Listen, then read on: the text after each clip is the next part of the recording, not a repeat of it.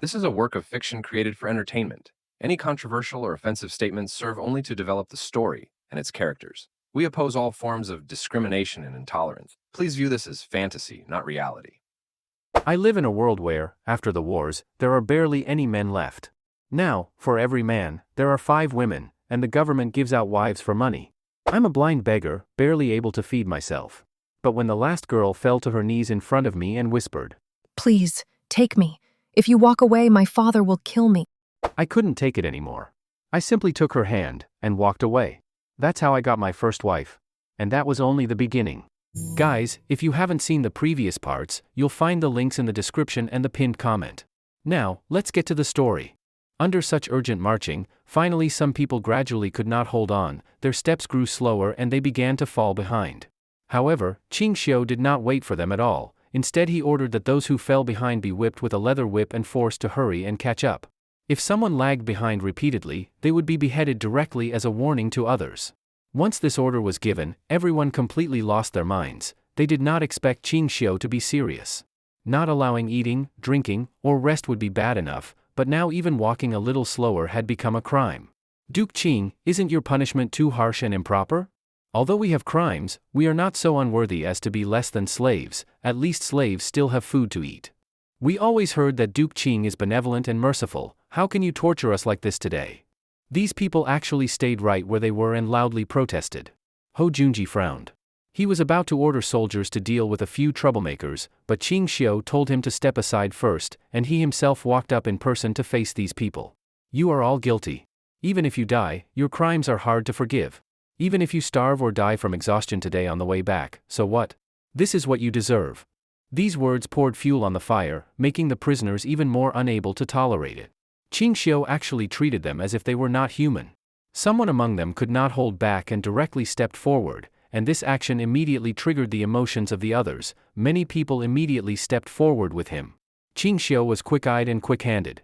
Seeing that person step forward at the first moment, he immediately pulled a handgun from his bosom, aimed at his head and fired a shot. The man did not even have time to say anything. His head was blown off by the shot and he fell to the ground, terrifying the prisoners who all recoiled like birds startled by an arrow. Ho Junji immediately ordered arrows to be loosed. Soldiers simultaneously operated crossbows with pulleys, a volley fired like a torrential rain, and in an instant those who dared to step forward were all shot dead. This act of killing one to warn others completely frightened the prisoners on the spot. Who still dared to stand up and make trouble? They were all so frightened that they quickly knelt and begged for mercy. It's not our fault. It was those few who insisted on stepping forward. We didn't dare to be like them. Don't kill me. I didn't step forward just now.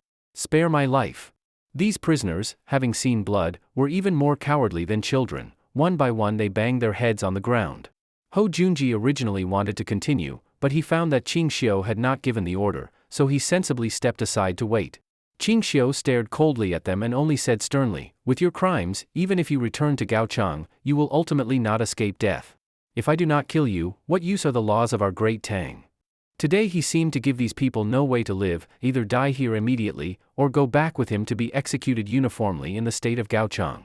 Seeing that no choice left them alive, these people could not endure any longer. They originally wanted to find a chance to escape from prison, but they would not risk their lives for this. We are not the Yenshi assimilated people, the king lied to you. One person could not hold back and stepped forward to confess everything he knew in full detail. This was exactly the effect Ching Shao wanted. He had people prepare paper and pen, and recorded exactly everything this man said. This man not only told the king's plan, he even told in full detail the origins of these prisoners.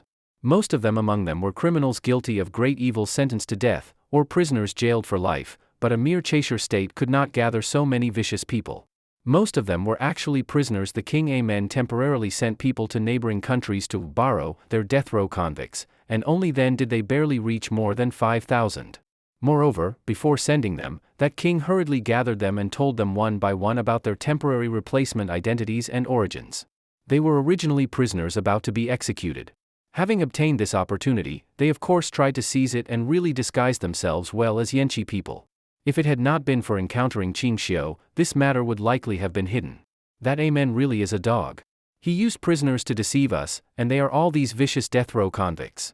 Ho Junji angrily cursed. They brought these people here, and actually most of them would not be executed but would instead be redistributed land to make them work.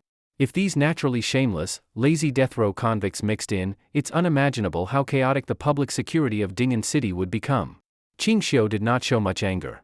He had vaguely guessed from early on that these people were deceiving him, now it only confirmed his guess.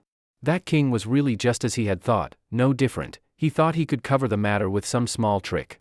Ho Junji immediately asked Ching Shao on the spot whether to return and attack the city at once. Is that even a question? Ching Shao had made full preparations before coming, precisely for this moment. He swore before the whole army on the spot, bitterly scolding the king of Cheshir for being treacherous and disloyal to the Celestial Empire, hiding malicious intent. And he did not use this matter alone as the reason for the campaign. Instead, in the name of punishing a vassal state on behalf of his lord, he ordered the whole army to mobilize and sweep across Cheshire. Originally the soldiers had planned to fight hard, and now with the order they were naturally to obey. The Central Plain soldiers in the main force needed no more words. These Western region troops also wanted to achieve some merits and win more rewards, so their morale was high. Just as everyone shouted and prepared to send troops, Ching Shao looked at those more than 5,000 prisoners. Each of these people was a vicious criminal who had committed serious crimes. If not for these circumstances, they would long ago have been beheaded or imprisoned for life. Bringing them back was equivalent to bringing trouble on himself, but if he left them in the rear, how could they be trusted? Ho Junji perceived Ching Xiu's thoughts and stepped forward, whispering, Duke Ching already has arrangements, so why hesitate? Arrangements? I don't understand what you are saying.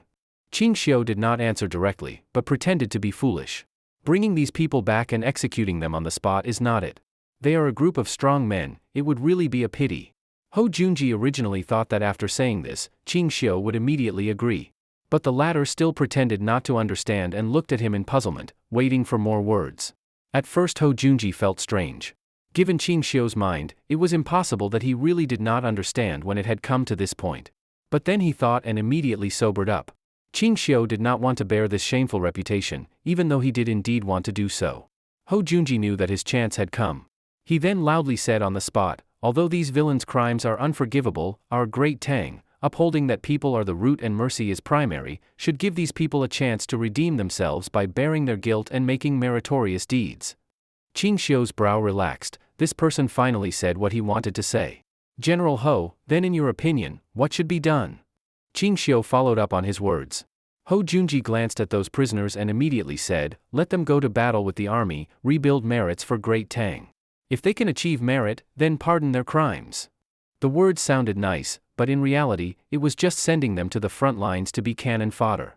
More than 5,000 people, to take back those broken little cities of Cheshir State. Even if they piled into mountains of corpses, they could climb over the city walls. Killing them here would really be a waste. Sigh, this duke also cannot bear to execute you all, even though each of you carries crimes, then let it be so. This duke will give you another chance, let you go to battle with the army. If you can achieve military merit, not only will all your crimes be pardoned, but you'll even be rewarded based on your individual merits. These prisoners, upon hearing such arrangements, felt very bitter in their hearts. They had come here in the first place to escape punishment, but after their identities were exposed, they were now to be sent to the battlefield like idiots again. Nicely said, they were being incorporated into the army, but who didn't know it was just to have them be cannon fodder for the charge? But even though they were unwilling, they didn't dare disobey the order and could only reluctantly accept. Though going to the battlefield meant likely death, disobeying Ching Shao here meant certain death. Those pulley crossbows with arrows already loaded were set up on all sides, just waiting for them to say one word of refusal, and they'd be turned into sieves. Perhaps Ching Shao was even hoping they'd protest. We follow Duke Ching's arrangements, the crowd weakly agreed. Good.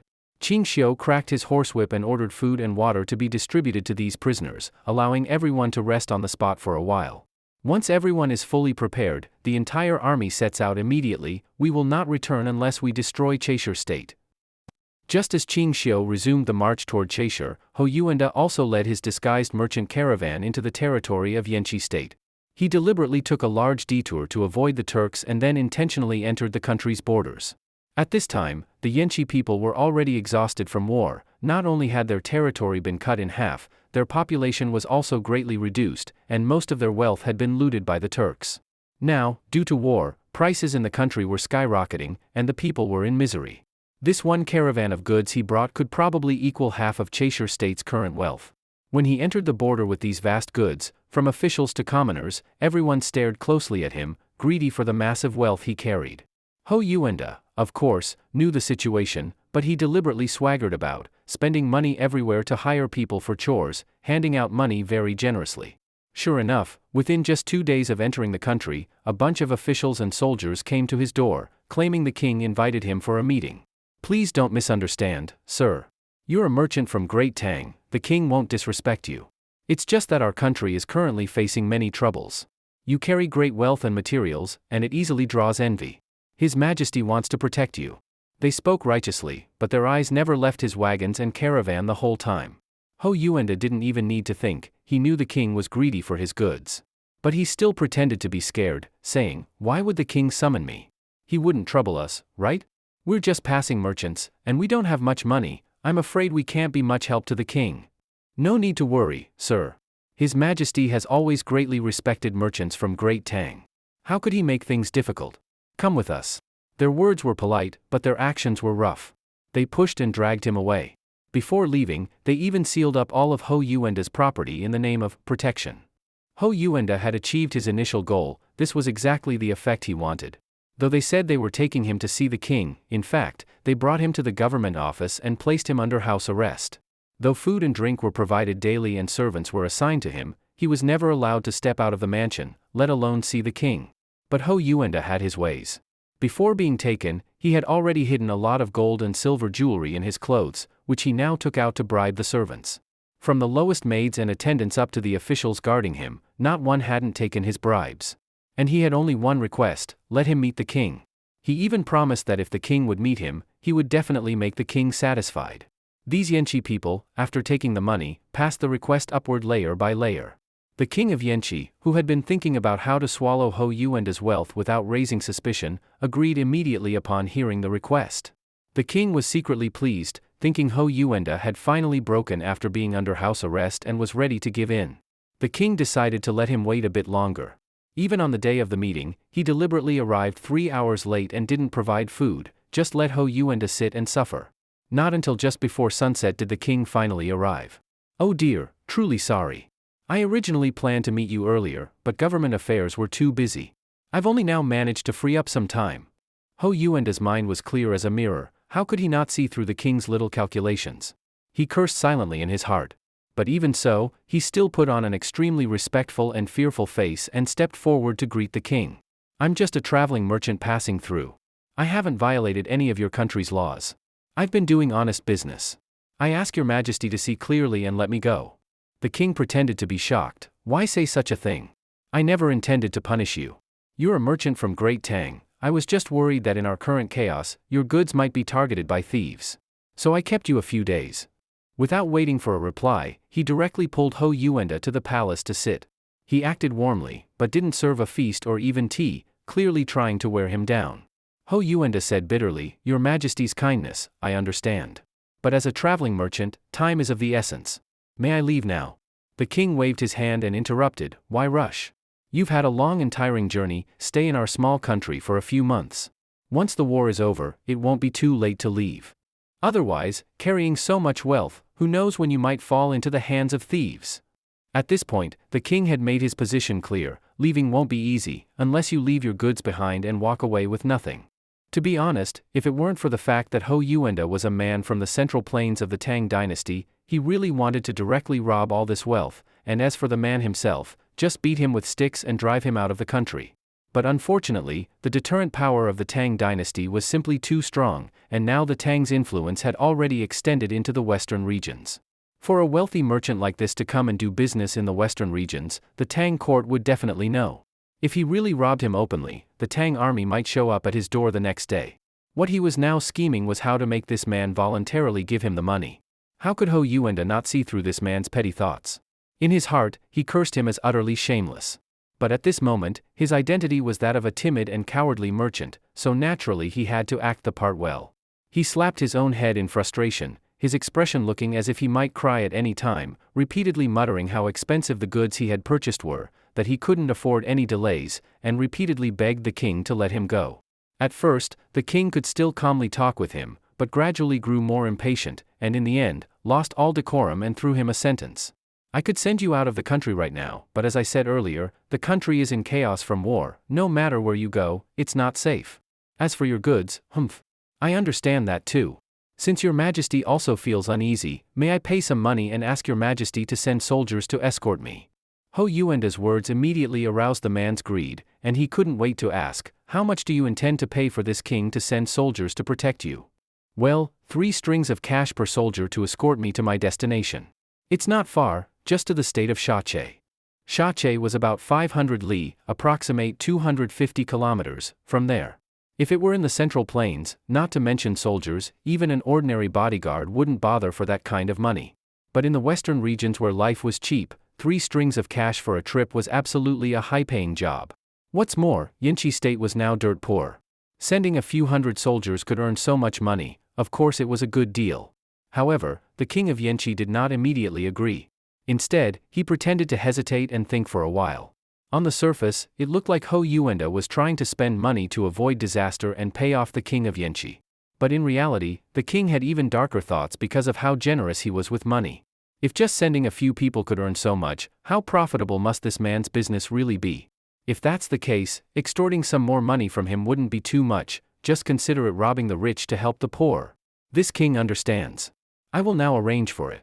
I will personally select the 500 most elite soldiers to make this trip with you. The king readily agreed, of course. As for the reward, I can pay right now. Let me go to the warehouse and take out some of my goods. I'll give the copper coins, silver and gold immediately. Yuenda quickly replied. No, that's not what I meant. Why rush? The king of Yenshi was overjoyed but forced himself to suppress his delight, then quickly added, preparing the soldiers will still take some time. After all, it's wartime now.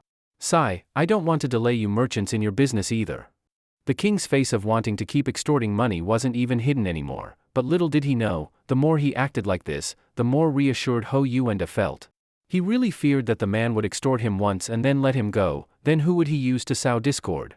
But Yuenda pretended to want to keep negotiating, but the king waved his hand, indicating he had more pressing matters and couldn't stay longer.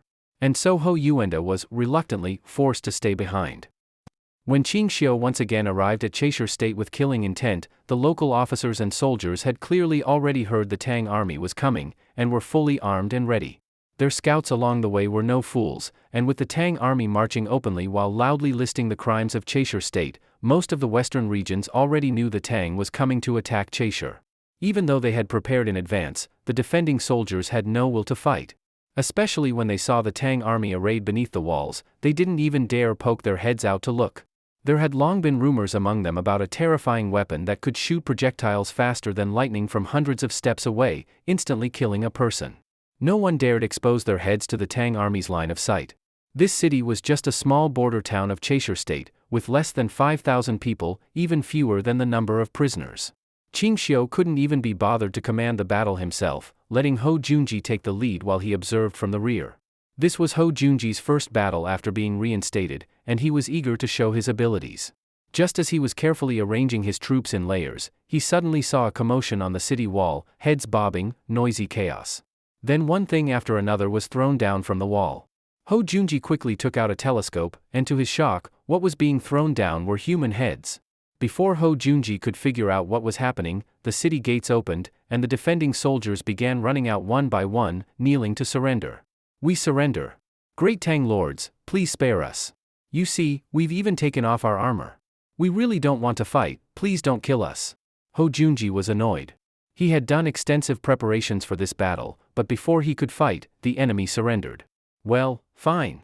Saves a lot of effort. Junji immediately went to call Ching Shao to come personally inspect these surrendered soldiers and decide whether to incorporate them. When Ching Shao arrived at the city gate and saw the ground covered in severed heads, he was puzzled. Why did a battle break out even though you surrendered? A soldier quickly stepped forward to flatter him and replied, General, you may not know, we were about to open the gates to welcome the royal army, but some officers and gentry in the city refused to open the gate no matter what. We had no choice, we tried to persuade them, but when they wouldn't listen, we had to fight them. We couldn't control our strength, and so. Ching Shao didn't wait for him to finish. He already understood, the soldiers wanted to surrender, but the officers refused. As for that gentle persuasion, judging by the scene, it was more likely a brutal fight. They had even slaughtered the officers' entire families. There were many women's heads on the ground, which made that easy to guess. But regardless, it was a good thing, at least it saved time and effort, no need to waste energy attacking such a small town. And he could use this opportunity to show others, surrendering to the Tang army was far better than resisting to the end. This small town had only just over 5,000 people. After deducting more than 1,000 soldiers, the remaining more than 4,000 were all ordinary civilians. But looking at these people in tattered clothes with sallow, thin faces, it was obvious they had long been exploited by officials. When the Tang army had just entered the city, these civilians very consciously brought all the grain and various goods from their homes. This was not because they welcomed the royal army, but because of an unwritten rule in the western regions. After a city is taken, the civilians must hand over half their household grain to the conquerors to buy their lives. If they refused to hand it over, they would naturally not escape death. There were no exceptions. Ching Shao looked at those pitiful small amounts mixed with various poor-quality old grains and truly frowned. He knew these were not scraps the civilians gave to fool him, but the food they usually ate. It was no more than this. With this stuff, feeding it to horses, he feared the warhorses would lose condition. Giving it to soldiers to eat, the soldiers might rise up and cut him down at night. Tell them not to deliver it. Ching Shao hurriedly called in the city officials outside and ordered them to return these grains to where they came from, letting the people take them back exactly as they were. There was no need to keep them. The official was greatly shocked and hurriedly asked Duke Ching if he was displeased with them. Did he not want even such a large amount of fine grain? Ching Shao almost laughed out loud. This counted as fine grain? It seemed these people truly had never seen the world. When the civilians outside heard that Ching Shao did not want the grain and would return it in full, they felt terrified, thinking the Lord had changed his mind and would kill them all.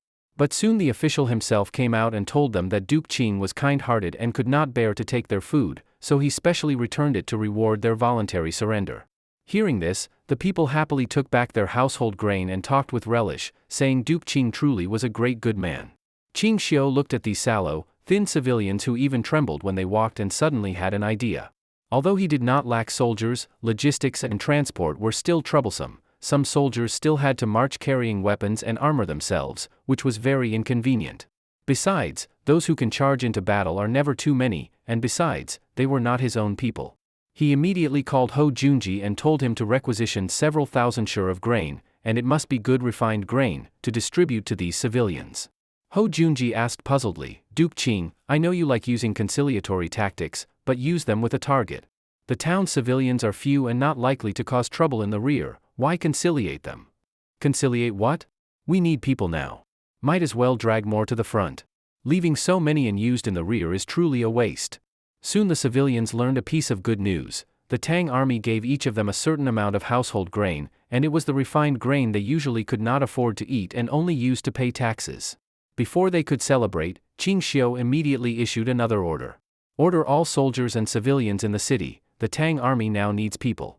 Whoever is willing to serve the army, carry grain, supplies, go to the front and fight, will be given 10 jin of refined grain per person per day. This was almost like alms as pay, and it was enough to make the long-starving civilians in the city swarm forward. At once many civilians and soldiers rushed in, eagerly signing up to follow the army. Ching Shao originally thought he could recruit at most 1,000, but unexpectedly the town's 2,000 able-bodied men and some soldiers all said they would follow the Tang army to campaign. This opened Ching Shao's eyes again. He had thought he had already exploited these people enough, but there were those even better at squeezing them. Those western region officials were even more ruthless than he imagined, not stopping until they had ground the people's bones to powder. Good, good. Ching Shao was greatly pleased. Today you abandon the dark and join the light. When I pacify Cheshir State, you will know, if the Celestial Empire governs this place, you will surely live better. With the citizens of this town set as an example, the Tang army's subsequent march became easier. Some small counties and villages, upon hearing the Tang army had come, immediately surrendered. Many city officers and soldiers did not dare resist and mostly capitulated. Only those determined to defend their homes held out. After their cities fell, they were driven to the last and killed by the Tang army. King Amen of Cheshire found the front moving forward day by day and could not stall the Tang. He panicked and sent envoys to surrounding states begging them to send troops to help. His plea seemed persuasive. The Tang army has entered the western regions with great ambition. If we fall, others will be next. For now we must unite and resist the Tang, otherwise one day we will all be destroyed. Although this plea was sincere and seemed to make some sense, the neighboring leaders were not fools.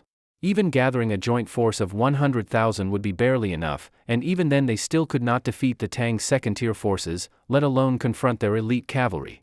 If they did not form a coalition to resist, perhaps one day they would be destroyed by the Tang. But if they agreed now, the Tang would declare war on them and fight to the death. Moreover, the Tang army said along the way that this campaign was to punish Cheshir State for breaking faith, a dispute between a suzerain and its vassal, so their participation would be improper and illegitimate. King Amen saw that these states neither replied nor sent troops. Even he, however foolish, could understand their attitude. No state dared to lend a hand. While King Amen was full of anxiety, a war report arrived at court. The Tang army had taken 2 cities in one day, both by assault with firearms. After the city was breached, our garrison commanders wanted to fight the Tang in the streets to the end, but the Tang used some weapon to set half the city on fire. Those soldiers sheltering in houses did not even draw sword or spear, they were all burned to ashes. King Amen's head buzzed, he fell into his chair, nearly breaking down and crying. Those 2 cities could hold out to the end because their garrison commanders were his clansmen, they naturally resisted to the last. Now that those 2 cities had fallen, aside from the capital which still had some soldiers left, the cities along the way were a bunch of fish ready for slaughter and could not stop the Tang army. Why won't they spare me? After all, I gave them 5,000 able-bodied men, why can't I get something in return? King Amen could not contain himself and wailed loudly. At this moment, King Amen was even thinking, if the Tang army arrived and he surrendered, would he still be allowed to stay in the country and continue being king? But once he thought of those countries destroyed by the Tang army, the kings either killed, or simply imprisoned and kept like mascots, there was never one who remained king. But if I resist to the end, once the city is broken, I won't escape death either. King Amen was extremely anxious, scratching his head and heart, upset and disturbed. Even when the young prince repeatedly sent people to request an audience, he ignored them. That young prince finally could no longer hold back. Without waiting for the king's approval, he directly had the guard step aside and stormed in with big strides. When the king saw the young prince come in, he instantly became furious. "You little brat. You didn't even notify me before coming in? You haven't even become king yet, and already you're so insolent? Father, I've already been waiting for half an hour, and you still wouldn't respond. I had no choice but to come in." The young prince spoke with confidence. Is father worrying about the Tang army right now? It wasn't just worry, he was already thinking about how to surrender with dignity, hopefully even negotiating some terms. Seeing his father ignore him, the prince continued, "If father trusts me, I'm willing to personally go to the neighboring countries and discuss forming a coalition to resist the Tang." King Amen sneered, "What a joke. You think I haven't contacted them? I know better than you what kind of attitude they have." He trusted the surrounding countries less and less. If he sent the young prince and they decided to detain him and hand him over to the Tang army as a token of allegiance, wouldn't that be even worse? But the prince refused to give up, instead repeatedly begging his father to let him go and negotiate. "I know father thinks it's impossible, but even so, we have to try. Otherwise, if we just sit and wait, the Tang army will come and we'll still die, there's no second path to choose." What the young prince said was indeed true, but King Amen felt more and more despair. Could he really talk those people into sending troops? The king was silent for a long time, and finally sighed and agreed to let him go. "But you must remember, if you run into any trouble over there, withdraw immediately. Don't trust those people. If I really don't live to see your return and the salvation of the kingdom, then you should just leave on your own. Don't come back. At least leave a spark of life for Cheshire." King Amen was utterly helpless. It was clear he already believed the fall of the kingdom was inevitable. The young prince immediately knelt down, kowtowed 3 times, and gritted his teeth. "If I can't bring back reinforcements, then I'd rather die out there. I will never betray or surrender." Ching Shao led the army forward with great momentum. Before they knew it, they had already conquered more than half of Cheshir's territory. But Cheshire was just too poor. The land they took was mostly desert, with only a few oases. The total population was less than 200,000. He really couldn't understand how King Amen, with so little to back him, dared to deceive him. It's still over 300 li to Cheshir's capital. Along the way there are dozens of so-called cities, but they're basically just villages or county towns. Some don't even have proper city walls. Ho Junji marked the route in detail on the map, speaking with contempt. "In other words, we only need one last hard battle to take their capital. Capture the king, and the war will be over in half a month at most." Ching Shao kept studying the map, silently listening to Ho Junji analyze the battle. Then he suddenly said, if that king flees the city now, we probably won't be able to find him. But Ho Junji was full of confidence. You can rest assured, Duke Ching. Ma Jiang has already sent people to all surrounding countries, asking them to form a joint force with the Tang army and surround Cheshir. I didn't even order them to send troops, I just asked them to set up blockades on their borders. Whoever captures the fleeing men will be heavily rewarded. Ching Shao looked at the map. The countries bordering Cheshire were all far from the Tang dynasty, with almost no previous contact. Places like Shache, Wulei, Kimi, these small states hadn't even traded with the Tang before. Now Ho Junji had sent people there, forcefully ordering them to obey the Tang army's commands. It would be hard to make them comply. Though these small countries were nothing compared to the Tang in terms of power, and they might fear the Tang, being directly commanded like this would not easily gain obedience. General Ho, in my opinion, they probably won't obey. You need to prepare for both outcomes. Ching Shao gave his judgment. Before the battle starts, split the troops into two forces. One attacks the city with full force, the other immediately departs to cut off a men's escape. These things we must handle ourselves. Ho Junji listened to Ching Shao's plan and found it quite reasonable. In that case, I'm willing to personally lead 2,000 cavalry, circle around to the rear of their capital, and prepare in advance. How about that? Ching Shao thought briefly and immediately approved. Let's do as you say. Ho Junji didn't delay. After receiving the order, he went out to gather troops, and without even waiting for nightfall, he led his men to begin the flanking maneuver. He really didn't want to miss another opportunity because of his own mistakes. If that happened, no matter how much Duke Ching wanted to protect him, he wouldn't deserve to remain a general. Ching Shao, on the other hand, was in no rush. With Ho Junji blocking the retreat, the city wasn't going to grow legs and run. The soldiers had been marching for days and were tired. Ching Shao worried that rushing into battle would affect their performance, so he decided to let the whole army rest in place for 2 days. The soldiers didn't mind much, but the prisoners who were fighting with the army all cheered loudly. Finally, they could rest. Since the war started, every time there was a tough battle, Ching Shao sent them in first. The Tang soldiers stayed behind with bows, crossbows, and firearms, easily cleaning up the battlefield. Over 1,000 prisoners had already died. If not for Ching Shao's promise that those who made contributions would be freed and rewarded with land after the war, they would have long fled. That evening, Ching Shao was sketching a mechanical blueprint by hand when he suddenly heard chaos outside the camp, shouting and noisy discussion.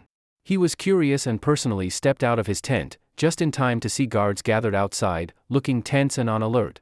Duke Ching. When they saw Ching Shao personally come out, they hurriedly bowed. It's late, sir. Please rest. There's no need for you to come out yourself. Ching Shao signaled them to dispense with the formalities. I just heard a commotion outside and came to check. What's going on? Seems that bunch made too much noise and disturbed Duke Ching's rest. They really need to be dealt with, one of the guards scolded disdainfully. Then they escorted Ching Shao forward together. As they walked, Ching Shao listened to their account and roughly understood the situation. It turned out those prisoners had finally gotten a chance to rest and were even given some food and wine. Each of them ended up drinking themselves into a drunken stupor. Getting drunk was one thing, but they didn't behave themselves. They wandered around everywhere, and the noise they made got louder and louder. This wasn't much at first, but while they were being noisy, they unexpectedly attracted a nearby group of unidentified troops. These troops had strange clothing and armor, and their formation and movements were highly disciplined, absolutely unlike the weak, disorganized armies of the western regions. This group noticed the Tang army camped here and refused to leave. Instead, they stayed close, locked in a standoff with them. Those drunken prisoners weren't afraid of the mysterious troops at all and actually began cursing at them loudly from a distance. The commotion Ching Shao had just heard was the shouting of those prisoners. When he arrived at the scene, he saw those men, indeed all drunk, cursing at the troops stationed nearby, with extremely foul language. The ones being cursed at showed no anger, they just stood there silently. It was unclear whether they didn't understand or just didn't care. If you lot really had guts, you'd grab weapons and go fight them. What's the point of barking like mad dogs from here? Ching Shao looked down on them even more, truly just a bunch of cowardly criminals who only bullied the weak. Silence. Ching Shao stepped forward and shouted impatiently. When the prisoners heard it was Ching Shao's voice, they sobered up halfway on the spot. Looking back and seeing it was Duke Ching himself, they quickly backed off. None dared continue yelling. Ching Shao looked at them coldly, his expression increasingly full of disgust. Seems I've been too kind to you.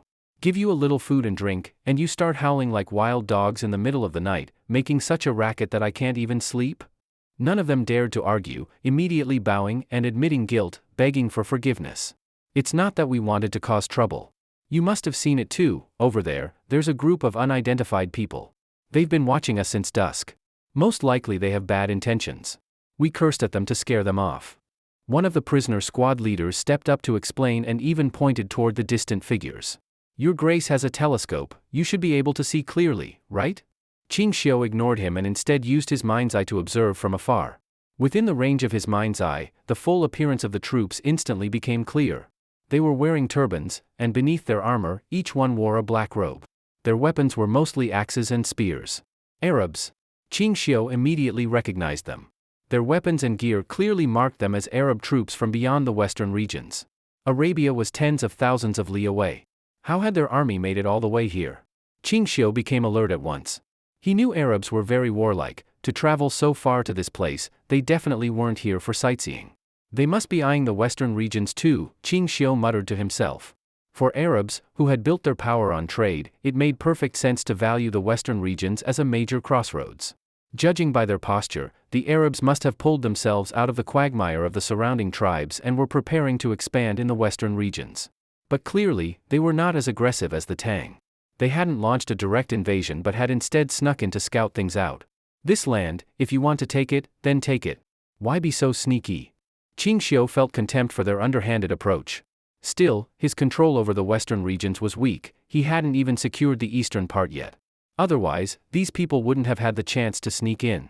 He did a quick count, there were about 5,000 Arab soldiers. Including logistics, no more than 8,000 in total. If they were just passing by and kept their distance, Ching Shao would have ignored them and let them go. But instead, they hovered around like ghosts. Even when insulted to their faces, they didn't react, clearly they were observing the Tang army. It seemed the Arabs also realized that if both sides kept expanding, sooner or later, they would clash in the western regions. Since they harbored ill intentions, Ching Shao had no intention of letting them leave so easily. He immediately ordered the prisoners to return to their tents and keep quiet. Anyone who made noise would be executed on the spot. With a military order hanging over their heads, the prisoners knew better than to test it. They didn't even dare drink again and obediently went to lie down. But less than half an hour later, Tang soldiers came knocking at every tent, scaring the prisoners into jumping up to greet them, thinking Duke Qing was here to punish them in the middle of the night. But the soldiers didn't use weapons, they just ordered the prisoners to take off their clothes. Most of the prisoners were wearing rags. Though they didn't understand why, the orders had to be obeyed. When the soldiers collected the clothes, the filthy and torn garments made them wrinkle their noses in disgust. The prisoners, full of fear, waited for the soldiers' next move, only to see them take off their own armor and uniforms and throw them to the prisoners, ordering them to put them on. What? The prisoners were stunned. Was this real? Each of those armor pieces could probably buy them multiple lives, and now they were being handed over just like that? It was hard to believe. Hurry up and wear them. The soldiers impatiently knocked on their sword hilts, urging them to move faster. Though still confused, the prisoners quickly dressed and armored up. Surprisingly, though these prisoners were all skinny and scrawny, with barely any meat on their bones, once they put on the armor, they suddenly looked sharp and even somewhat imposing. Truly, clothes make the man, and gold makes the Buddha shine. Tang army armor was indeed majestic, whoever wore it looked impressive. Even dressed in armor, the prisoners still acted submissive in front of the Tang soldiers, heads bowed and shoulders low. Soon, all of you line up outside the camp. Keep your spirits up. Don't shame the Tang army, understood? The Tang soldiers took away their rags and, before leaving, sternly instructed them. We understand. Though the prisoners didn't know why this was being done, they nodded and bowed in agreement. A moment later, the prisoners walked out of the barracks, each filled with unease, only to find Ho Junji had been waiting outside for quite a while. So slow. Didn't I tell you earlier to hurry up? Why are you just now coming out? Ho Junji swung his horsewhip and lashed it hard on the ground, cursing, I thought you all died in there. I was about to set the barracks on fire and cremate you on the spot. Please calm your anger, General. This is our first time wearing such armor, it took us a while to get properly dressed. Yes, we truly weren't trying to delay. Please don't punish us, General. The soldiers pleaded anxiously. Someone even tried to kneel to beg for mercy, but Ho Junji immediately barked at him to stand up. Today is not like before. Stop damn kneeling all the time, got it? Ho Junji quickly looked around, then shouted for them to line up and prepare for drill. The prisoners cursed silently in their hearts. In the middle of the night, instead of sleeping, why were they being made to drill? They weren't even frontline Tang troops, what was the point of drilling them? Though they grumbled inside, no one was stupid enough to say anything aloud. They could only obediently follow Ho Junji's orders and get ready.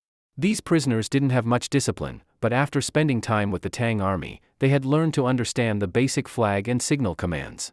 Under Ho Junji's repeated drilling, they managed to form up decently, though still nothing compared to the main Tang forces. The Tang army's night drill made the nearby Arabs, who had been secretly watching them, even more alert. They immediately sent scouts to approach and observe. Even the Arab commander personally led a group forward to scout. Although the Arabs and Tang had frequent contact, this was the first time the two armies had come this close in proximity. The Arabs were curious about how the Tang trained.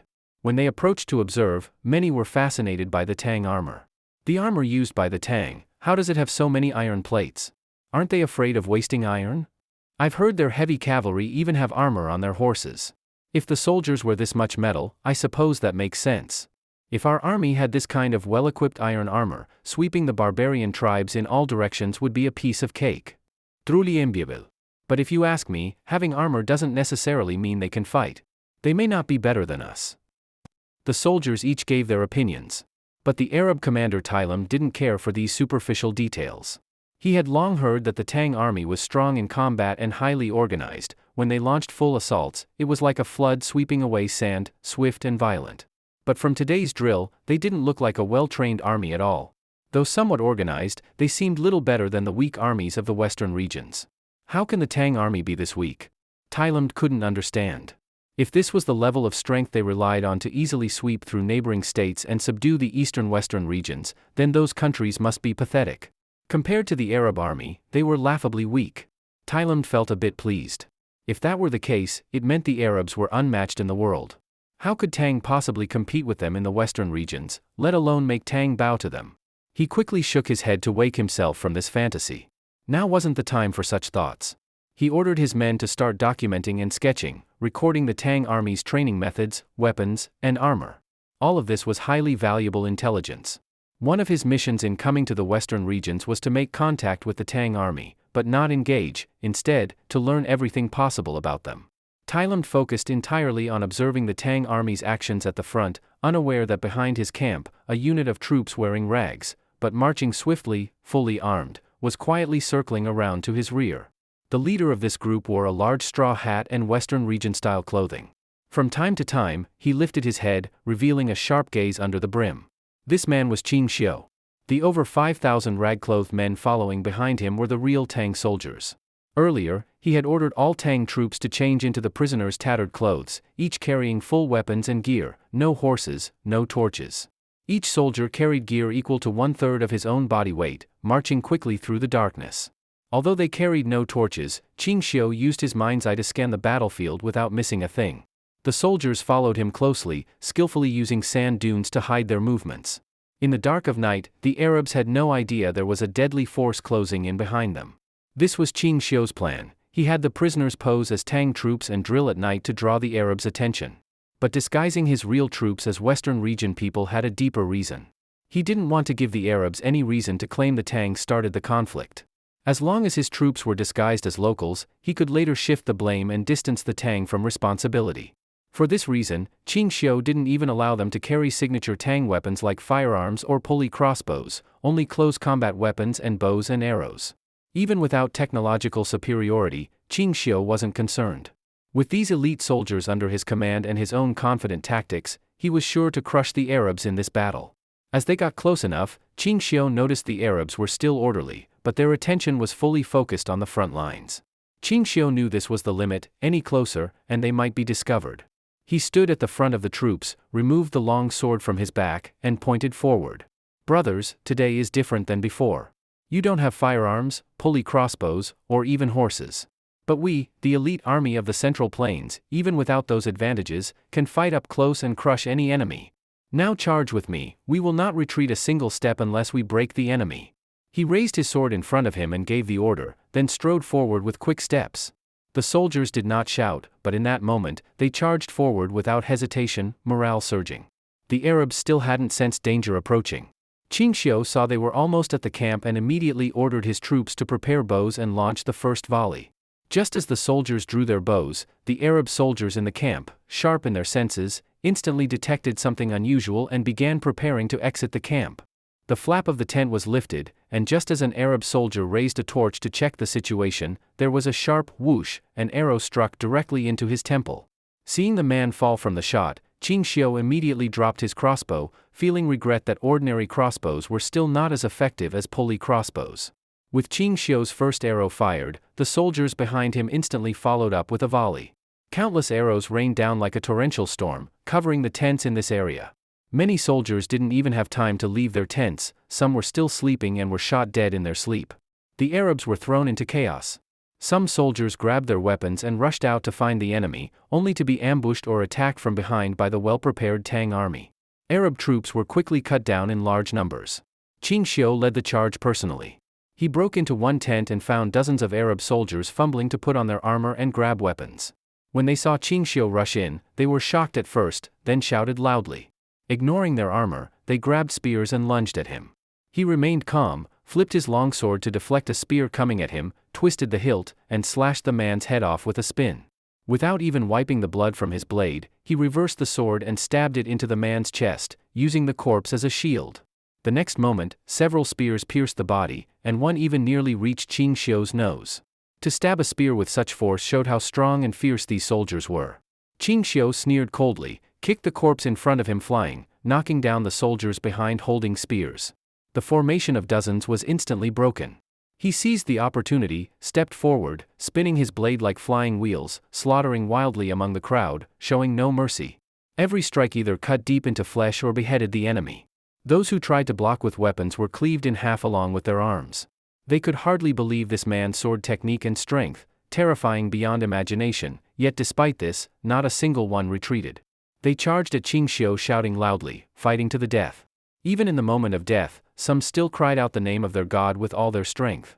Though Ching Shao knew Arabia was a theocratic state and its soldiers viewed death on the battlefield as honorable, he never expected them to be this fanatical. Not until his final strike, cutting down the last man in the tent, slashing into his shoulder, did he see the soldier kneel, the blade cleaving through his collarbone, yet the man still clutched Ching Shao's sword hilt, eyes bloodshot, staring at him. Sup? Supra. He coughed up blood with his last breath and died, his body remaining stiff upright, not collapsing for a long time. Madman. Ching Shao frowned, pulled his blade out in reverse.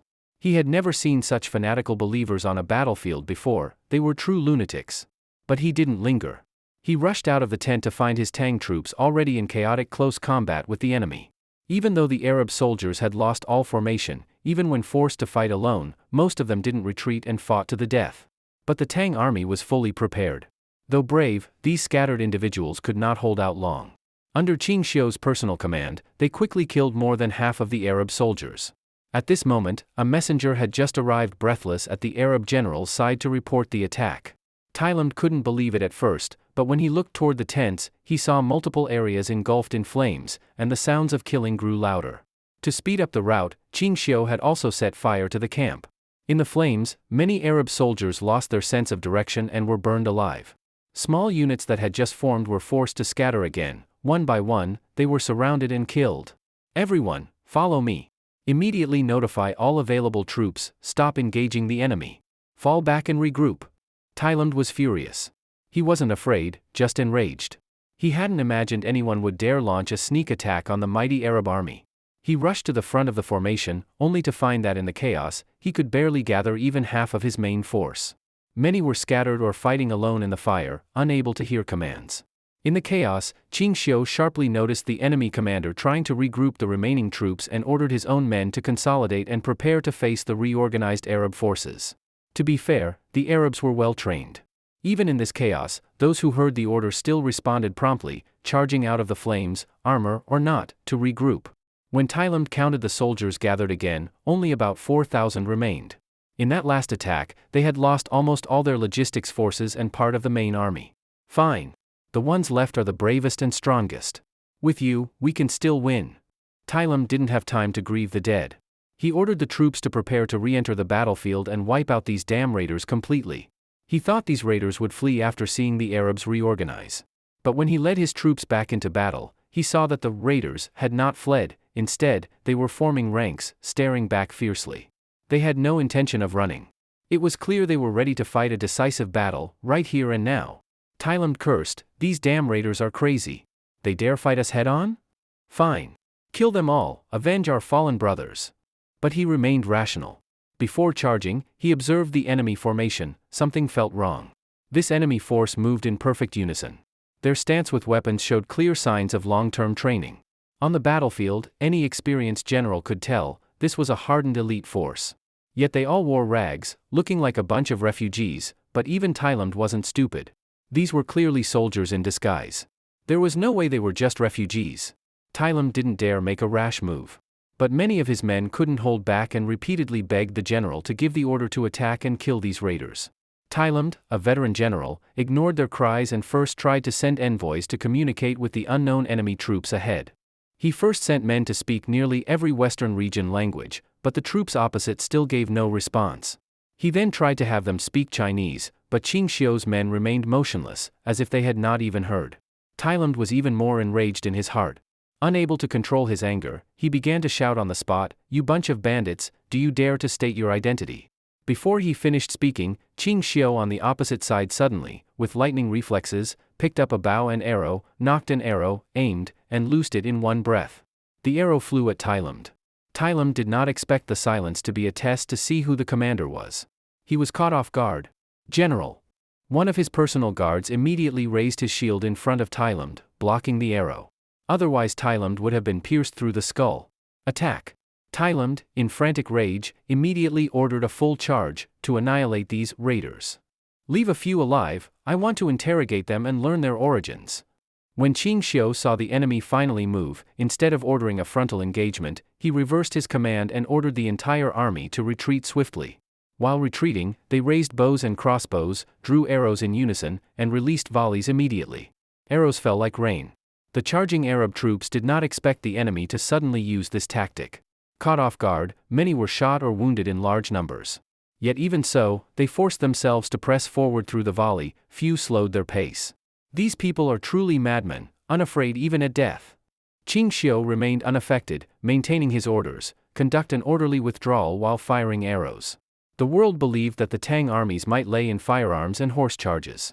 In truth, the Tang excelled at mounted archery and maneuvering. With firearms and repeating crossbows as support, the Tang's ranged firepower far surpassed any opponent. In training his generals, Ching Shao emphasized maximizing that ranged advantage. In battle, aside from surprise attacks and necessary charges, troops must be rigorously trained to pull away from the enemy, maintain distance, and at that range sharply strike with superior firepower. Though they now lacked warhorses to boost speed, they could still repeatedly pull and retreat by foot, even against formidable Arab warriors, making direct engagement very difficult. The Arabs, full of anger and murderous intent, could not touch a single Tang soldier. Even those who forced through the arrow rain and approached were met by dense slashes of long blades and cut down or pushed back. Thailand had never before seen such a strange tactic. Seeing that repeated charges failed to engage the enemy, and casualties mounting, he had no choice but to order a retreat. "Advance!" Seeing the Arab army fall back, Ching Shao immediately commanded his soldiers to accelerate the pursuit, refusing to let the enemy open distance, and continued harassing with arrows. "What bastard tactic is this? I've never seen it before. Dog things, dare you fight me in melee? Yet you only shoot from distance." The Arab troops, repeatedly drawn out and shot but not engaging, lost many men. Even those who tried to shoot back found their range inferior and their attacks powerless. Thailand by now was even more certain these were real soldiers disguised, though he could not fathom which army in the western regions could be so powerful. At least they were far stronger than the Tang drills he had seen before. Thailand saw morale in his troops gradually erode and was about to order his guards to raise shields and rush through the arrow formation. Then unexpectedly, the enemy dropped their bows and arrows and charged in with long blades. Thailand was overjoyed. He had sought direct confrontation, and immediately ordered a countercharge to clash head-on with the Tang. But Ching Shao, whose observation of the battlefield was far more profound, had already noticed that Arab morale had collapsed. After the repeated volley attacks, they had slain most of the bravest frontline fighters. Now was the best moment to engage. The Arabs, full of anger, immediately clashed, neither side yielding an inch. Though the Tang were facing these fanatic warriors for the first time, they were well prepared. Each held a long blade, fought with deadly determination. Even if wounded, they did not retreat. Ching Shao led from the front and, in the first moment of combat, struck down one vanguard, then surged into the Arab ranks, slaughtering with waves of cuts. The Arabs were brave, but they had never met such fierce opponents. Their formation and power were unmatched. Especially Ching Shao, like a killing god, unstoppable. In moments he had slain more than a dozen and was charging straight into the center. At first Thailand was stunned by Ching Shao's ferocity, but he soon realized something was wrong. Ching Shao's charge was clearly aimed directly at him. He intended to kill Thailand within the chaos. Stop him. Thailand was panicked.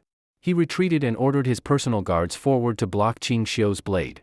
Those 100 or so heavily armored guards with steel shields and swords obeyed, breaking formation to surround Ching Shao, trying to trap and kill him. Bad, Duke Ching is surrounded. Some Tang soldiers sensed something wrong and turned to look, only to see Ching Shao completely encircled, invisible within the enemy ring. The Tang soldiers were startled. They intended to break through and rescue Ching Shao, but Arab soldiers uniformly surged forward to block them, not allowing aid to reach Ching Shao. It was obvious Thailand had been terrified by Ching Shao. Today, at any cost, he must kill Ching Shao. Ching Shao had just slain one blocking soldier and looked up, only to see iron shields and armor all around, leaving no gap. These people did not rush in haphazardly, but advanced steadily, compressing Ching Shao's space bit by bit, giving him no opportunity. Good, I really can fall into danger wherever I go. Ching Shao shook off blood from his blade. His frenzy rose, battle spirit blazing. He was ready to draw his sword, when suddenly those enemy ranks lowered their stances and behind them archers unleashed over 100 arrows toward Ching Shao. Ching Shao did not dodge at all. He only spun his long sword around his body, sweeping the rotating blade to individually deflect each arrow. His defense was flawless. After quickly spinning his blade to deflect arrows, he also advanced his steps until at the last moment he abruptly retracted the blade, leapt forward, and lunged at the nearest soldier with shield and armor. That man did not expect Ching Shao to charge at him. He hurriedly raised his shield to block, but Ching Shao's slash was so ferocious he even cut the shield he held. The shield was split in two. The quality of the ironware made by the Arabs could never compare to what the Tang made. At the same instant he severed the shield, Ching Shao twisted his blade again and struck the man down. In that moment, the iron shield formation was rent open by Ching Shao, a gap appearing in their line. But Ching Shao did not use that opportunity to escape. Instead, he plunged into the inner ranks of sword and shield troops, rampaging at the center, cutting down those iron tanks wherever he went. Even though the Arabs were fierce and fearless, they had never seen a warrior like him, chopping copper and cleaving iron as easily as slicing melon. Those iron guards, though they risked their lives to stop him, could not resist his unmatched ferocity. They were gradually cut down and forced to fall back. Duke Ching has broken out. The Tang soldiers nearby who had been desperately fighting to rescue Ching Shao saw him tear open a gap and pursue dozens of iron guards with furious slashes. They cheered and roared in delight, morale soared to the heavens. Yet Ching Shao was not mindless in his rampage. Pulling his long sword from a corpse, he resurveyed the battlefield and found their commander had already retreated somewhere unknown. Only the flagship remained in the center of the formation. That meant their commander had been frightened into abandoning the center. Although having retreated to the rear, his orders could not reach front ranks, and he could no longer command the battlefield. But to save his life, he had no choice. What is the origin of these people? How can such a mighty man exist? Even retreating to the back, Thailand could not suppress his trembling fear. Such a warrior, even among the strongest vanguard generals of his Arab army, could not possibly match him. Worse, his entire force was already in decline. To continue would mean certain defeat. Now he could only stand by and watch as his army was gradually cut to pieces. He himself knew the best option now was to retreat. But if he did so, he would lose face before his country's army. How could the Arab army be driven back by a band of raiders, not even wearing armor? While he was still trapped in that pride, Ching Shao picked up a broken sword from the ground and hurled it toward the nearby flagship's banner. The broken blade spun like a boomerang in midair, then with unerring accuracy struck the flagpole, cutting the banner in two. When the flagship's banner fell, the Arab army, already near breaking point, could not hold on. They believed their commander had been slain among the chaos. Their enemy in front was already unbreakable, now their leader might be dead. Their fighting will collapsed. Without resolve, they began a retreat. Thailand saw the formation gradually collapse. If he did not stem it, all would rout.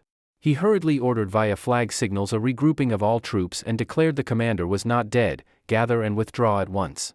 On seeing the withdrawal order finally given, the army's first reaction was not shame, but a feeling of relief, freedom at last. Anyone could see that to fight further would mean ruin. Though the Arab army had been greatly defeated, they managed to maintain cohesion in this moment, retreating in order after gathering. Pursue! Ching Shao again gave the order. The Tang army immediately reformed and fiercely pursued, using arrows to harass. The Arabs, trying to flee, found it agonizing. They could not draw distance from the Tang. They had no time to fetch warhorses, they could only run on foot, unable to open distance from the Tang army. While Thailand was in utter despair, he suddenly saw Tang cavalry riding forward, charging toward them headlong. His heart turned cold. Were these Tang troops coming to finish off the wounded? Ho Junji sent someone forward to shout in Arabic, "Are you friends from the great Arab country ahead?" Thailand hurriedly sent someone to respond and requested they clear a path for their retreat. But Ho Junji's reply was far beyond their expectations. "General, have no fear. Our two nations are friendly, trade has long been close. Today I see you deeply beset, we are here to lend you a helping hand. You withdraw westward first. I'll help block the raiders behind you." Thailand nearly wept tears on the spot. He had never expected the Tang to act so honorably. "Thank you with all my heart. If there is opportunity in the future, I will repay you. Today I place this in your care." Thailand immediately ordered his troops to turn west and withdraw. As promised, Ho Junji led his entire army to press the rear and kill the raiders pursuing them. Where did these bandits come from, daring only to ambush? Today we'll exterminate you here. Thailand fled in panic. Looking back, he saw both armies charging and intermingling like two floods crashing into each other, the battle clearly in full swing. The raiders indeed no longer chased them. I've heard long that the Tang are men of feeling and loyalty. When others give a drop, they repay with a fountain. Today I see it is true. Thailand finally relaxed. He could now retreat with his remaining troops and, most of all, preserve his own life. That was fortune. Under cover of darkness, the Arab army fled hastily. Only when they had long withdrawn beyond sight of the battlefield did both armies finally stop the charade of combat. Ching Shao ordered his soldiers to rest in place. Some lay down, some sat, collapsing to the ground, gasping for breath. During the fighting they had not felt fatigue. Once the clash ended and the adrenaline dropped, each realized they had nearly exhausted themselves. "Duke Ching, this battle was truly splendid. I did not expect your command to be able to drag the enemy even without cavalry." Ho Junji dismounted and met Ching Shao, eyes full of worship. Just this battle alone, even ignoring how Ching Shao flashed in and out of the enemy lines, from a command perspective, it was textbook-level artistry. Relying on cunning strategies can win for a moment, but relying on trained soldiers can win for a lifetime. In the end, it's still about how well the soldiers are trained. Ching Shao understood this truth deeply. Ho Junji originally thought Ching Shao would stop there, but unexpectedly, after a brief rest, he ordered the soldiers to quickly eat their dry rations and then set out to pursue and kill the Arab army without delay. Ho Junji exclaimed, "You really intend to fight this battle to the end and wipe them out completely?" While organizing weapons, Ching Shao replied, "I don't care whether they are completely wiped out or not, but since these Arabs happened to encounter me and even intended to spy on our Tang army's information, naturally they must pay a price. A show of force to intimidate others, bring me another knife." They tidied up and ate for about 1 hour. The Arab army, even if slow, had already fled far away by then, not to mention they were fleeing for their lives at a fast pace. To catch up, horses had to be used. To avoid revealing their true strength, Ching Shao ordered that all armor be removed from the prepared horses, keeping only simple saddles and stirrups. Though the horses' defense would be greatly reduced, their speed would certainly increase, more than enough for a pursuit and kill. Ho Junji originally wanted to go with Ching Shao on the chase, but Ching Shao ordered him to stay and wait for further arrangements. "Besides, you just showed your face. If they happen to recognize you, it would be trouble." After everything was prepared, Ching Shao again ordered the whole army to move out, rushing in the direction the Arabs had fled to pursue and kill them. Seeing Ching Shao so dedicated to the fight, Ho Junji returned to his tent to rest but felt uneasy all over. He immediately gave orders for everyone to rest well and get ready. Tomorrow at dawn, they would depart to attack the capital city of the kingdom of Cheshir. Tiramud and his men fled wildly through the night, without a clear target, just heading roughly westward, as far away from the east as possible. Only when the sky started to lighten did they see in the morning light that no pursuers were behind them, and they finally felt relieved. Even an Iron Man couldn't withstand running all night. Many collapsed on the spot, gasping heavily, unable to catch their breath. Tiramud barely stood up and looked around, seeing a fortress not far away. This fortress wasn't large, at most enough to accommodate fewer than 10,000 people. It was a type of small fort unique to the western desert, built around a small oasis. As for the builders, most were nearby small nations creating temporary garrisons, or wandering people from various countries who built it. Or perhaps it was simply a stronghold built by desert bandits, where they returned to divide the loot after robbing outside. It was too far away to see who built the fortress, but Tiramud still sent people to negotiate and resupply. They had fled in such a hurry that they didn't have time to take much. They didn't even have dry rations left, and even the water was gone. If this continued, someone would starve to death in 2 days. Whether it was a fortress or a bandit den, they had to try. Moreover, he took it for granted that since they were from the Arab Empire in the west, the people of the western regions would show them some respect no matter what. Even bandits should show them courtesy, right? Tiramud's men went out for a long time, but didn't return for quite a while. He began to feel something was wrong. Everyone, ready your weapons. Although the Arab soldiers were hungry and thirsty, upon hearing the order, they immediately arranged themselves in proper formation, putting aside their previous disheveled appearance. Tiramud had no horse, so he could only be surrounded in the center by his soldiers. The group moved in formation step by step toward the fortress. Tiramud originally wanted to call out to the gate, but when he arrived, he saw 2 beheaded corpses lying carelessly by the roadside outside the gate. Above the gate hung 2 freshly bloody heads. They were clearly the scouts he had sent. These bastards! Tiramud flew into a rage on the spot. No wonder his scouts hadn't returned. It turned out they had been killed by the villains in the fortress. These people were truly vicious. The soldiers and officers were also furious, demanding to attack the city and massacre everyone inside for revenge. These officers and soldiers still hadn't shaken off the mindset of the caliphate. They believed that as Arabs, just sending a small force could instantly destroy a nation, let alone a small fortress. Even though they were now completely exhausted, they thought attacking this bandit fortress would be easy. But Tiramud was more clear-headed than them. He knew that causing more trouble now would only ensure they never returned to the Arab Empire. They would all die here. Retreat for now. Tiramud had to swallow his anger and ordered everyone to leave first. He remembered there was a friendly country not far from here. They should head there now to resupply. As for the killing of his scouts, he could only tolerate it for now and seek revenge later. He was furious inside. Just as they were about to leave, a few heads suddenly popped up from the fortress wall, staring at them suspiciously. Arabs! The people on the wall shouted in surprise upon seeing them, immediately drew their bows, and sounded a horn to call reinforcements. Tiramud hadn't expected these people to engage first. Upon closer look, he saw they were Roman Europeans and a few black men. He instantly understood why they killed his scouts. These people were not locals. They were Roman black and white mercenaries from outside the western regions. Rome and the Arab world had always been mortal enemies. Apart from some forced business dealings, every other encounter ended in bloody battle. Upon seeing Arab scouts approach, they would naturally kill them at once. It was just bad luck. They had wandered blindly through the desert and happened to run into mortal enemies. Retreat, quickly! Keep formation. Tiramud definitely didn't want to fight now. His men also realized the seriousness of the situation and withdrew in an orderly fashion. Seeing the Arabs retreat voluntarily, one of the Romans in the tower finally sighed in relief, signaling everyone not to worry. These people weren't planning to attack. However, the alarm had already brought out their leader. A man with his head wrapped in a sandproof scarf appeared on the tower, and everyone immediately stepped aside and bowed. Boss! And when they opened their mouths, it wasn't a foreign language. They spoke Central Plains Chinese.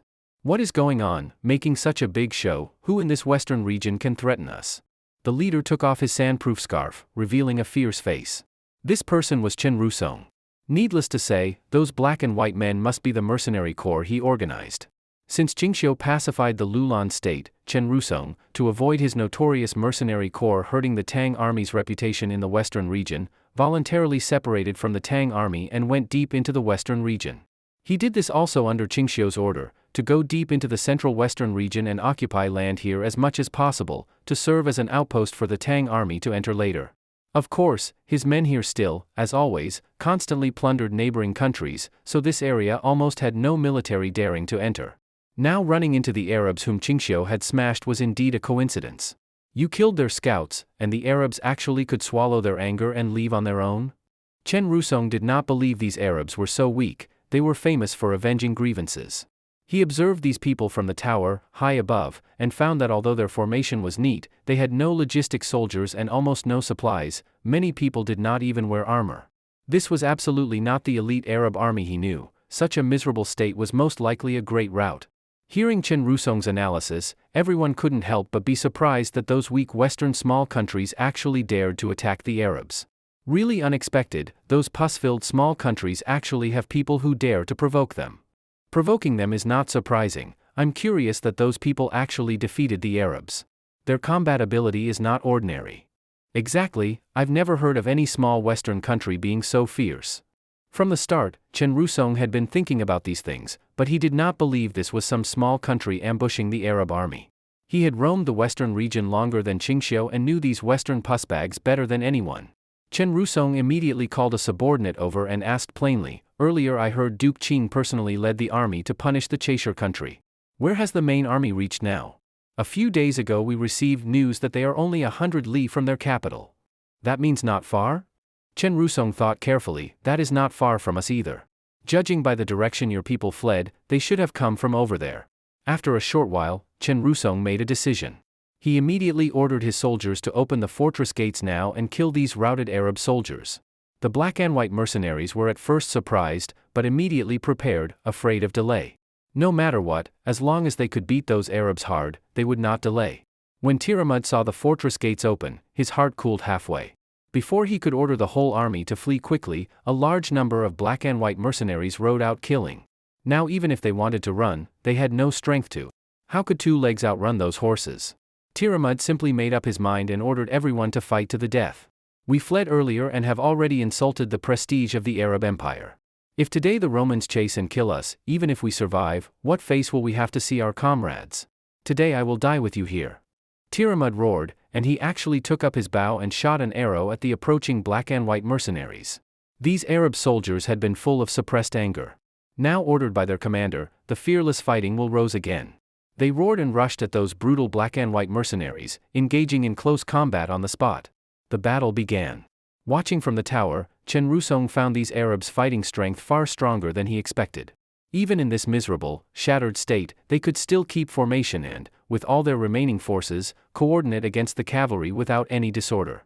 His black and white mercenaries were considered fierce in the western region, but now fighting these remnant soldiers they could not gain the upper hand. These black and white men usually beat up the weak, and each was a veteran who only knew victory. How could they handle such a stubborn battle? Seeing comrades die and the battle still unbroken, many among them grew discouraged and unwilling to press forward to die. If Chen Rusong had not been watching from behind, they would have left the battlefield long ago. They must have been routed by the Tang army. Chen Rusong became more certain of his judgment. A military will so strong was not something the weak forces of the western small countries could fake. He worried that if they continued fighting, his men would suffer too many losses and harm his mercenaries' combat power, so he had to prepare to pull them back. Just as he was about to raise his flag to order retreat, he suddenly heard a dense sound of horses' hooves approaching from the east. He hurriedly took out a spyglass and looked that way, and saw a group of galloping riders rapidly charging toward here. Tang army! It really is Duke Qing. Chen Rusong couldn't help laughing loudly. Not only had he guessed right, but he had helped Ching Shao buy time.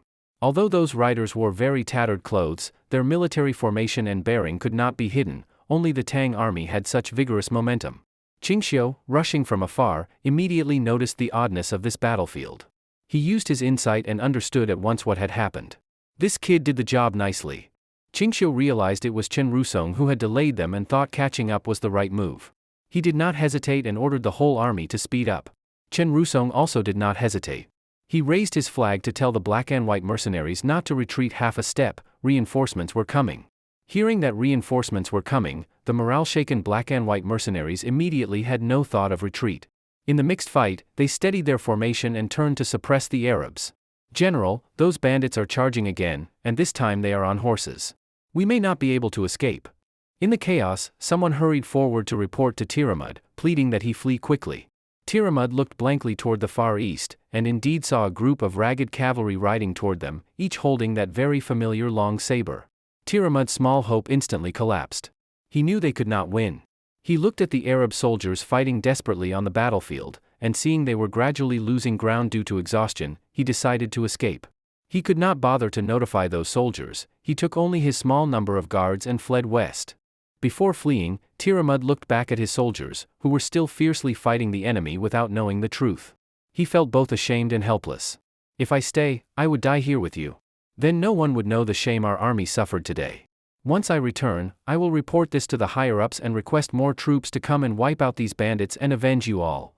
It wasn't until Ching Shao led the Tang army into the battle that those soldiers, still locked in combat, finally realized that their commander had abandoned them. These soldiers, who had fought to the death, now felt nothing but anger. They didn't even hate the enemy in front of them as much as they hated Tang-Arab for abandoning them.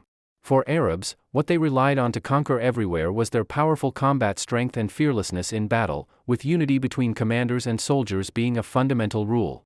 Tang-Arab leaving them behind was not just disobeying orders, it broke the mutual trust and recognition between generals and troops. When Ching Shao rushed in with his blade, the Arabs actually all stopped fighting and loudly pleaded with him. Ching Shao had interacted with Arabs often and understood their language somewhat. After hearing them speak a few times, he basically understood their meaning. They said they never expected to be betrayed by their general and hoped the enemy would spare them for now and allow them to pursue and execute their commander. After that, they were willing to return and surrender as captives. Chen Rusong translated their meaning to the others, which surprised many. However, even so, many people shared the same opinion: the Arabs must not be allowed to leave, they should be wiped out on the spot. The reasoning was simple: they claimed they would pursue their commander, but who could say whether they would really return as captives? Plus, they were already like fish in a barrel, why waste time? Everyone urged immediate execution, but after thinking for a moment, Ching Shao surprisingly gave the order to break the encirclement. Let them go. Not only that, Ching Shao also ordered some dry rations to be given to the Arabs. I can give you one chance. If you keep your word and return to surrender, I will not mistreat you. The Arabs didn't expect Ching Shao to be so generous. Each of them was truly full of respect and gratitude. They stepped forward, took the food, and then thanked Ching Shao in their own ceremonial way before setting off to pursue Tang-Arab. Seeing them let go, many felt it was a pity. But with Ching Shao's order, they could only watch the Arabs escape. I think they definitely won't come back after this. Ching Shao, however, didn't care. After all, he had already achieved his purpose in this battle. In the end, this was just a small test of the Arabs' integrity, something of a game to him. Even if those people never returned, he wouldn't consider it a loss, it was nothing to him. Just as the Arabs left, those black and white mercenaries immediately distanced themselves from Ching Shao's group and were extremely alert. Naturally, they couldn't recognize where these strange troops had come from. Since the Tang soldiers weren't carrying standard weapons or armor, it was difficult to identify them. They assumed these were some kind of unknown bandits. Insolent! Are you blind dogs who don't even recognize me? Seeing someone daring to raise a bow and aim at him, Ching Shao was furious. He pulled a short dagger from his chest and threw it directly. The blade flew through the air faster than an arrow and instantly pierced the man's palm, causing him to drop his bow and cry out in pain. Now the tension rose even higher. The black and white mercenaries were practically ready to start a fight at any moment. But soon, Chen Rusong personally arrived on the battlefield and ordered them all to stand down and not draw weapons. You're all blind. You can't even recognize your own master. You've all received his favor, and yet you act like this. Get off your horses and kneel. Chen Rusong waved his riding whip, cursing and striking, scaring the mercenaries into tumbling off their horses and kneeling to Ching Shao. The one whose hand had been pierced by the dagger didn't dare make a sound while kneeling. Duke Qing. Chen Rusong stepped forward to salute, but Ching Shao motioned to waive the ceremony. He then dismounted himself, took off the ragged and dirty scarf wrapped around his head, and threw it away. There's no helping it. Our identities are a bit special, we couldn't let them recognize us too easily. Only then did the black and white mercenaries realize this man was Ching Shao, and they immediately kowtowed in panic to admit their mistake. Especially when they remembered they had just pointed weapons at the Tang army, they were terrified. Chen Rusong pointed his whip at the black and white mercenaries and said apologetically, "These men were blind and offended you, it's my fault. If you feel angry, go ahead and kill them." That last sentence made the kneeling mercenaries tremble all over. No need. Ching Shao knew these men only recognized money and weapons, not people. There was no point arguing with them. Besides, they were Chen Rusong's core force. Killing them casually might shake Chen Rusong's authority over them. Chen Rusong then invited Ching Shao to rest and change horses in the small fortress. From the outside, the fortress looked small, but upon entering, Ching Shao saw it was surprisingly well equipped. Besides the military camp of the mercenaries, a small population also lived there, and there were markets and farmland. Though small in scale, everything was present. As Chen Rusong said, most of these people were refugees from all directions, some even prisoners. But he didn't care and accepted them all, ordering them to cultivate the oasis and wastelands into farmland. Although these people were a mixed and unruly bunch, all lawless before they came here, Once they met Chen Rusong, who could even handle butcher-like mercenaries, they naturally submitted. Under his control, all of them became good citizens. No one dared cause trouble, and they paid taxes honestly. Occasionally, they even traded with other countries. Some time ago, a few dozen prisoners escaped from Kucha. I took them in. But the frontier general of Kucha wasn't happy and demanded I return them. Of course I refused.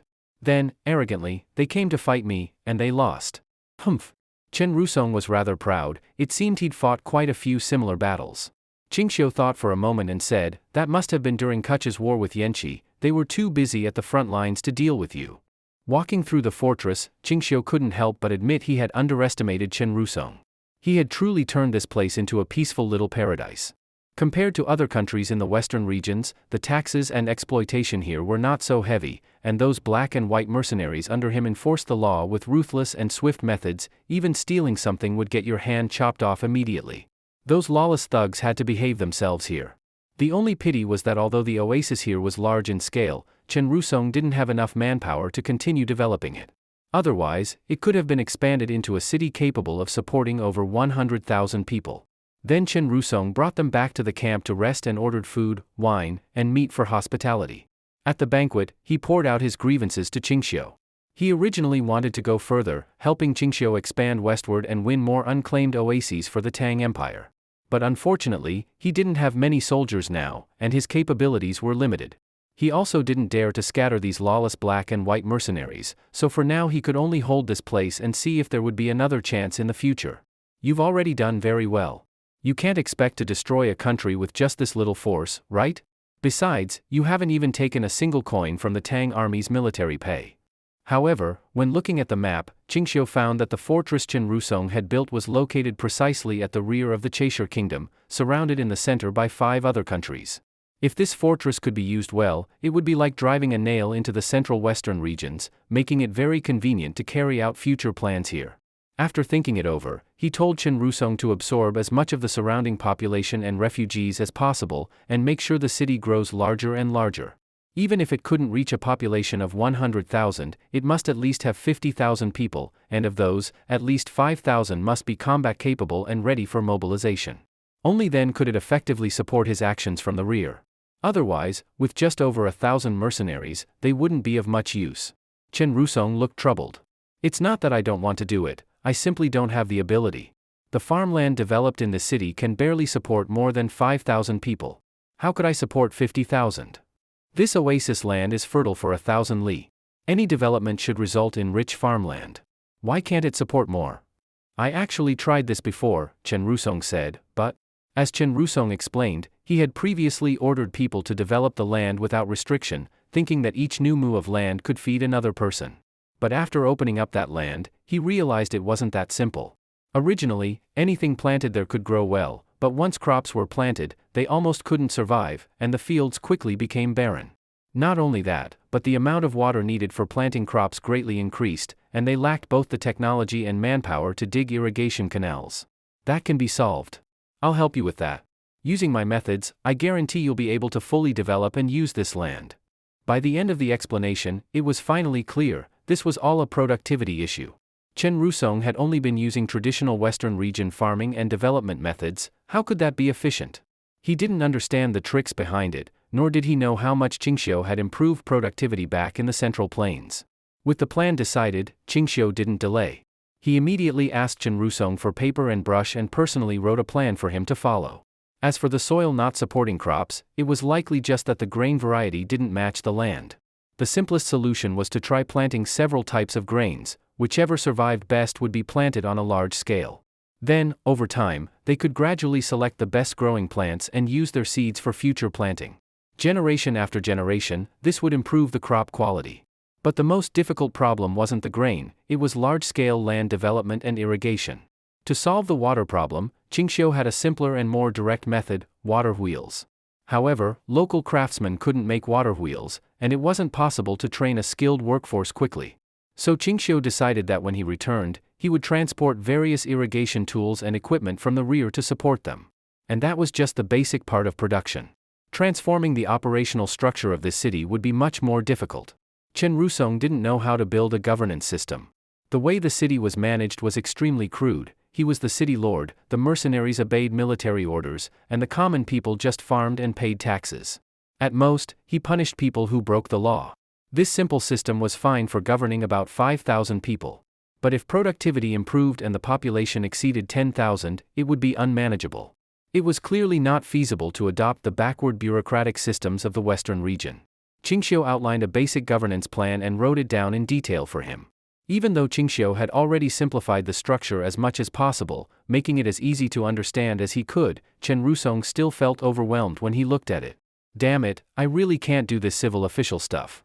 The more I read, the more my head hurts. Chen Rusong patted his head, looking miserable. I thought I just had to fight over here. Didn't expect I'd have to worry about this kind of thing too. Ching Shao patted his shoulder and smiled.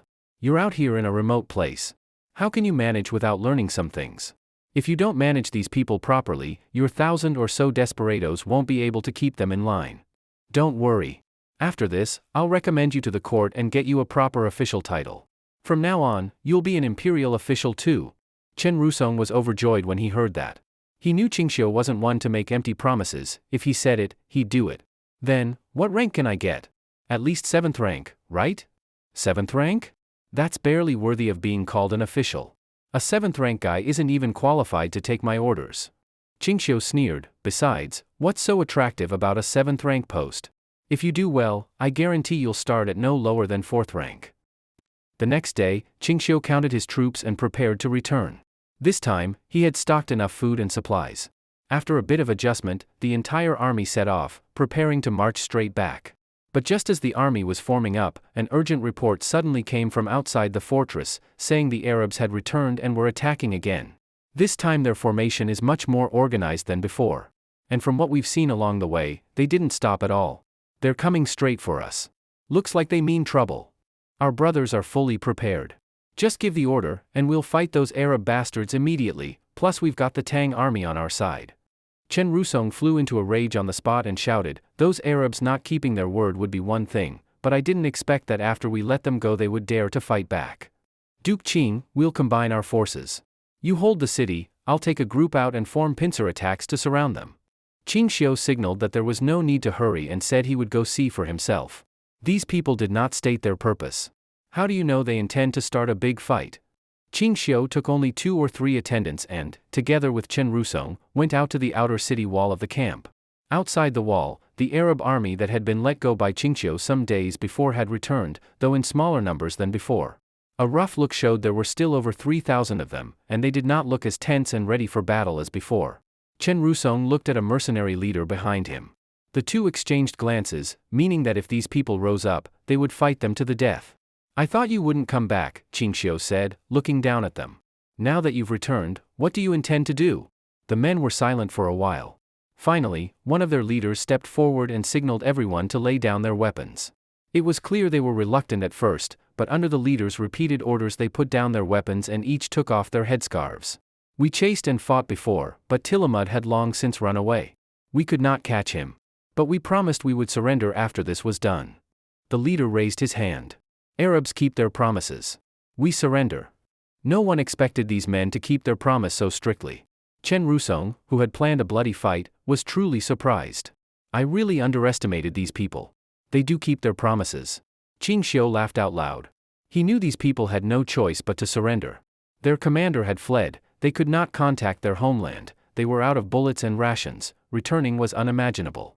If they did not surrender, they would have nowhere to go. Good.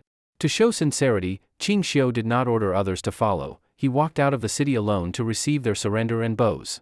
They expected Ching Shao would lock them up, but he instead ordered that they be given money or cloth. Those of you who are willing to submit to me, come back with me. In my country, whether you live as ordinary subjects or fight with the army, I allow it. As for those who do not want to submit, take the money. If you want to return home or set up business somewhere, that is fine.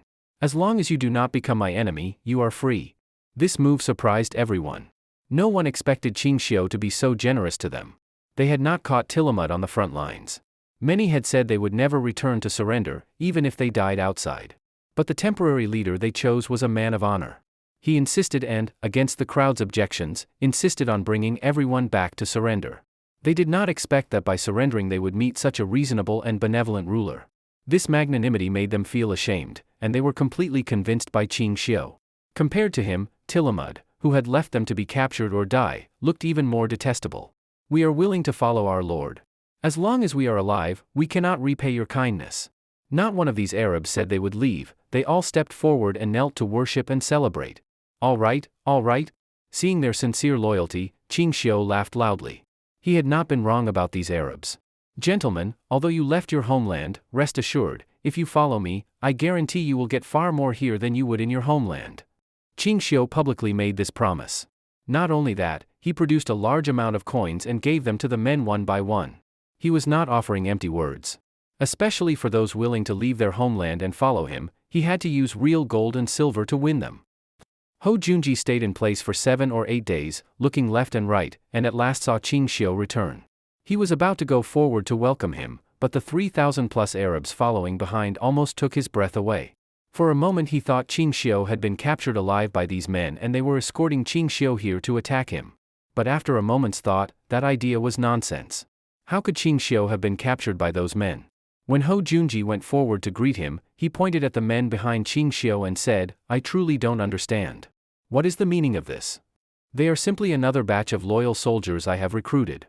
Ching Shao roughly told Ho Junji what had happened at the front, and Ho Junji was greatly surprised.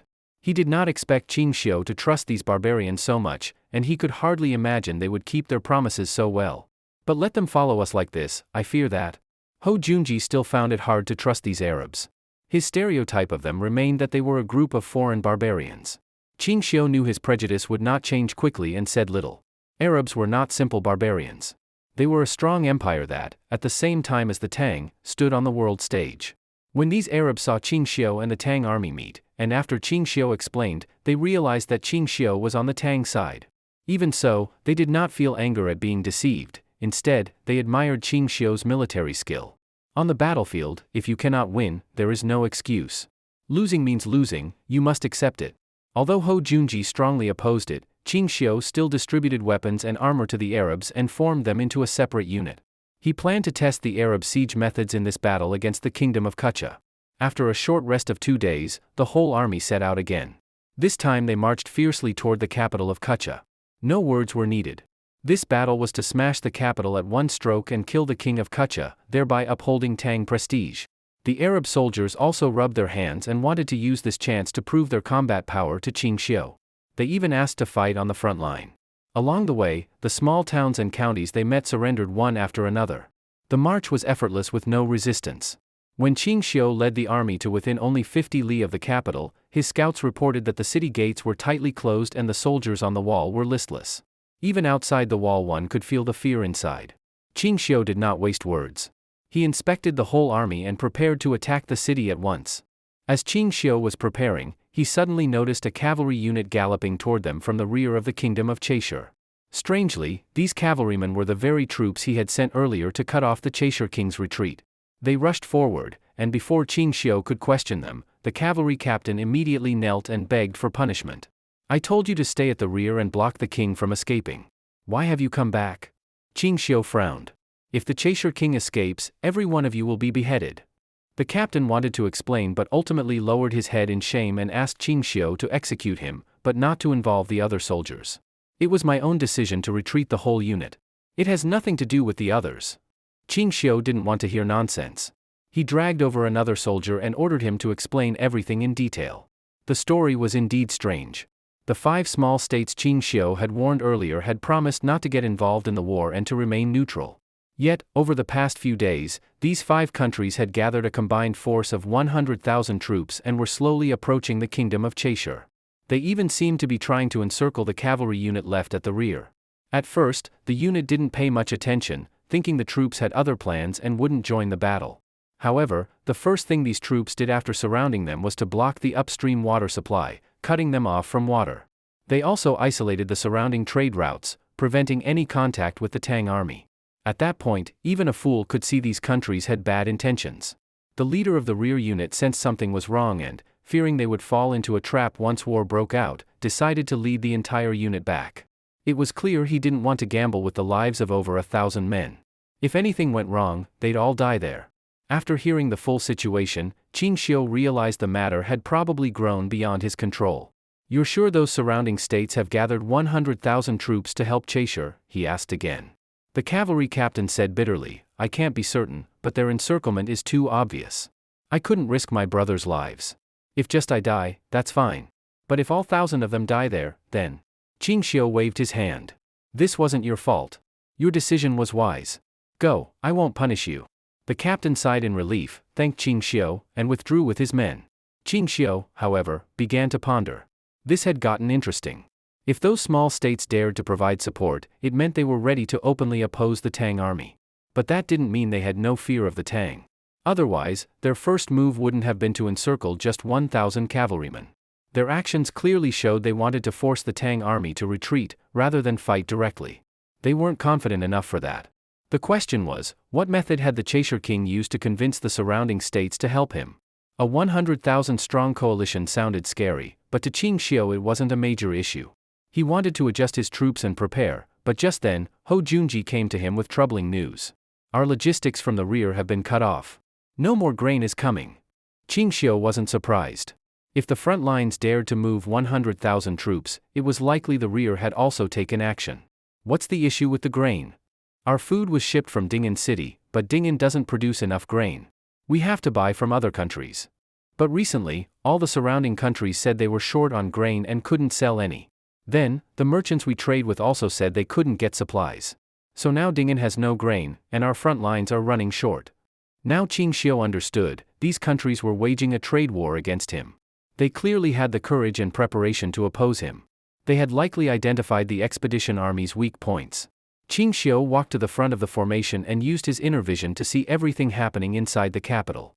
Though the people were anxious, the defending soldiers were ready for battle and were monitoring the populace to prevent any issues. Clearly, they weren't planning to surrender anytime soon. Ching Shao suddenly smiled. I really underestimated them. They first gathered troops to intimidate, then cut off supplies to pressure withdrawal. If it were anyone else, they wouldn't be able to fight this war anymore. If Ching Shao decided to fight to the death and planned carefully, he was confident he could defeat the 100,000-strong coalition and break the capital. But such a struggle would be meaningless. Even if he took a ruined city and the army was too exhausted to continue, what would be the point? If it ended up dragging Ding'an City into ruin, the loss would be even greater. Ho Junji saw that Ching Shao remained silent and said, "Duke Ching, don't feel troubled. Just give the order, and the whole army will fight to the death for you. No need. We're done. That's enough." Ching Shao waved his hand and laughed loudly. "War is like doing business. If it's profitable, we fight. If not, we don't. Why fight a losing battle?" Ho Junji was shocked. It was the first time he had seen Ching Shao give up an opponent so easily. "You really won't fight?" "No." Ching Shao looked at the city and then added, "I won't fight, but that doesn't mean we retreat. Keep the troops in formation and announce to everyone that we will fight to the death. We won't retreat a single step unless we break the city." Ho Junji immediately understood his plan and began preparations. Ching Shao then personally selected a few strong soldiers to accompany him into the city for negotiations. Only he and a few soldiers, going directly into enemy territory for talks. He didn't even inform Ho Junji. After selecting his men, he set out. Ho Junji had just finished deploying the troops when he heard that Ching Shao had already gone for negotiations. Through his telescope, he could even see Ching Shao's group at the city gate. "What is this?" Ho Junji was nearly in shock. At such a critical moment, Ching Shao personally went to negotiate. Wasn't he afraid the enemy would capture or kill him? If anything happened to Ching Shao today, he would be held fully responsible. "Keep your eyes on them. If anything goes wrong with Duke Ching, storm the city at once. Even if you die trying, you must rescue him. Otherwise, we all die together." Ho Junji gave strict orders to the whole army without holding back. King Amon of the Cheshir Kingdom had originally prepared for a battle to the death. He even had people ready a back door to escape at any time. But suddenly, word came from outside that the Tang army wanted to negotiate, and more importantly, that Duke Ching himself was coming personally. This level of sincerity was not to be taken lightly. As soon as he received the news, the king immediately ordered the whole city to prepare to welcome Duke Ching. If a negotiation could prevent war, that would be best. Even if it didn't work, with Ching Shao already inside the city, the young prince suggested that if the negotiation failed, they could just detain Ching Shao, but King Amon wouldn't dare. If the talks go badly and we're eventually forced to surrender, we might still survive. But if we detain Ching Shao and something happens to him, believe me, the whole country will be buried with him, the old king said helplessly. Although they had the support of a five-nation coalition, they both knew full well that those forces were unreliable. The young prince had somehow convinced them to send troops, but it was all just for show. From the beginning, the five nations had clearly stated their troops were only for bluffing, and at most, might apply some pressure to the Tang from the side. But if the Tang truly decided to attack, they absolutely would not join the fight, and might even cut off Cheshir's retreat just to protect themselves. The young prince wanted to use this chance to control Ching Shao and force a peace deal, but King Amon knew better than anyone how the Lulan kingdom had been destroyed. Nervously, the king sent the young prince out personally to greet Ching Shao. When the city gates opened, Ching Shao had only 7 or 8 guards with him, while the prince was protected by several hundred armored soldiers. Even so, the prince remained cautious as the gates opened. The guards behind him were also on high alert, as if facing a million-strong army. Greetings to Duke Ching. The young prince bowed, but Ching Shao interrupted him. What are you doing? The prince was stunned by the question, and after a moment replied, isn't it proper to pay respects? Nonsense. You're a prince of a vassal state, and I'm a general of the Celestial Empire. You should be performing the full 3 kneels and 9 kowtows, and preparing a grand ceremony to welcome me. Ching Shao pointed at the prince's guards. You bring this ragtag group, and not even a single palanquin? For a moment, the prince stood there in a daze. He even began to suspect that he was the one who had entered enemy territory. The two sides were already at war with no room for retreat, and yet Ching Shao still dared to act so arrogantly. Was he not afraid that one word from the prince could lead to his death right there? There were hundreds of soldiers here, and over 20,000 further inside. One swing per man and Ching Shao's whole group would be minced meat. Ching Shao snorted coldly. I've come to punish you on behalf of the Empire, under the authority of the Celestial Court. I haven't removed your title as a vassal state, so you're still subjects of the Tang. Both legally and morally, Ching Shao's words were flawless, leaving the prince speechless. The prince turned red with anger and even reached for the hilt of his sword. Being forced to kneel in this situation was an utter humiliation. If he really knelt, he would lose all dignity. Kneel. Ching Shao flicked his wrist and gripped his staff blade. With a thunderous shout, he slammed it onto the ground. The killing aura he had accumulated from countless battles erupted in full force. In that moment, the young prince felt as if he were being crushed by a storm of blood and death. He couldn't breathe. Ching Shao seemed like a demon emerging from hell. Just making eye contact made the prince's heart pound in fear. How many people must he have killed to have such murderous aura? The prince's legs trembled uncontrollably. Then they gave out, and he collapsed to his knees before Ching Shao. His whole body fell to the ground as he kowtowed hard with a loud thud. Only then did Ching Shao smile, satisfied. Now you understand. The prince lay on the ground, pain in his forehead making him suddenly realize he had just knelt and kowtowed to his enemy. Now, he had truly lost face. He didn't even have the courage to stand. Damn it. The prince clenched his fists in rage. He hadn't expected that one day he would be forced to kneel by another's killing intent. The soldiers were stunned that the prince had knelt so quickly. Their morale plummeted, and everyone felt humiliated. If even the prince had knelt, who among them dared to think of fighting? The will to fight, which had just begun to stir, vanished completely. Ching Shao was very pleased. Good. Since you've paid proper respects, I won't need your palanquin. This is enough. He waved his hand and pointed with his blade at the armored soldiers. Clear the way. No one dared stop him. They quickly moved aside and lined up like ceremonial guards. Ching Shao strode forward in full display of power. Only after he had walked far away did anyone dare to step forward to help the prince. Get lost. The prince shoved the hand aside and stood up on his own, face flushed red, nearly grinding his teeth to dust. Back to the palace. Everyone, get ready. If that man named Ching dares to show off again, kill him on the spot. No need to wait for my signal. Even if it's a rash act, a mistake, I will never hold you responsible. This murderous order from the prince immediately boosted morale. The troops loudly responded in unison. Though King Amon had prepared himself mentally, he still couldn't raise his head when he saw Ching Shao. In terms of both reason and obligation, he had broken his promise. Ching Shao's attack was justified, and if the kingdom fell, it would be well deserved. It's been a while since we last met, Duke Ching. I've missed you. The king finally squeezed out a line, though even he found it awkward. Ching Shao laughed and sat down. Heh, old king, I hadn't planned to come back. If you hadn't caused such a mess, we could have been living in peace, and your people would be enjoying stability. Many of those attacking the city right now are prisoners you handed over to me. King Aman was overwhelmed with shame and couldn't speak. The young prince quickly said, "Wasn't Duke Ching here for negotiations? Let's get to the point." "Fine." Ching Shao didn't waste time. "Honestly, I didn't plan to negotiate. I came here intending not to leave until the city was taken. But I see you're trying hard to save yourselves. Those 5-nation 100,000 troops have been very active lately." Ching Shao's words hit the mark, making the king and prince both feel a jolt in their hearts. Ching Shao continued, "If this war must be fought, I am still confident of victory. Of course, losses are not what I want to see, but at the very least, I can level your capital to the ground and destroy the kingdom of Cheshir." The young prince was unconvinced and couldn't help saying, "Does Duke Ching truly think nothing of us? There are 100,000 allied troops outside the city and 20,000 soldiers inside who will fight to the death. How could we possibly lose?" Ching Shao cast a long look at the young prince, carefully examining his face. The prince felt uncomfortable under the gaze but had no choice but to meet Ching Shao's eyes, even though he clearly lacked confidence. "Aman, this young prince of yours is indeed talented. If he had not committed this offense, sending him to the Tang to be nurtured would have made him a clever and capable king."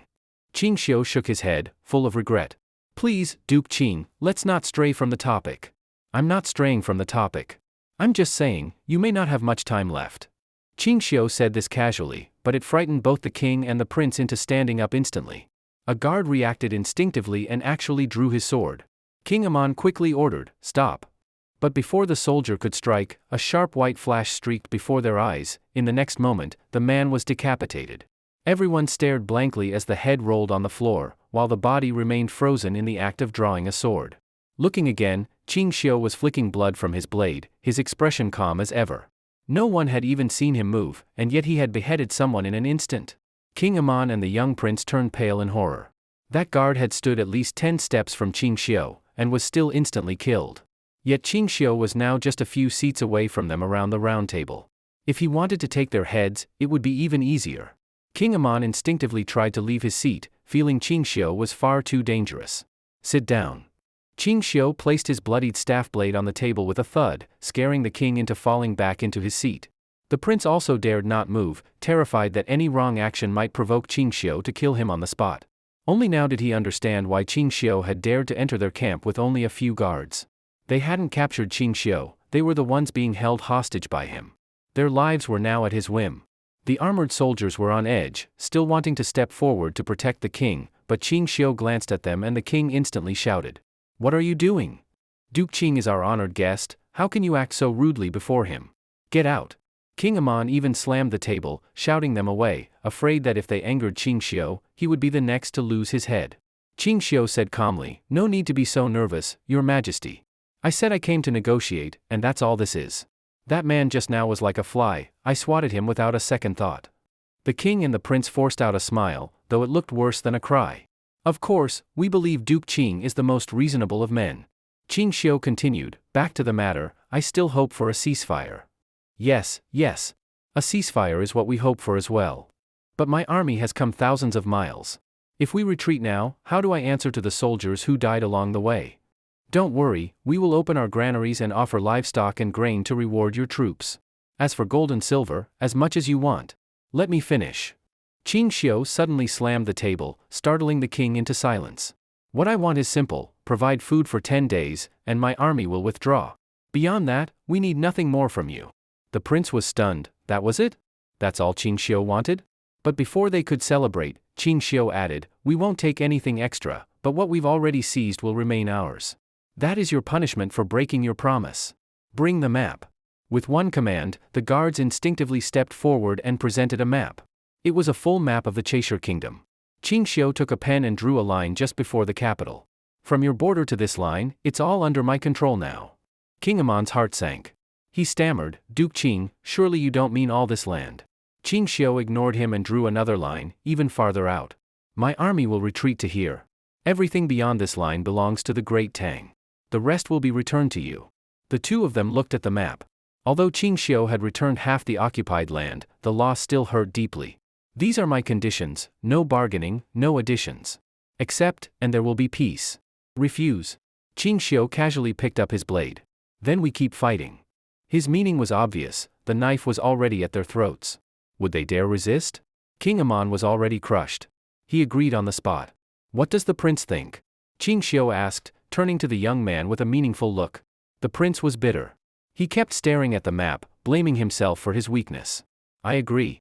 His voice was full of humiliation, but it settled the matter. Those who understand the times are true heroes. Ching Shao laughed, then extended his hand toward King Aman, who was so frightened he almost fell again. Then he realized Ching Shao meant a handshake, so he forced a smile and accepted. I don't expect much from either of you, Ching Shao said with a grin. I just hope we can work together to make this peace last as long as possible, all right?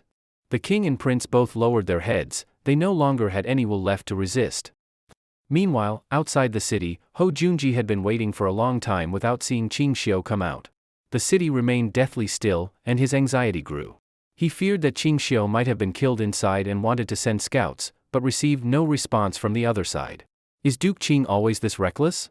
He's really put me in a tight spot. Ho Junji was close to tears. Just as he was pacing in worry, he saw the city gates open and quickly grabbed a telescope.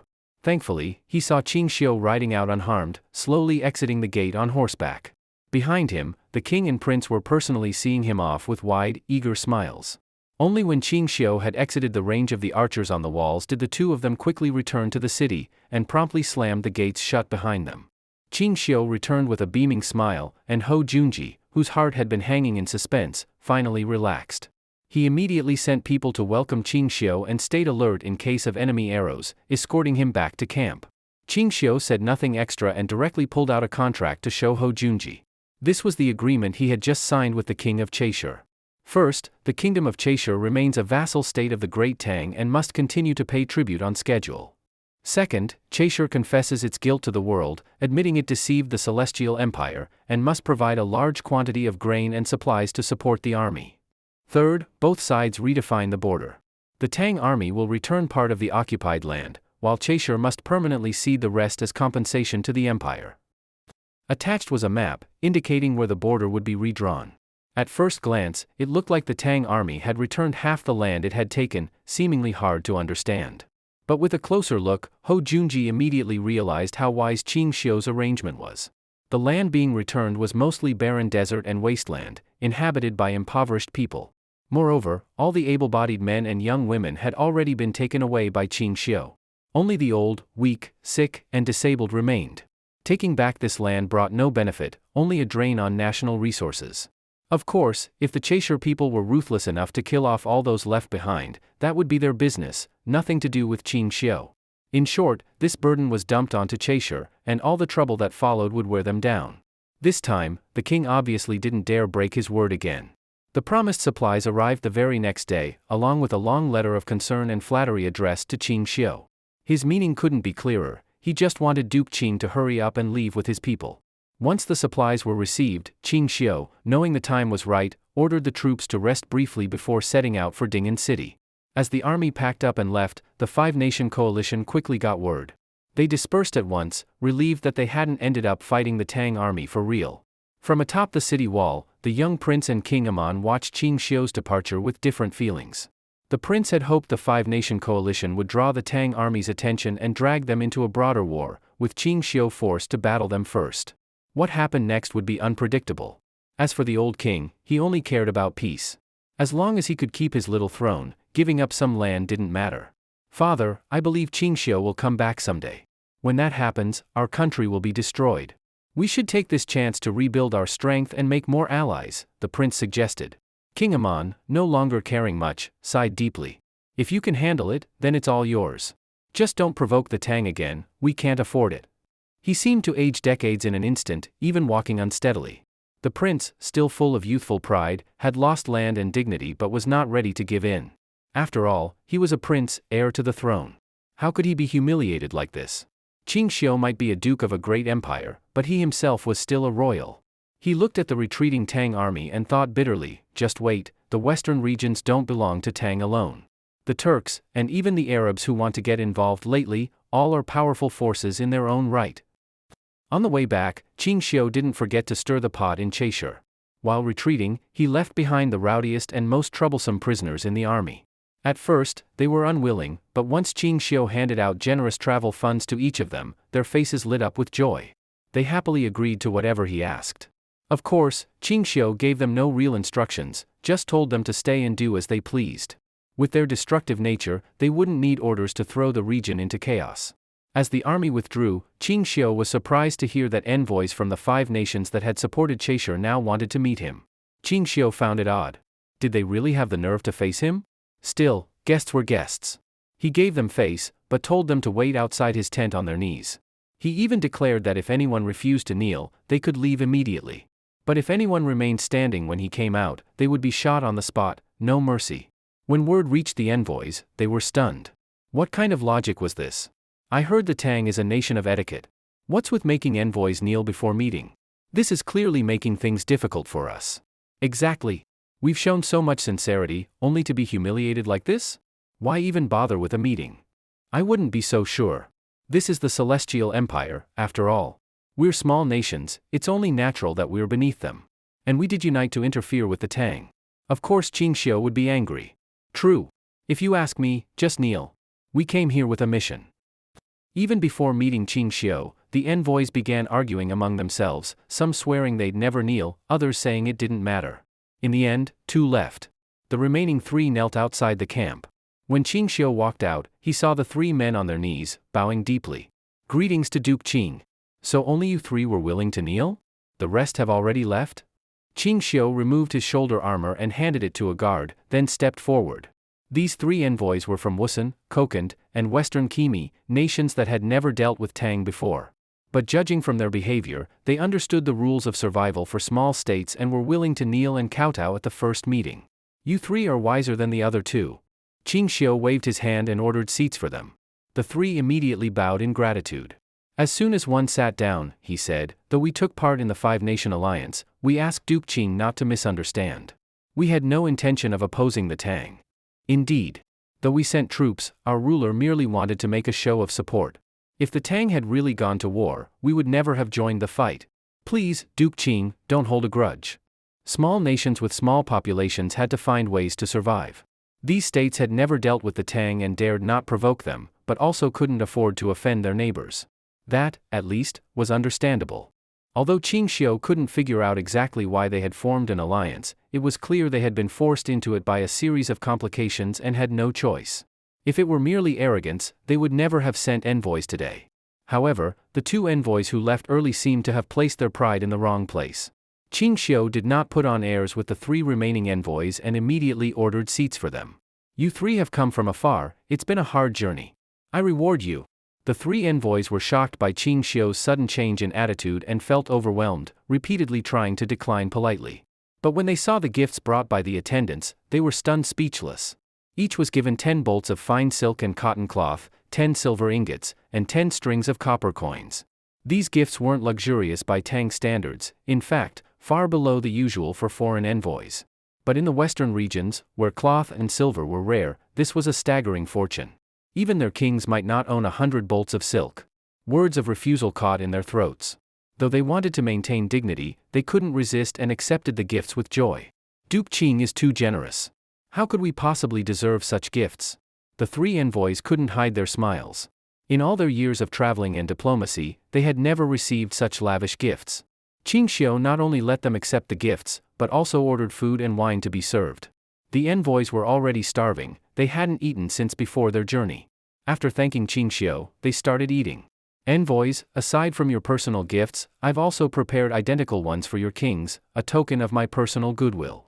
With a wave of his hand, a register was brought forward, listing the gifts for their monarchs. The 3 envoys quickly put down their chopsticks and received the list.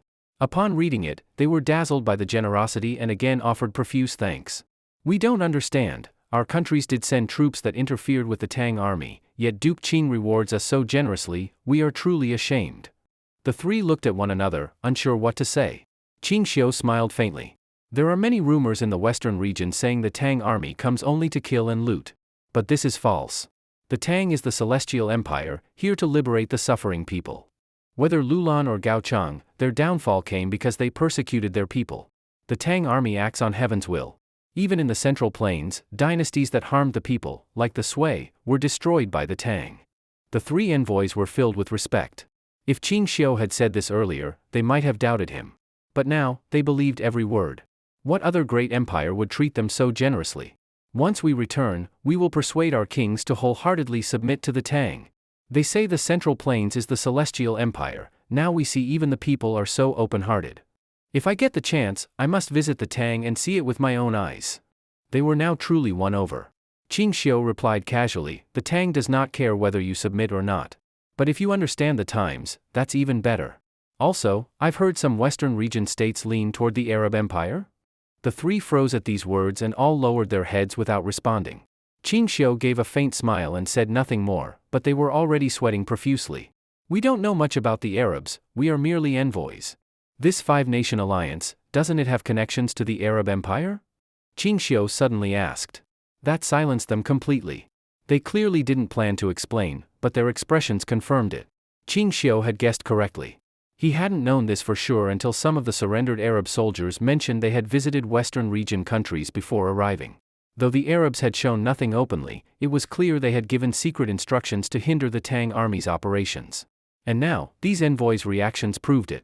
The Wusun envoy carefully said, Duke Qing, I have something unpleasant to say. May I? Go ahead, speak freely. Today, there are no taboos between us, Ching Shao replied generously. Only then did the envoy dare to speak, we small countries cannot protect ourselves. Any powerful force that enters our borders, we must treat them well. We dare not resist even a little. Many times, even if we offend someone, it's not what we want. I understand. Ching Shao changed the subject and didn't continue questioning them. After the feast, he ordered his men to escort the envoys out without trouble. As for the two envoys who had left earlier, Ching Shao had already taken note of them. Whether future dealings would go well depended on the sides they chose.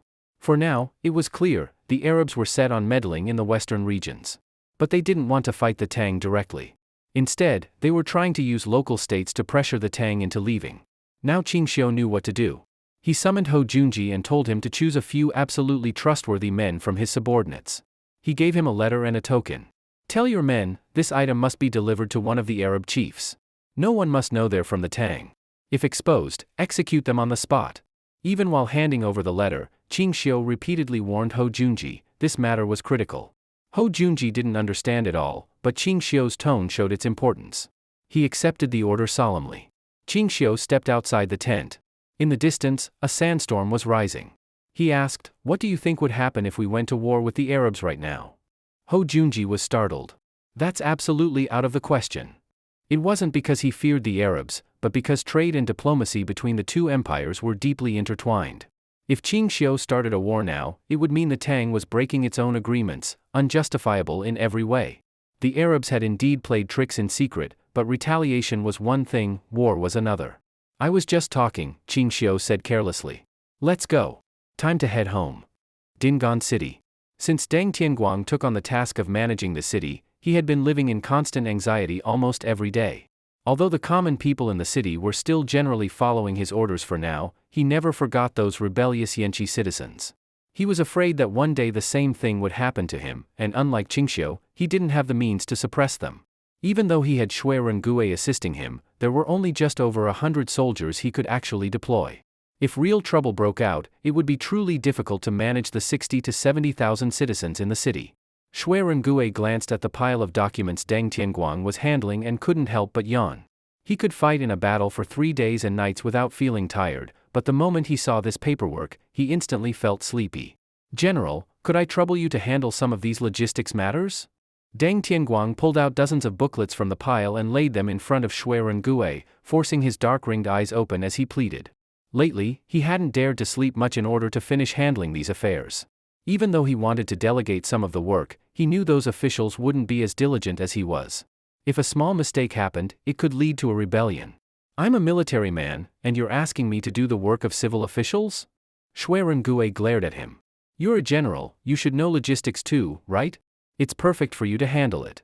There are so many idle officials out there, why not ask them instead of me? Ah, General, you know how it is, those officials who first came to the western regions were so incompetent they provoked Gaochang into rebellion. How can I trust those inexperienced ones now? Deng Tianguang nearly broke down in tears. Shui Rengue sneered in disdain, you're that scared of the people? You're an official of the Celestial Empire, and you're afraid of them. Deng Tianguang had something to say but swallowed it. Even if the people rebel, at worst, Duke Ching Shao will just bring troops to suppress them again. Once those disobedient ones are dealt with, peace will return. Deng Tianguang thought to himself, easy for you to say. If a rebellion really broke out, even before Ching Shao punishes him, it's uncertain whether he could even leave the city alive. Of course, Shui Gui was just talking tough. If Ching Shao were here, he'd never dare say such things. I'm going out to inspect. Won't you come with me? Shui Gui casually grabbed his sword from the nearby rack and called out. Deng Tianguang didn't have the time and repeatedly shook his head, but Shui Gui laughed. You think staying in the office every day and approving paperwork will keep trouble away? All chaos starts when the people don't know their officials, and the officials don't know their people. Deng Tianguang was puzzled and frowned, asking, what do you mean? You only know how much grain the people must pay through a single document, but you don't know how much land they must farm or how long they must labor to gather it. If one day disaster strikes the city, and the people work day and night but can't even grow enough food to eat, and you still demand taxes, what do you think will happen then? Deng Tianguang's expression changed drastically. He quickly stood up and tidied his clothes and hat. General Shui. Wait a moment, I'll come with you to inspect. He didn't even remember the last time he left the government office. The sunlight felt glaring as soon as he stepped out. When they reached the fields outside the city, he saw at once that everyone, men and women alike, as long as they could move, were working hard to farm. Although every household had been issued oxen, some anxious families were even strapping themselves to the plows alongside the animals to help drag them. When these commoners saw the officials and soldiers, they showed fearful expressions and hastily bowed in greeting. As they walked on, Deng Tianguang started to feel that these people weren't as terrifying as he had imagined. As long as they had food to eat and could survive, they didn't want to destroy the world just to vent their anger. If they could live a decent life, who would willingly walk toward ruin?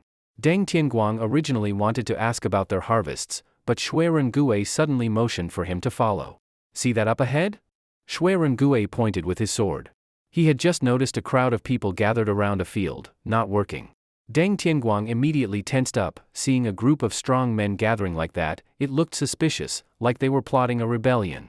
His expression became nervous, and Shui Gui also grew serious, signaling the few dozen patrolling soldiers to stick close. These people look off. If anything happens, you run first. I'll deal with them. Shui Gui didn't trust them. To him, who people were always double-dealing and untrustworthy. Even the slightest suspicious move would make him assume they were planning trouble. He exchanged a glance with his men, ready to attack at any sign of danger. Deng Tianguang was scared, but thinking it over, running would be too embarrassing. He gritted his teeth and followed behind. Shui Gui drew his sword and strode forward quickly. As they got close, he suddenly shouted, "You're all supposed to be working, why are you gathered here instead?" As soon as he said it, one man in the group turned to look at him, and Shui Gui almost fell to the ground in shock. That man was Ching Shao. He wasn't wearing his usual trademark cotton clothes but had changed into rough peasant garments worn when working in the fields. From the back, he looked just like any farmer. "What are you yelling for? Can't you see we're busy?" Another glance, Cheng Yaojin was also there, looking at Shui Gui with clear annoyance. "Boss, when did you come back?" Shui Gui's mind went blank. Wasn't Ching Shao off attacking the kingdom of Cheshir? How was he already back? "Stop yelling. Go mind your own business." Ching Shao impatiently waved him off, then turned back into the crowd, where everyone was focused on something. Shui Gui was so curious he couldn't help squeezing in from the side. "Excuse me, let me take a look too." He thought they must be doing something exciting, but when he got a clear view, he was completely disappointed. They were all gathered at the edge of the field, watching an old ox pulling a plow to till the land. These people surrounding it were all soldiers, only they were holding farming tools. From time to time, Ching Shao stepped forward to observe the land that the old ox was plowing and even used a ruler to measure it. Shui Gui finally couldn't hold back and stepped forward to ask, "Boss, what's going on here? You're not going to war but staying here to farm instead? Go, go, go, what the hell do you know?" Ching Shao drove Shui Gui away to stop him from disturbing and again walked up to halt the ox to carefully inspect the plow. Shui Gui was completely confused. Cheng Yaojin pulled him aside. "You can't help here, so don't mess things up." "General Cheng, has the boss gone mad? It's just an ox pulling a plow to farm, what's there to see? And he's brought everyone along too." Shui Gui couldn't understand. Cheng Yaojin scolded him, "You really are dumb. Can't you see this plow is different?" Shui Gui looked from a distance. The plow still looked like the same old one. What could be different? Cheng Yaojin found it unbelievable. "You've never farmed? You're not some rich kid, are you?" Gue shrugged and replied carelessly, my whole family died when I was little. I grew up doing odd jobs for different households, didn't even have a patch of land. Where would I farm? Chang Yaojin hadn't realized this guy was from the streets and told someone to bring over a regular plow for Gue to examine. This one is the type of plow commonly used in the Central Plains. To this day, all Central Plains farmers still use this. Even if he hadn't eaten pork, he'd seen pigs run. Gue understood the tool's purpose. When farming, the land needed to be turned and furrowed to allow planting and loosen the soil so crops could grow better. The plow served this purpose. The ox pulled from the front, while a person guided it from the back to till the soil. If a poor family didn't have livestock, people had to pull the plow themselves, which was extremely hard. In fact, in the Central Plains, one form of punishment for criminals was to have them pull plows to till land. But upon close inspection, Gue immediately noticed that the plow used by Ching Shao was different from this one. The standard plow had a straight handle, but the one Ching Shao used had a curved handle. Other than that, there was no difference. The curved plow just looked a bit smaller in size. This kind of straight plow requires a lot of force to move the soil when farming, and it's very troublesome to turn. Duke Qing said the efficiency is poor, so he kept working day and night to come up with this curved shaft plow. Gue held the straight plow in his hand and looked at the curved one again but couldn't figure out what the real difference was. Chang Yaojin sighed, only someone like you, if it were anyone else, I wouldn't have this much patience to explain.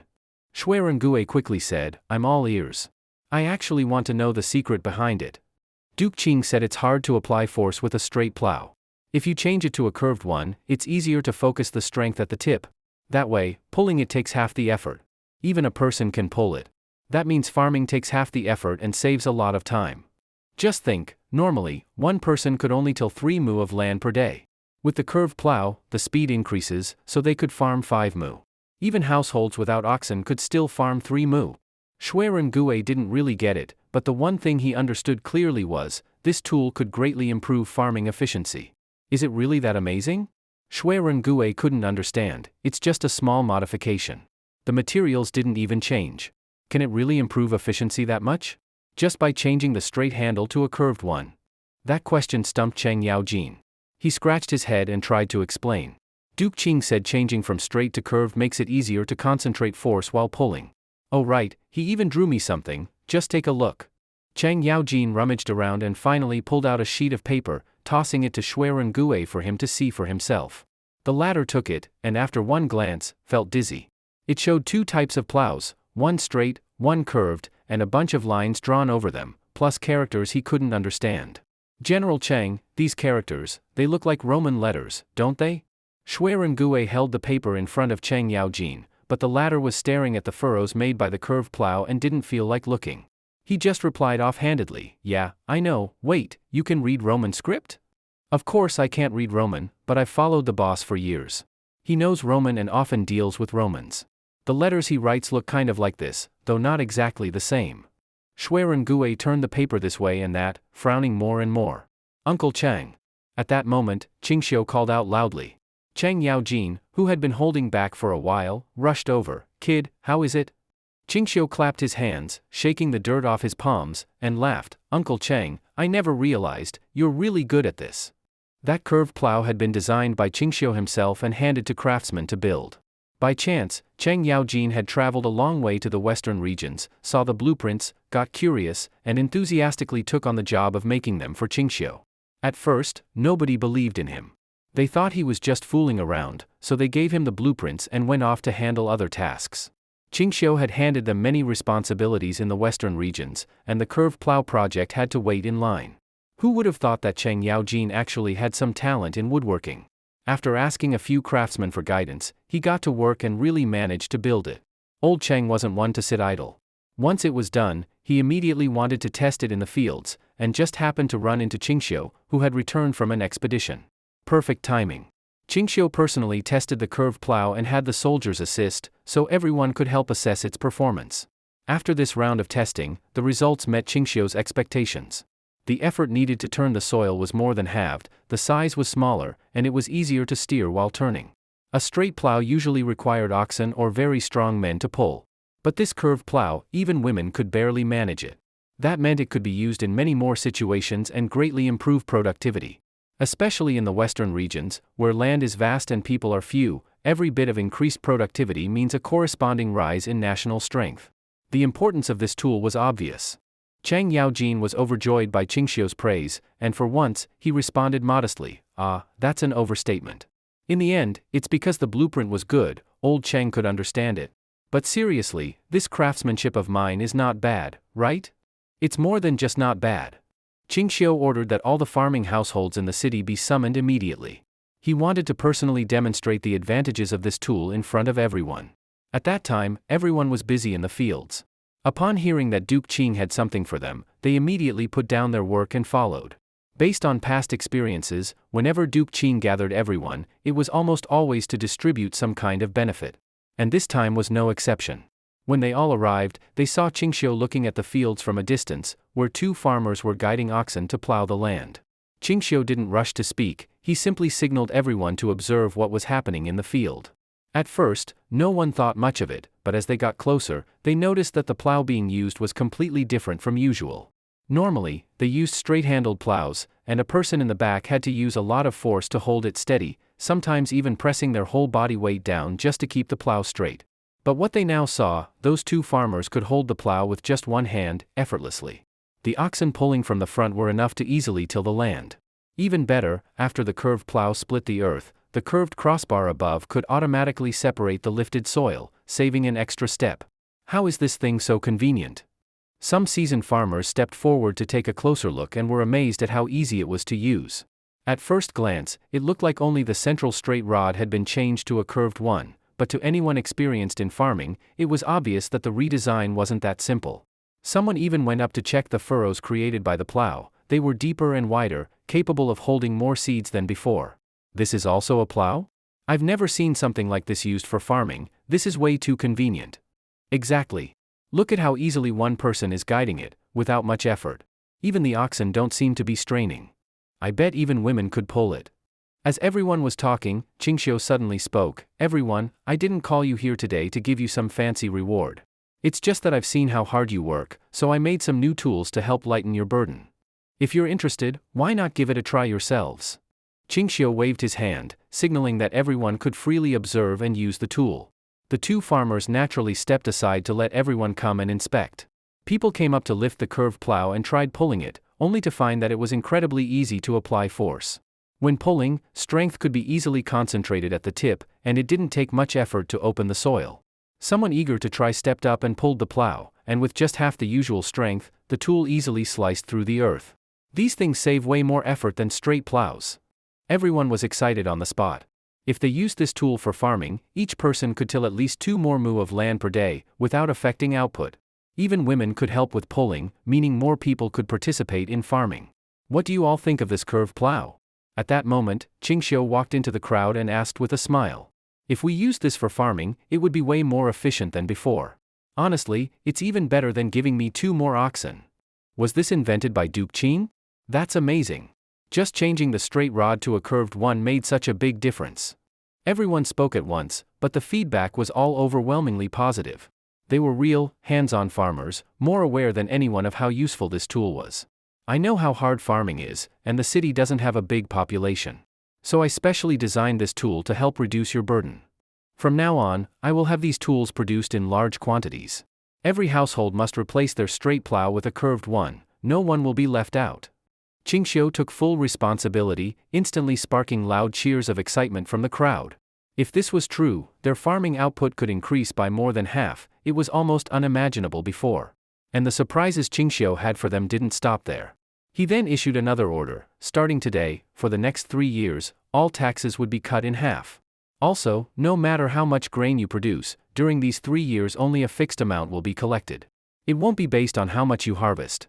As long as it's beyond the land tax, whatever extra you grow is all yours. I won't take a thing.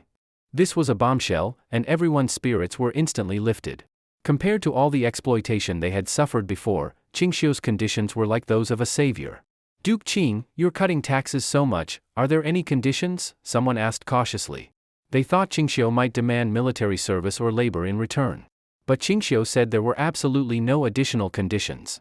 Other than the corvée labor already required, there will be no added duties. Don't worry. For these 3 years, your only task is to farm and store as much grain as possible. With Ching Shao's repeated assurances, they had no more worries. Everyone cheered joyfully and returned to their work. Ching Shao didn't just give them policies, he also immediately gathered manpower to open up more land and dig canals for irrigation. This recent campaign against the kingdom of Cheshir made Ching Shao realize that while his army was strong, the supply lines were stretched too thin and the rear lacked sufficient support. Because of that, he was determined to turn Ding'an City into a major logistics hub, capable of supplying enough food to the front lines. Only with stable food output at the rear could he confidently launch further campaigns. Ching Shao firmly believed this. In addition to Ding'an City, Ching Shao also continuously transferred people from Gaochang and Lulan to farm on the land ceded from Cheshire. For a time, everywhere was bustling with activity. He even sent the army into the fields to farm, and ingeniously began awarding military merit based on how much land was reclaimed and how much grain was produced. When the whole army heard the news, they erupted in excitement. After daily training, the first thing they did was grab hoes and head to the fields. No need to risk their lives on the battlefield, just work hard farming and they could earn military merit. Such a great opportunity, they might not get in 800 lifetimes, no one wanted to miss it. Farming continued without pause, and farming tools naturally became more and more scarce. Ching Shao directly appointed Cheng Yaojin as supervisor of agricultural tools, instructing him to lead the city's carpenters to go full steam ahead in making farming implements. This title of supervisor of agricultural tools was a position Ching Shao invented himself, and naturally, it had no official rank. But Cheng Yaojin didn't care about that. Even if it was just an honorary title, he was still busy every day and enjoyed it. He didn't seek any official position. As long as he could continue contributing in the western regions, this old body of his still had value, and he was happy to stay busy. Seeing that the entire Tang army was engaged in farming, the neighboring countries that had always been on guard against the Tang finally relaxed. As long as the Tang army wasn't constantly drilling for battle, they didn't have to stay anxious every day, preparing troops for defense, and could live their lives as before. But they still didn't understand that Ching Shao's heavy focus on reforms and boosting production was precisely to build up military strength. And why would he build up military strength? Naturally, it was to make it easier to take action against these surrounding countries. These short-sighted little states actually thought peace had arrived, truly laughable. At the same time, Yuenda, who was in the kingdom of Yenshi, also received a secret letter sent by someone under Ching Shao's orders. Only then did he learn that Duke Qing intended to temporarily cease military operations to digest the land and population acquired over the years. More importantly, the letter urged him to quickly disrupt the peace talks between Yenshi and the Turks. Though the two sides had stopped fighting for several months, no formal peace agreement had been signed.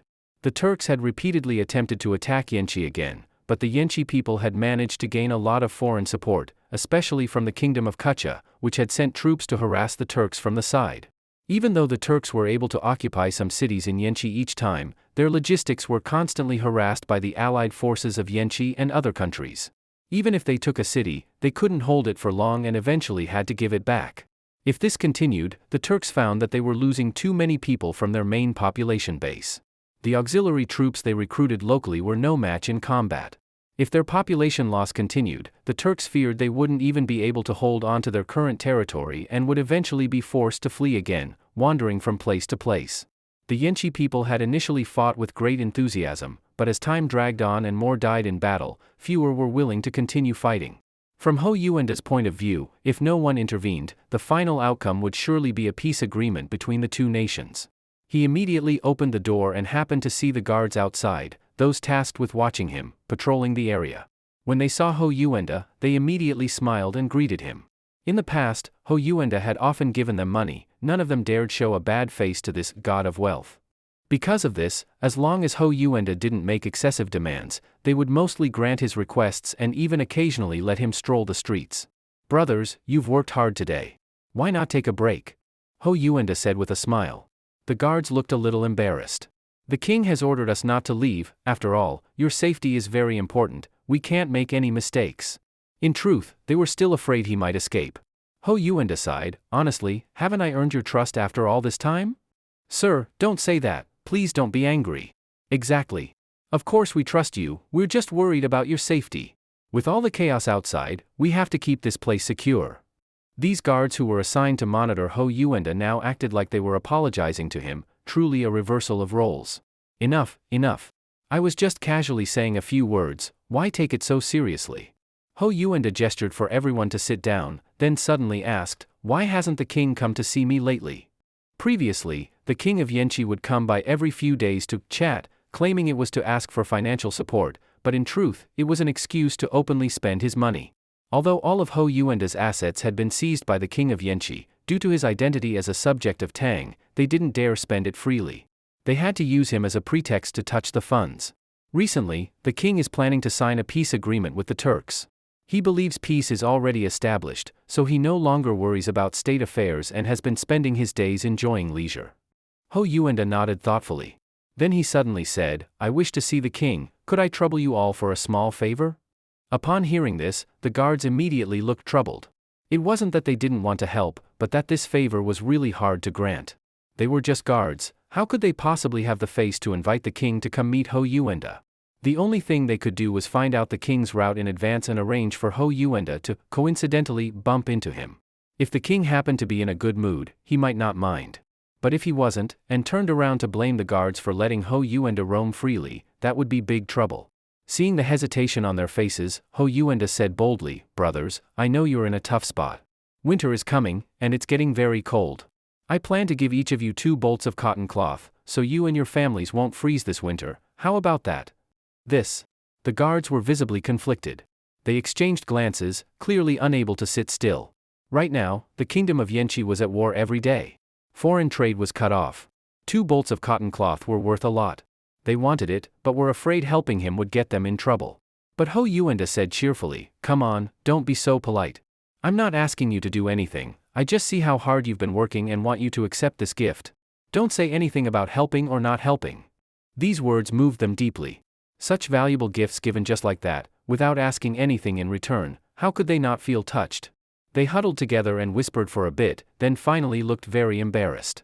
Sir, we can try to help, but whether or not you can actually meet the king depends on you. We can't do anything more. And please, you must promise, when the time comes, don't say we helped you. Yuenda smiled knowingly and patted his chest as he promised. Don't worry, everyone. I'm giving you this out of pure kindness. I'm not asking you for anything. And today, you never helped me at all. Hearing that, they were all relieved. Someone immediately brought out grape wine, and the group began chatting casually over drinks, never mentioning the matter again. Although Yuenda didn't mention it directly, he still managed to extract quite a bit of information through subtle questioning, gaining a general understanding of the current situation around the kingdom of Yenshi. The more he understood, the more confident he became that he could stop this peace negotiation. In the end, he pretended to be too drunk and said goodbye to the others to go rest. 3 days later, when the king of Yenshi went out on a parade with his consort, Yuenda, who had already been informed and made arrangements, seized the opportunity to pretend to, coincidentally, run into the king along his path. Your Majesty, what a coincidence! Yuenda loudly shouted in surprise on the spot. The king of Yenshi hadn't intended to pay attention but had no choice but to temporarily stop the carriage. So it's Mr. Ho. I just happened to pass by here, on my way back to the city. Would you like to ride along? The king of Yenshi said with false courtesy. He thought Yuenda would refuse, but unexpectedly, agreed immediately and without hesitation, getting into the carriage with him. Having said it, the king couldn't take it back and had to let him in. After boarding, Yuenda kept talking to himself. The king was distracted and responded half-heartedly. I heard that your majesty is planning to sign a ceasefire agreement with those Turkic savages to end this war? Yuenda suddenly brought up the topic. The king responded absent-mindedly. Yuenda didn't immediately express an opinion, he just sighed sorrowfully. I originally thought your majesty was a wise ruler, but now it seems you're no different from the common crowd. Well, so be it. The king of Yenshi was puzzled and looked at Yuenda, who then simply cupped his hands in a salute and said he was leaving. Wait! The king immediately stopped him and angrily questioned, what did you mean by that just now? Yuenda remained calm, completely devoid of the previous reverence and humility, and simply said, blinded by petty gains, ignoring the long term, and disregarding the bigger picture, your highness doesn't realize it. The king of Yenshi instantly flew into a rage, slamming the table and roaring, what nonsense! I've treated you well out of courtesy, not so you could think yourself above me. If I wanted, I could have you dragged out and cut into pieces right now. I'm not afraid of your Tang dynasty. As soon as he said this, the guards cooperated immediately, drawing their swords and stepping forward to intimidate. Even in the face of drawn blades, Ho Yuenda's expression didn't change. He stared back at the king, unmoving.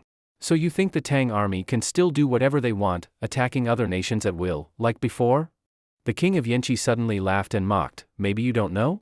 The Tang army failed in their campaign against the kingdom of Cheshir. They returned in disgrace and even declared publicly that they won't send troops again.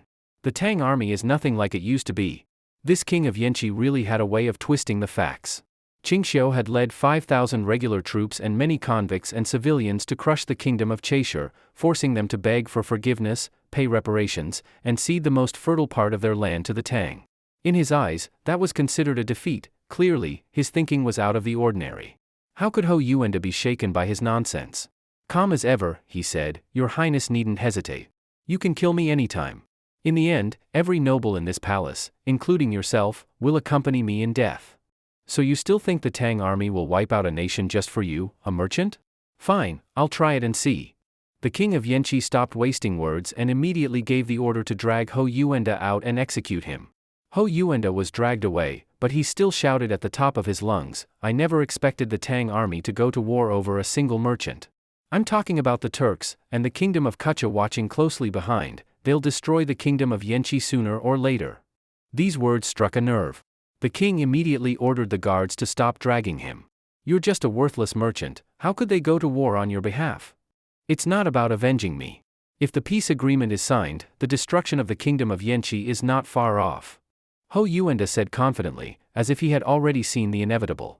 The king stared at him coldly and ordered, Keep talking. Ho Yuenda pushed away the guards, straightened his clothes, and then calmly sat opposite the king.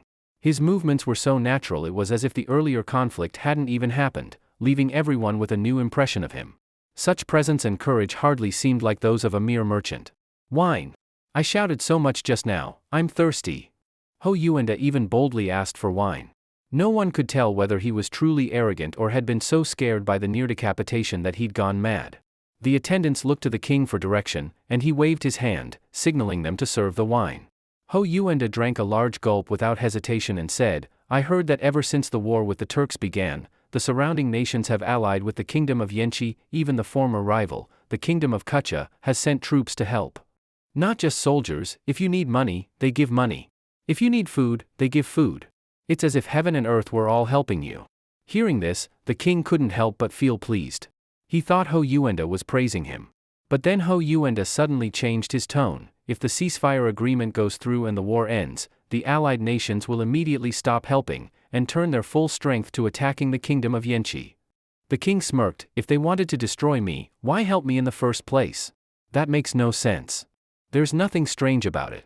As long as the Turks exist, and the kingdom of Yenshi is the first line of resistance, none of the surrounding nations want to see you destroyed, because then they'll border the Turks directly. Ho Yuenda's words struck a deep chord in the king. In an instant, he seemed to understand something he had long been confused about.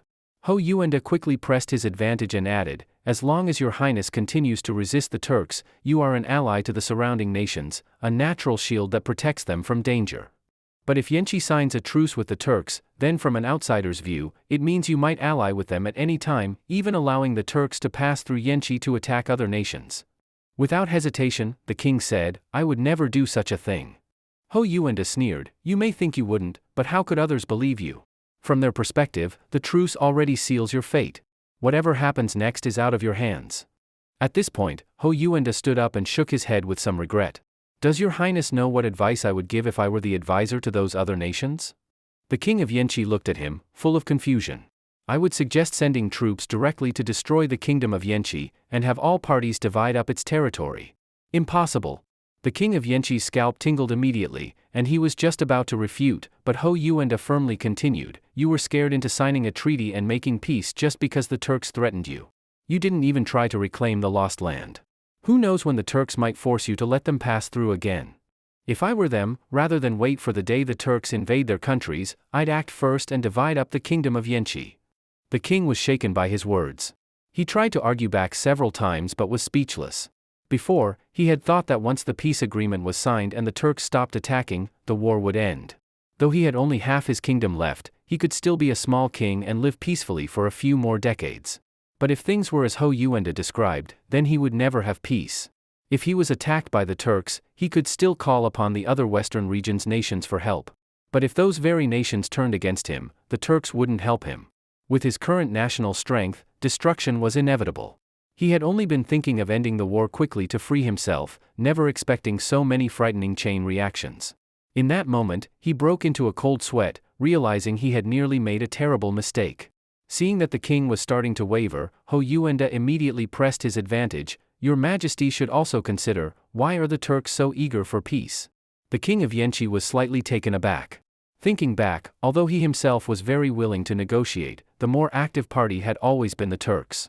They would send envoys every few days to push for peace, and if there was no progress, they would send troops, again and again. It seemed that they really were the ones most eager to end the war. Yuenda smiled and said, I come from the Tang heartland. Before this, they were at war with Tang for many years. Their main population once numbered in the millions, now they have fewer than 100,000. That's all they have left. That's why they want to stop the war as soon as possible, so their core population doesn't suffer more losses, weakening their fighting strength further. Then that means, during this period of war with them, I've already drained much of their strength. The king of Yenshi was overjoyed. Exactly. If the war continues for 2 or 3 more years, they'll be forced to flee back to wherever they came from, with fewer and fewer people left. These words completely shattered the king's desire for peace. Before, he had thought the country might collapse at any time, and regaining lost territory was a dream, so there seemed to be no option but to seek peace. But now, Yuenda not only told him that peace was the worst choice, but also that if he kept fighting, he would surely reclaim what was lost.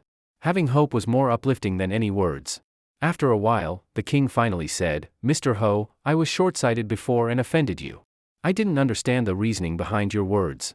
Indeed, we must not negotiate peace. At last, the king made up his mind. He stood up and bowed to Yuenda, admitting his mistake. Your Highness, now that it's come to this, you should know what to do, right? Yuenda said seriously, as I understand, you've already expressed to the Turkic envoys your intention to negotiate peace. Once they return, they'll surely spread the news far and wide. If it reaches other nations. The implication couldn't be clearer. The king immediately called over his subordinates and asked how long the Turkic envoys had been gone. They just left yesterday. They didn't depart immediately, they stayed the night to rest. They probably haven't returned yet, the subordinate replied. Only then was the king relieved. He gave a direct order. Send people immediately, detain all the Turkic envoys. Kill them all. Then send word to the Turks. If they want peace, they must either return all of Yenshi's territory or kill every last male in our country and occupy every inch of our land, only then can we talk peace. Otherwise, it's war to the death. Seeing the king so resolute, Yuenda was finally satisfied, though he kept a solemn face and declared loudly. Today's decision by His Majesty is the wisest and will surely save the kingdom of Yenshi. A few days later. The Turks had long heard that peace was imminent. The whole tribe celebrated with cheers. They had been at war for years and could finally enjoy some peace. And under the peace agreement, they were supposed to receive annual tributes from Yenshi. While they celebrated, the envoys who had barely escaped the Yenshi ambush finally returned to the Turkic heartland.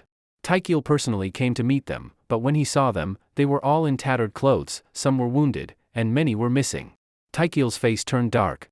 He questioned angrily, what happened? Did someone dare attack you? The envoys who had escaped death knelt in front of the Khan, crying, the Yenshi people broke the agreement. What did you say? Taikil could hardly believe his ears, but the bloody state of the envoys confirmed everything. One envoy wiped his tears and complained, that damn king, he agreed to peace talks, and we even had the treaty written up to bring back. But they sent people to ambush us halfway, stole the treaty, killed many of us, and only let a few of us return with a message. Taikil said nothing, but his expression was terrifying. Everyone could see how furious he was. What message did he send you back with? He said, if the Turks don't destroy the kingdom of Yenshi, killing every last man, then they will fight to the end, never stopping. Taikil could no longer contain his fury. He drew his blade and stabbed it into the ground, cursing. Damn those Yenshi people. No honor at all. They dared go back on their word. Do they think they can just toy with us? They said they'll fight to the death, until the last person is gone? Fine. Then we'll fight. From now on, whenever we take a city from Yenshi, kill everyone inside, man, woman, young or old. Even that wasn't enough to vent his anger. He added another order. Drag out all the old and young in our custody who had been treated kindly in the cities. Everyone was shocked on the spot. Of course, they knew what the Khan planned to do. Your Majesty, we've finally gained a foothold in the western regions and pacified the Yenshi remnants to prevent rebellion. If we start more trouble now, wouldn't it be inappropriate?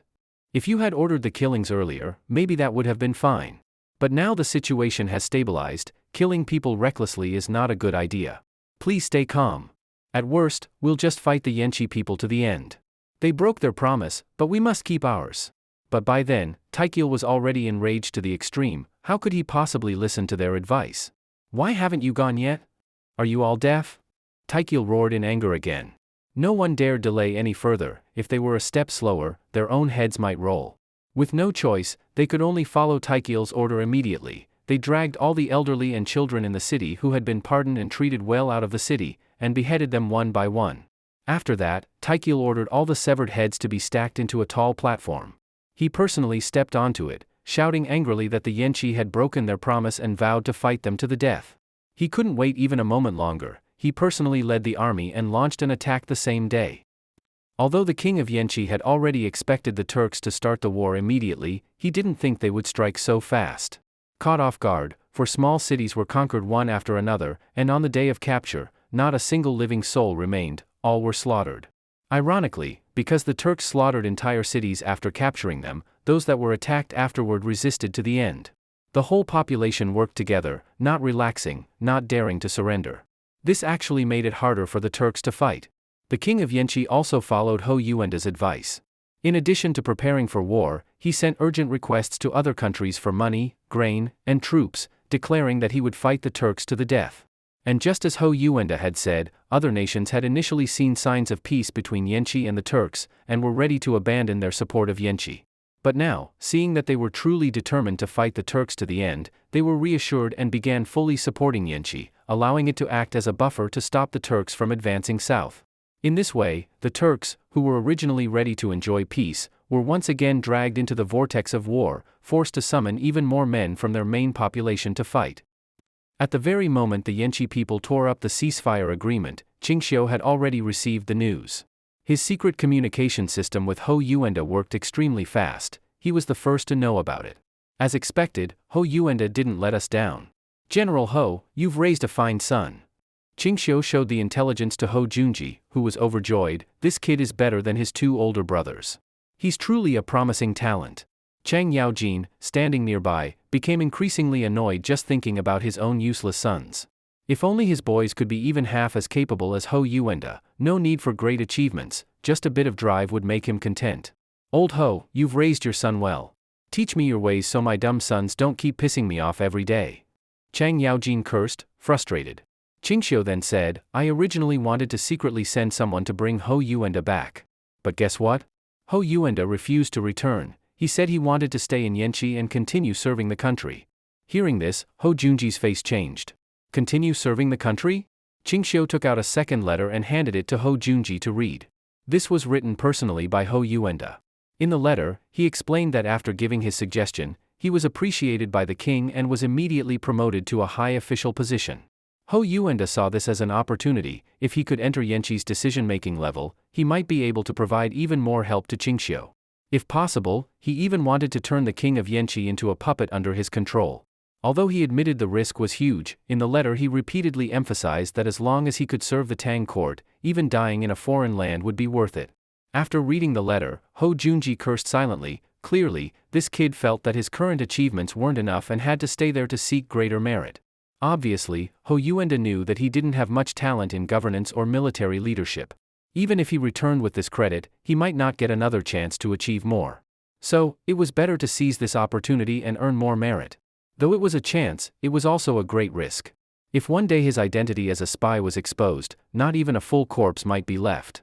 This is the path Yuenda chose himself. Even as his father, I can't interfere. Junji tore the letter apart and said firmly, if he dies there, it's his own problem. Good. General Ho, you're truly ruthless. Ching Shao began to admire him. Both father and son were ruthless men willing to do whatever it took, even sacrificing themselves to achieve their goals. I say, young Ching, old Chang can't understand something. Chang Yaojin stared at the map for a while, then suddenly asked, the western regions are so big, why stir up conflict between Little Yenshi and the Turks? With our current strength, we could wipe them both out. Chang Yaojin was indeed great at warfare, but when it came to politics and diplomacy, he was completely clueless. I've got a question for you, Uncle Chang. What kind of reputation do the Turks have in the western regions now? Ching Shao didn't answer directly, but instead asked back. They're hated everywhere. Everyone knows the Turks kill and burn as they go. Any country attacked by them ends up destroyed. Chang Yaojin summed it up well in just a few words. Ching Shao opened the map and motioned for everyone to come look. He wrote and drew on it while explaining how the countries and roads were interconnected. Only then did they realize that although the 36 states of the western regions looked like a chaotic mess, once you sorted it out, they were all linked by major roads. Though these nations lived around oases, each oasis had limited capacity. To survive, they couldn't rely on just their local resources. So their cities had to be built on roads that connected them with other nations. Only by trading goods could they meet domestic needs and maintain their people's livelihoods. The various countries in the western regions both invade and annex each other, and also engage in trade and communication. Both are indispensable. That's why their relationships are hard to define. When there's no external interference, they all want to annex each other to grow stronger and dominate the western regions. But when there's an external threat, they fear their neighbors being conquered, which would then lead to their own downfall. Shuiren was quick to catch on and immediately said, when someone like the Turks becomes a threat to all after annexing a nation, the countries of the western regions will unite, even setting aside past grudges to form an alliance. Chang Yaojin suddenly understood. He hadn't thought of that before. So that's how it is.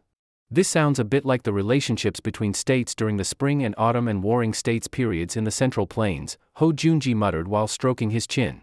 Ching Shao nodded. That's why, if we're too aggressive and too conspicuous in our actions in the western regions, it will inevitably cause the other countries to fear us, making it much harder to conquer the western regions. Not to mention that farther west lies the Abbasid Caliphate, a powerful nation no weaker than the Tang dynasty. If they all side with the Caliphate to oppose us, who knows how long it would take to establish control over the western regions. Though the Tang army was strong enough to be called invincible, they were still humans, requiring real food, supplies, weapons, and manpower, all of which could be lost. If the western regions turned into a constant drain on Tang's strength, and if the entire nation had to pour resources into it, it would defeat the purpose of controlling the region and could even weaken Tang's national power, leading to instability in the Central Plains. Everyone agreed with this point. But if we let the Turks become the invaders, stirring up chaos across the western regions, making the surrounding countries unite to fight against them, wouldn't that create a very different outcome? Ching Shao finally got to the key point. Now I get it. Chang Yaojin slapped the table. You're making them keep fighting so that the anti-Turk alliance continues to exist. While they're distracted, we can do whatever we want. Ching Shao quickly said, I wouldn't say, whatever we want. We're still far from having full control of the western regions, haha. Besides, if we keep them fighting, not only does it weaken the allied countries, it also wears down the Turks. When the time comes, wiping them out will be easy. Why wouldn't we do it? After hearing this series of interconnected plans, everyone couldn't help but marvel at Ching Shao's brilliant strategy. To wear down potential enemies without shedding a drop of blood, and to use the opportunity to secure a foothold in the western regions, this was genius. In my opinion, even the alliances and diplomacy during the warring states weren't more sophisticated than this. Shuiren said, never missing a chance to flatter.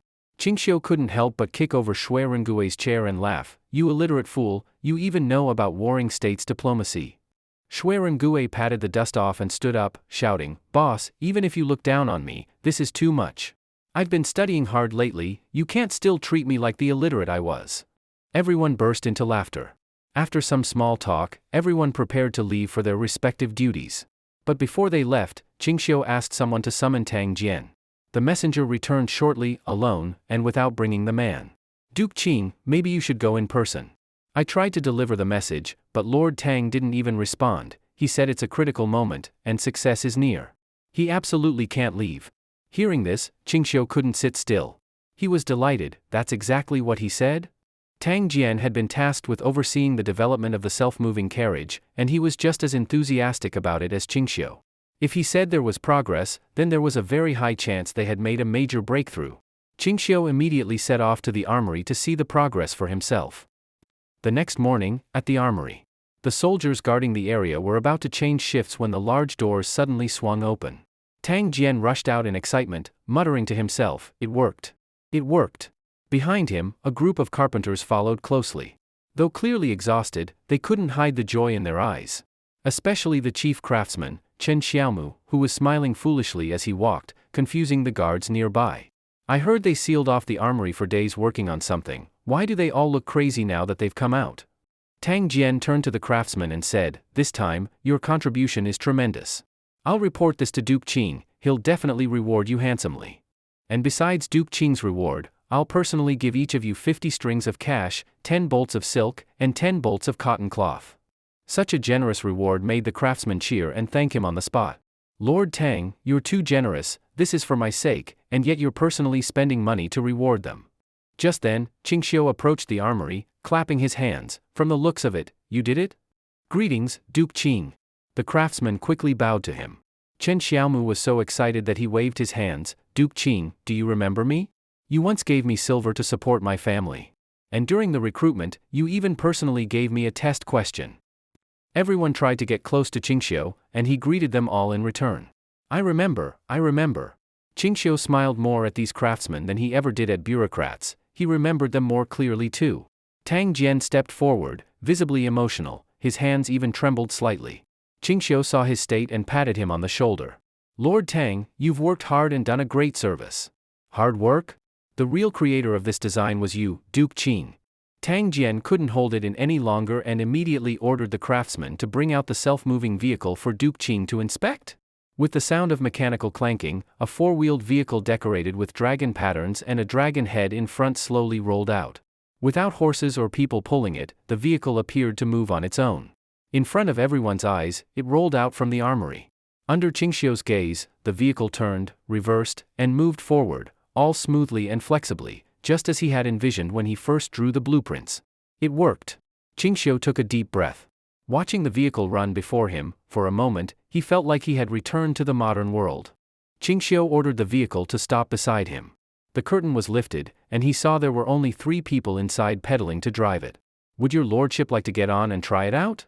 The coachman invited Ching Shao, who naturally got on without hesitation and asked Tang Jian to join him. Then the 3 coachmen started pedaling at the same time, and the vehicle moved again, gradually speeding up. In no time, it drove out, leaving behind the soldiers who were watching in shock. Good. Pulling back the curtain, Ching Shao felt the strong wind blowing in his face as the vehicle moved smoothly. It was truly nostalgic. At this speed, it's already comparable to an ordinary horse-drawn carriage. If 4 people pedal with full force, the speed can nearly match that of a top-quality warhorse galloping, but it's still not quite the same. Tang Jian spoke with a somewhat regretful expression. He had originally thought that this invention could directly replace warhorses on the battlefield, but with this speed, it still seemed far from sufficient. "That's normal, you must walk before you can run." Ching Shao wore a beaming smile. "We've already taken the first step. If we can walk, then we can run, even fly in the future." In that moment, all kinds of industrial creations filled Ching Shao's mind, things flying in the sky, swimming in water, and he suddenly felt there was nothing that couldn't be achieved. There was no lack of talent in the Central Plains, especially during the prosperous Tang dynasty. In that moment, Ching Shao's thoughts surged. He suddenly asked, "Lord Tang, in a short time, how many self-propelled vehicles can be produced?" Tang Jian couldn't help but ask, "By short time, how short?" 10 days. "Ah?" Tang Jian shook his head with a bitter smile. Even though they had successfully made one, they were still far from mass production. Even if they replicated their experience, 10 days wouldn't accomplish much, not even enough time to start crafting the parts. "Duke Qing, 10 days is too short. If you give me 1 month, maybe." Tang Jian hesitated, unsure how to respond.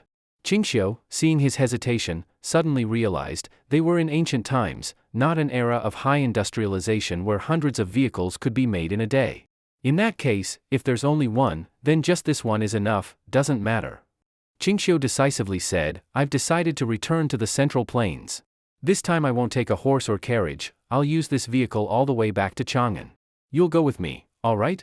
If Duke Qing needs me, I'll accompany you back." Tang Jian had only been in the western regions for less than 2 months.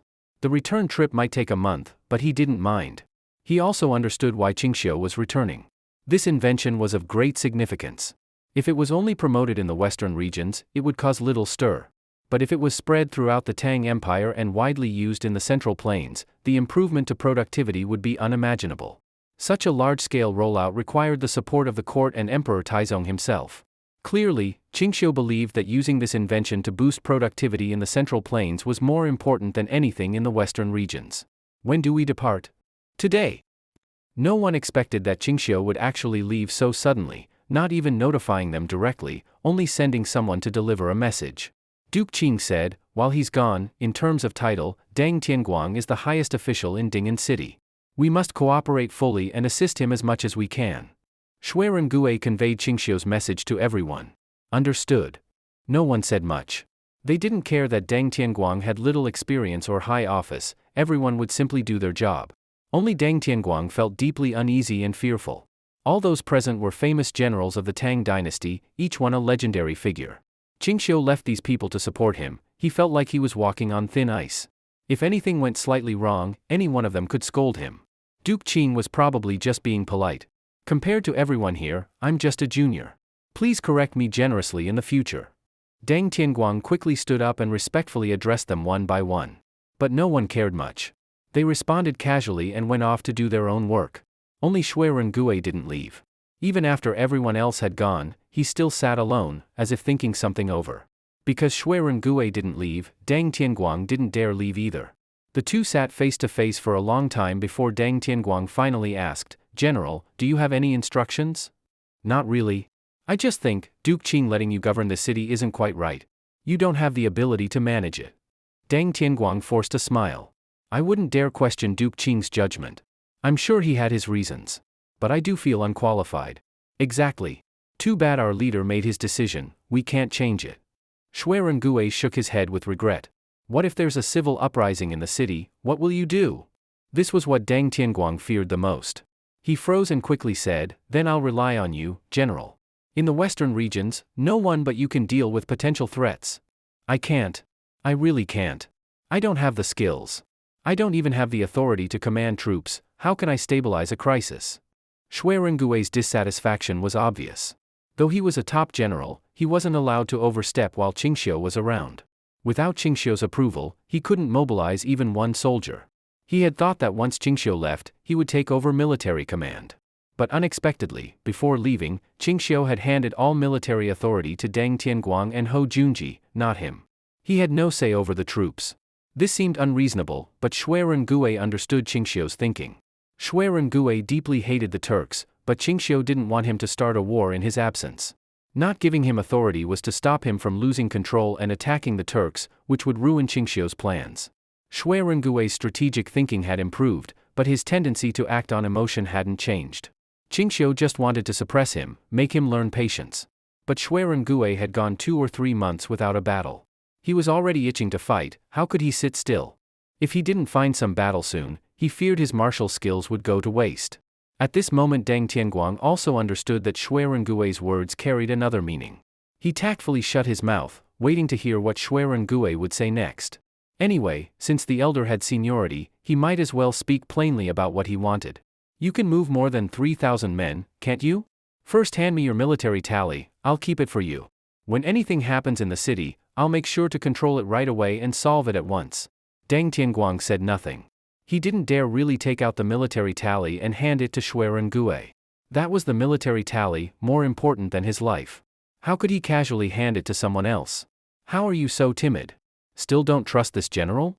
If one day there's a rebellion in the city, will you go lead the troops to suppress it yourself?" Shui Rengue pretended to threaten him. Then at that time I'll give the tally to the general. That should still be in time, right? Deng Tianguang said weakly, "If the general truly insists, perhaps I should first write a letter, send a writer to Duke Qing, and as soon as he approves, I guarantee I'll hand the tally over to you immediately." "No need." Shui Rengue was not afraid of the emperor, but when it came to Ching Shao he truly felt uneasy. If Ching Shao found out he had tried to trick his way into getting military authority, that would be a serious matter. "How about this then, you first lend me over 1,000 men to use. You move the tally, but in your name order me. How about that?" Shui Rengue thought of another idea. Deng Tianguang nearly spat blood. Since Shui Rengue couldn't borrow troops from Hou Junji, he had set his sights on pestering him, determined to borrow the soldiers under his command. General Shui, before leaving Duke Qing warned again and again, never lightly start war with the Turks, and never casually attack other countries. "If you," Shui Rengue said, "don't rush. He casually took a long ruler and pointed at the map hanging on the wall, sketching out a shape. Although he didn't explain, Deng Tianguang took one look and quickly understood Shui Rengui's intent. Is this feasible? As long as you give me the troops, why wouldn't it be feasible? I'm telling you, here in the western regions, if you give me 1,000 or 2,000 Tang elites, there's nothing I can't handle. Nothing is troublesome. Besides, you also want this solved quickly, don't you? Shui Rengui's proposal was truly hard to refuse. Deng Tianguang thought carefully for a moment. How long would it take? At most 2 months, 1 month. Seeing Deng Tianguang's uneasy expression, Shui Rengui quickly changed his words. Don't worry, 1 month is enough. Duke Qing won't be back. Then, all right. Deng Tianguang hesitated for a moment, then personally wrote an order and took out the military tally. Shui Rengui's eyes lit up at the sight, and he immediately reached to take it. Deng Tianguang quickly pulled his hand back. General Shui, I'm placing my whole career in your hands. I know, just give it to me first. Shui Rengui was impatient. Deng Tianguang was still uneasy. I know General Shui is brave and unmatched, but this fight doesn't seem so easy. Even if you don't win and only draw, I'm afraid. What nonsense, against that trash, how could I lose? Shui Rengui didn't want to talk more. He snatched the tally from Deng Tianguang's hand and strode straight out.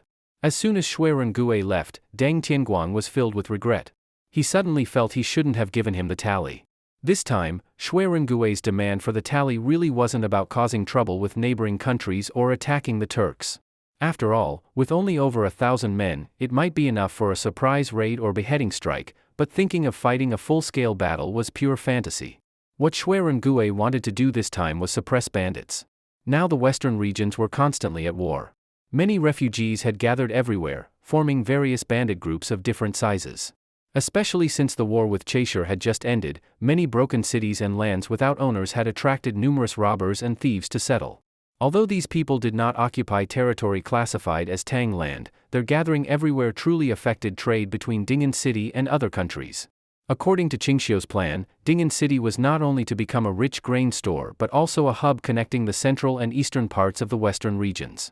With bandits entrenched everywhere, merchants dared not come. How could commerce even be discussed?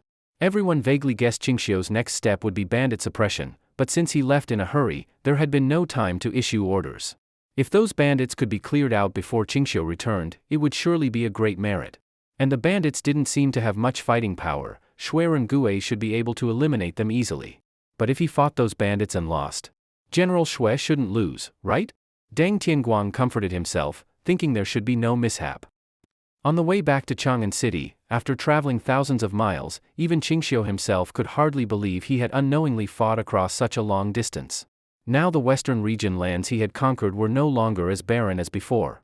Everywhere he went he could see well-plowed fields, farmers tilling, merchants bustling about. Even many deserts had been planted with saxaul and low shrubs. Even when the wind blew strongly, it no longer filled the sky with sand as before. This too was Ching Shao's achievement. He required farmers in their free time not to perform corvée labor but to plant saxaul and shrubs in the desert according to his planned locations. Moreover, aside from the farmland he required them to cultivate. For every extra acre they planted he would reward them with an acre of farmland. At first they all thought Ching Shao was wasting his efforts. Planting saxaul in the desert, neither edible nor economically useful. But over time they discovered that planting saxaul in the desert could actually store water in the soil and stabilize the sand, gradually turning it into soil and allowing shrubs to grow too. With these plants as a base, more and more desert gradually turned to greenland, and the improved climate directly affected crop yields. Only then did they understand that Duke Qing's vision and methods were far beyond what they had imagined. On the outskirts of Gaochang, Ching Shao's party had already left the western region's border and was about to enter the narrow corridor of Heshi. In his group, everyone else rode horses. Only Ching Shao and Tang Jian stayed in the self-propelled vehicle, driven by 4 men at once. When Ching Shao and Tang Jian were idle or in the mood, they would personally drive the vehicle themselves. The vehicle's durability turned out far better than Ching Shao expected. He had prepared himself for it to fall apart before leaving the western regions. Yet unexpectedly, even upon entering the Heshi corridor, the vehicle was still holding up well. Brothers have done their best. Reaching this stage is already great, and it can still be improved further.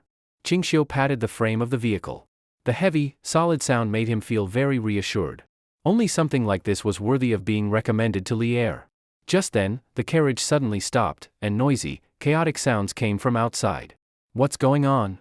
Ching Shao lifted the carriage curtain and looked out. He saw everyone in a flurry of activity. Duke Qing, there's been a small incident. It might delay us a few days, so please don't worry. The coachman came to report, the gorge ahead is blocked, we can't pass through for now. A gorge can get blocked? Ching Shao found it hard to believe and immediately got out to see for himself.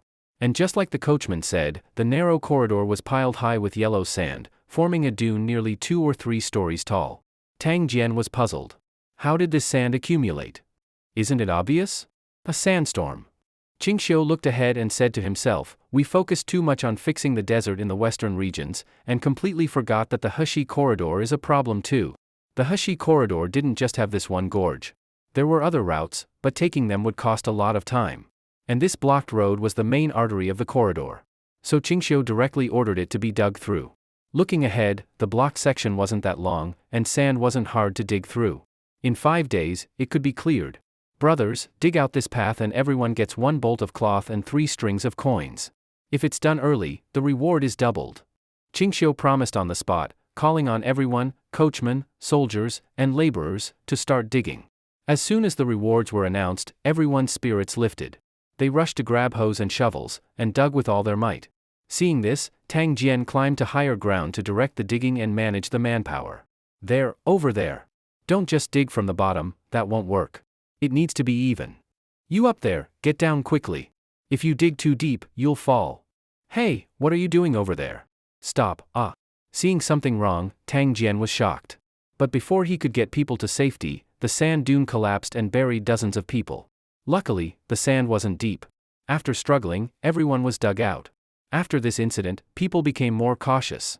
No more careless digging. Under Tang Jian's instructions, everyone was assigned tasks. Seeing that it would take a few days to finish, Ching Shao wandered around nearby out of boredom. Originally, the guards were busy digging. But when they saw Ching Shao walking alone, they reluctantly stopped digging to follow and protect him. Even though Ching Shao repeatedly said he didn't need protection, they wouldn't leave his side. They were loyal. Ching Shao promised each of them several bolts of cloth and 1,000 coins.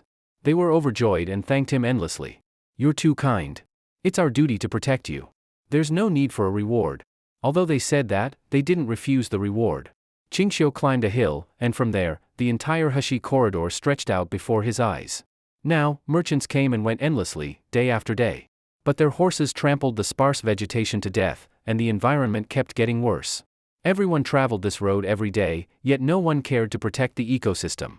Worse, nearby herders were overgrazing. The already scarce grasslands were becoming more and more barren.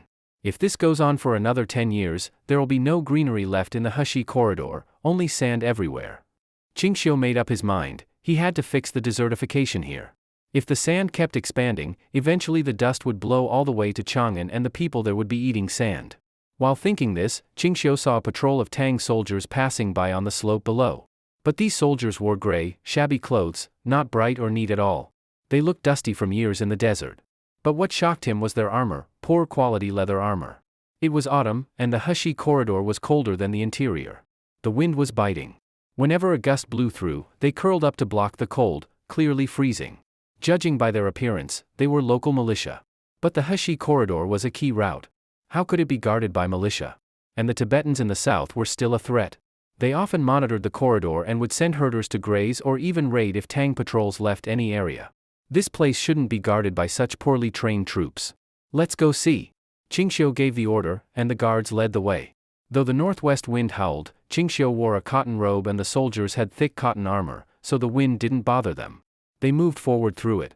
Those militia soldiers could barely block the wind in their leather armor. They huddled against the rock wall, shivering. As they saw armored figures approach, they shouted in alarm and raised their weapons, preparing to fight.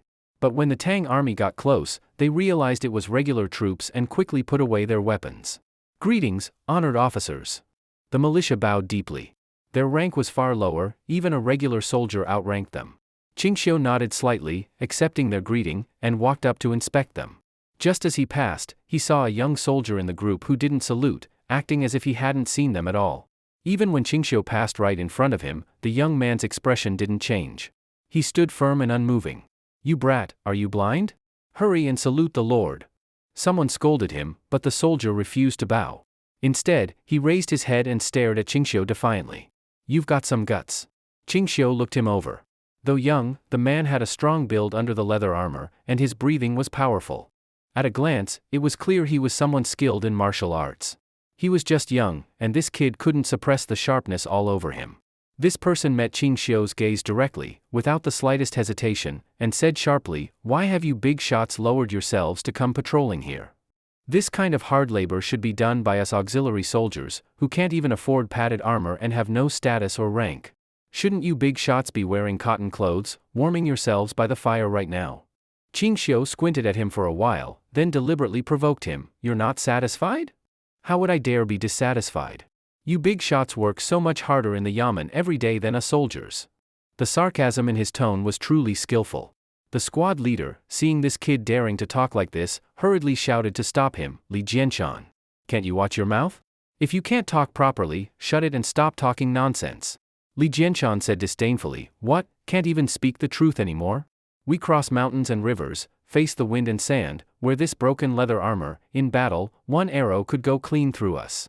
These guys are completely useless, with their pale, clean faces, clearly never seen a battlefield, yet they get to wear such nice clothes.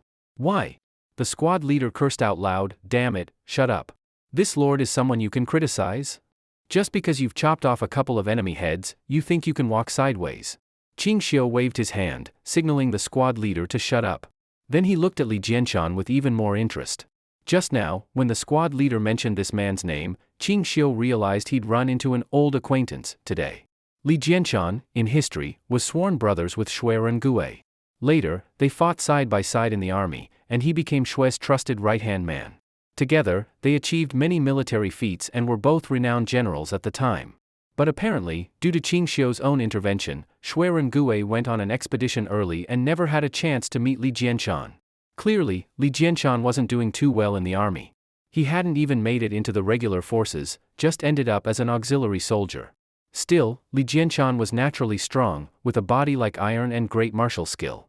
Even if no one knew how he ended up in such a situation, meeting Ching Shao today was definitely his lucky break. "You seem to think you're better than me, Li Jianshan?" Ching Shao asked with a smile. Li Jianshan clearly didn't recognize the famous Ching Shao standing before him. He just saw a rich young master, someone clearly not in his league, and blurted out, "Damn right. Don't blame me for being rude, but with your body, I could take on 10 of you." The guards behind Ching Shao couldn't take it anymore and were about to step forward to teach him a lesson, but Ching Shao stopped them. "Bullshit. Talking to the Lord like that, how dare you run your mouth?" The soldier originally wanted to reveal Ching Xiao's identity to pressure him, but Ching Xiao signaled it wasn't necessary. "I find this young man quite interesting. I haven't stretched my muscles in a while either." Ching Xiao looked him up and down. "Since you think there's no place in this world for you and that all those in power are useless, how about you and I have a match?" "No need." Li Jianshan flatly refused without hesitation. Everyone around couldn't help but laugh out loud at this. This kid had been so arrogant just moments ago, talking like no one was a match for him. And now that Ching Shao had personally invited him for a bout, he chickened out? Li Jianshan, seeing everyone laugh, said with disdain, "Yeah, I'm scared I won't be able to hold back and slap him to death. Then I won't be able to avoid the blame." Even his fellow soldiers couldn't keep a straight face and started teasing. "Bro, if you don't dare, just say so, no need to act tough. Yeah, your skills are a bit better than ours, but that doesn't mean you're invincible. If you're scared, just admit it, what's with the act?" Even though everyone was egging him on, Li Jianshan ignored them completely. He leaned back and pretended not to hear a thing, treating their words like barking dogs. This kid couldn't be swayed by others so easily, mentally strong enough, at least not easily provoked. Now Ching Shao was even more interested in him, no wonder Li Jianshan achieved so much in history. If it's just fighting, that's no fun. How about we make it more interesting with a wager? Ching Shao spread his arms. "Let's have a friendly match. If you win, I'll give you this cotton robe, how about that?" That caught Li Jianshan's attention.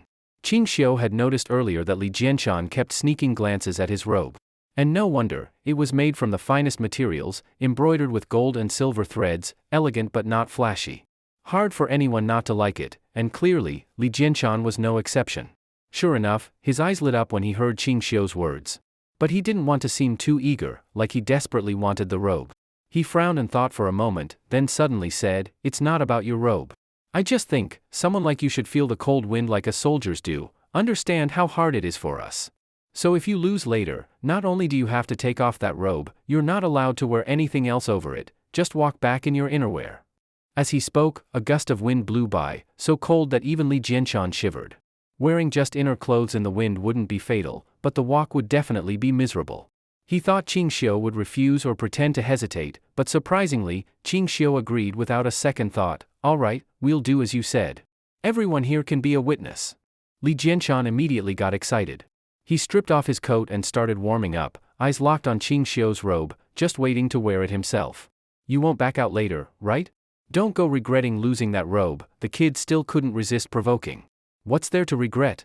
If I lose, I won't even deserve to wear it. Even if you don't want it, I'll throw it away myself. Ching Shao replied with a faint smile. Good. A man should know his worth. Seeing Li Jianshan so arrogant, even Ching Shao's guards, not to mention his fellow soldiers, couldn't stand it anymore. One guard tried to dissuade Ching Shao, with your status, fighting him might be beneath you, no? Why not let us take care of him for you? Ching Shao waved them back, thinking to himself, you guys wouldn't stand a chance anyway. We're doomed, we're doomed. Li Jianshan, you've dragged me into a mess.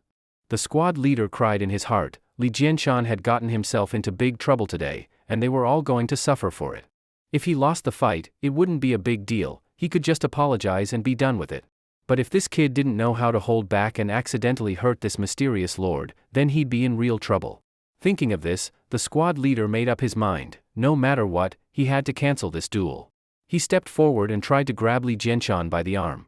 Although the squad leader wasn't as skilled as Li Jianshan, he was still his superior. Li Jianshan didn't act out of line. He didn't resist when grabbed, but just stared and asked, what? You little brat don't know what's good for you, trying to cause trouble today, huh? If I don't straighten you out today. Ching Shao couldn't bear the duel being interrupted again and again. He shouted on the spot, stand down. If anyone else tries to stop it, don't blame me for being rude.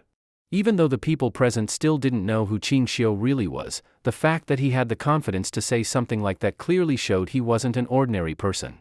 The squad leader groaned internally, but didn't dare say anything. He could only obediently step aside. Before leaving, he still whispered a warning to Li Jianshan not to go too hard. If you mess up today, we might all get dragged into trouble because of you. Watch yourself, understand?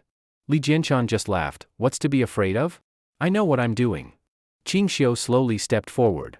Li Jianshan frowned. Aren't you going to take off your robe first? By now, he already thought of Ching Shao's robe as his own and was afraid of accidentally ruining it during the fight. No problem. If you're confident you can beat me, even if this robe gets torn, I'll give you 10 more. Ching Shao said casually. Li Jianshan snorted disdainfully. Then you go first. How could Ching Shao make the first move? He just smiled faintly and paced around, staring at Li Jianshan to provoke him. At first, Li Jianshan held himself back. But seeing that Ching Shao had no intention of making a move, and with the wind getting stronger and colder, he was truly annoyed. Then I won't be polite. He muttered, then charged forward in big strides, raising his fist and swinging it straight at Ching Shao. This attack looked like a straightforward punch, but Li Jianshan had a trick up his sleeve. He didn't use his full strength and was carefully observing Ching Shao's movements. He looked reckless, but he was actually testing whether Ching Shao really had any skills. Of course, Ching Shao saw through this trick. He casually shifted his body and narrowly dodged the punch by a hair's breadth. Good speed. Li Jianshan didn't expect Ching Shao to be so fast. But he was prepared. While Ching Shao was dodging, he reached out with his other hand, aiming to grab him. In his mind, Ching Shao wouldn't be able to dodge this one. As long as he grabbed him, he could use the momentum to flip him over and finish the fight in one move. Just when he thought there was no way Ching Shao could counter, his grab caught nothing but air. He froze, and only realized afterward that Ching Shao had dodged again by just a hair. Ching Shao grabbed Li Jianshan's wrist and gave it a gentle push, immediately dispersing his strength and forcing Li Jianshan to stagger backward. Damn! Even the onlookers had assumed Ching Shao would be thrown to the ground, but to their surprise, after a blur of movement, it was Li Jianshan who was pushed back. What just happened? Did you see it clearly? Did Li Jianshan trip on something? That shouldn't happen. I think this lord clearly knows some martial arts. We can't underestimate him. Li Jianshan stood stunned for a while. He felt like his punch had hit water, no effect, and all his strength was neutralized. How did he block that? Frustrated, he heard the crowd whispering and felt embarrassed. With a roar, he charged again. This time, he didn't attack right away. Since Ching Shao was fast, he decided to get close first, then punch when Ching Shao had no room to dodge. But unexpectedly, Ching Shao had no intention of retreating. Instead, he raised his own fist and charged straight at him. Li Jianshan was secretly delighted. This was exactly what he wanted. I was just worried you wouldn't fight me. He poured all his strength into his fist and aimed it straight at Ching Xiao's chest. Normally, he'd aim for the face, but he didn't want to risk killing Ching Shao, so he aimed for the chest instead. Ching Shao also raised his fist. Instead of targeting a weak spot, he directly aimed to meet Li Jianshan's fist head-on. Everyone could clearly see their movements. No one expected Ching Shao to be so bold. Li Jianshan was incredibly strong, even veteran soldiers didn't dare to compete with him in brute force. Just when everyone was sure Ching Shao would be knocked back, the two fists collided heavily, and one of them staggered backward, almost falling. Looking closely, it was Li Jianshan. He was knocked back by one punch, and his entire arm went numb. He couldn't even clench his fist. His whole body trembled from pain, but he gritted his teeth and endured it in silence. No one had expected that Li Jianshan would be the one knocked back. Before they could even react, Ching Shao stepped forward again. Before Li Jianshan could respond, he landed a heavy punch on his chest, sending him flying. Thud. Li Jianshan crashed to the ground, his chest feeling like it was crushed by 10,000 pounds. He almost couldn't breathe. Everyone watching was dumbfounded. This was the exact opposite of what they expected, a complete reversal. Cough cough. Li Jianshan finally managed to catch his breath, but every breath felt like knives cutting through his chest. How is it? Ching Shao slowly walked up, standing above him, backlit by the sun.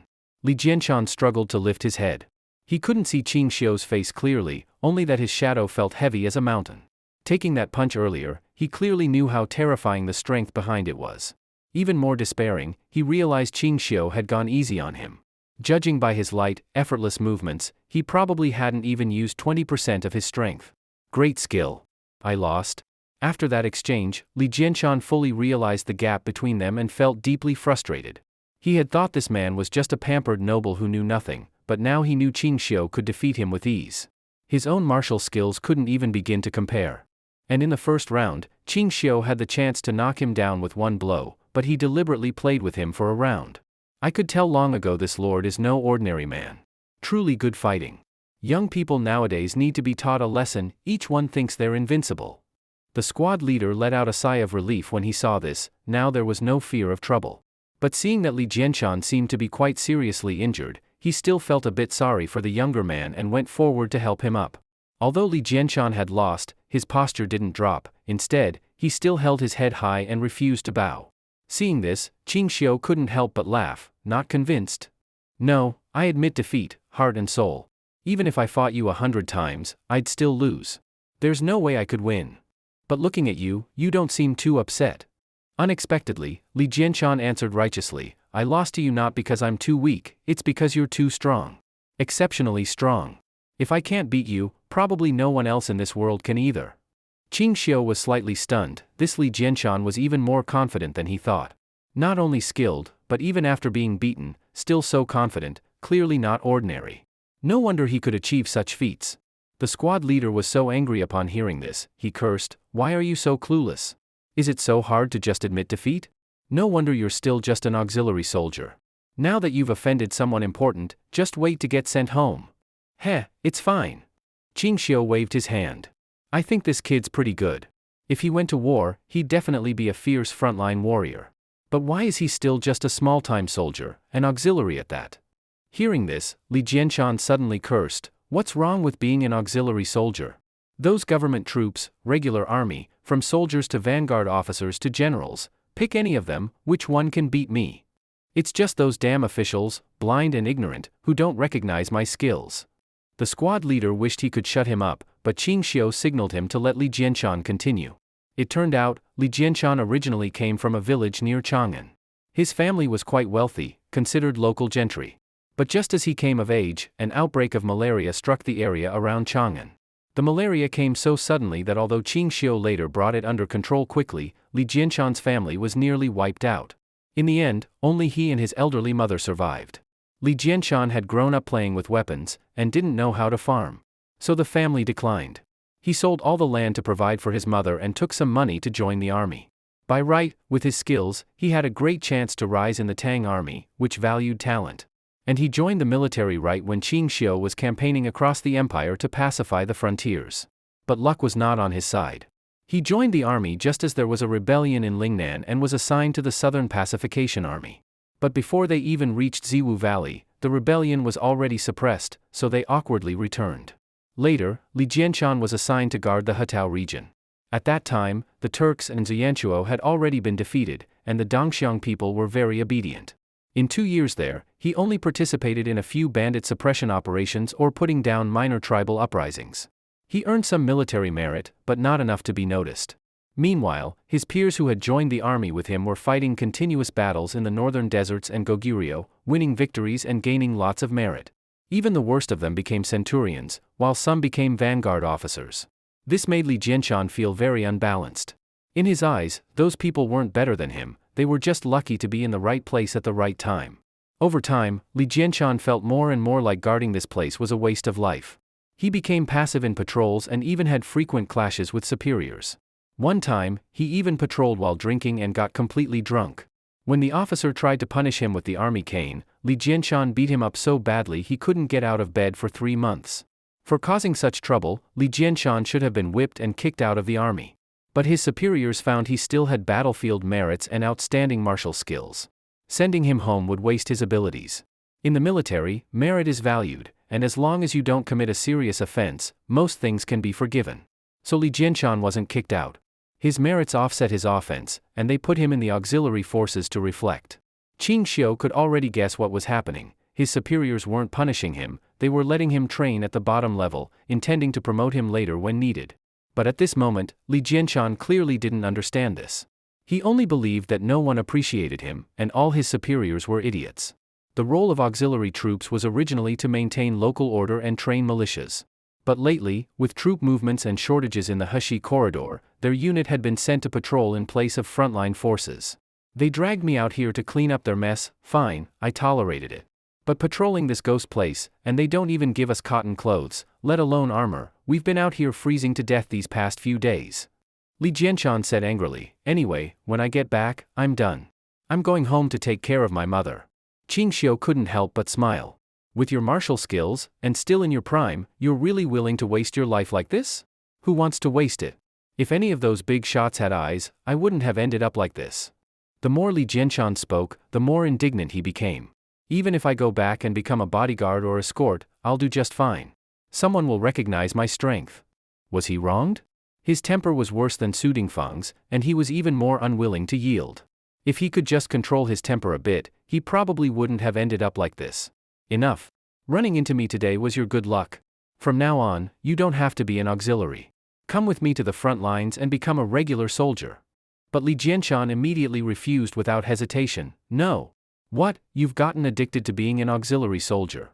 What's the point of going to the front lines? Now all sides have submitted, the empire is at peace, there's no war to fight. It's just moving to another place to waste my skills. Li Jianshan said indifferently. Ching Shao frowned, who told you the world is at peace? That's just because the great enemies around the central plains have been defeated. But far away in the western regions, people are still needed, isn't that enough for you to show your skills?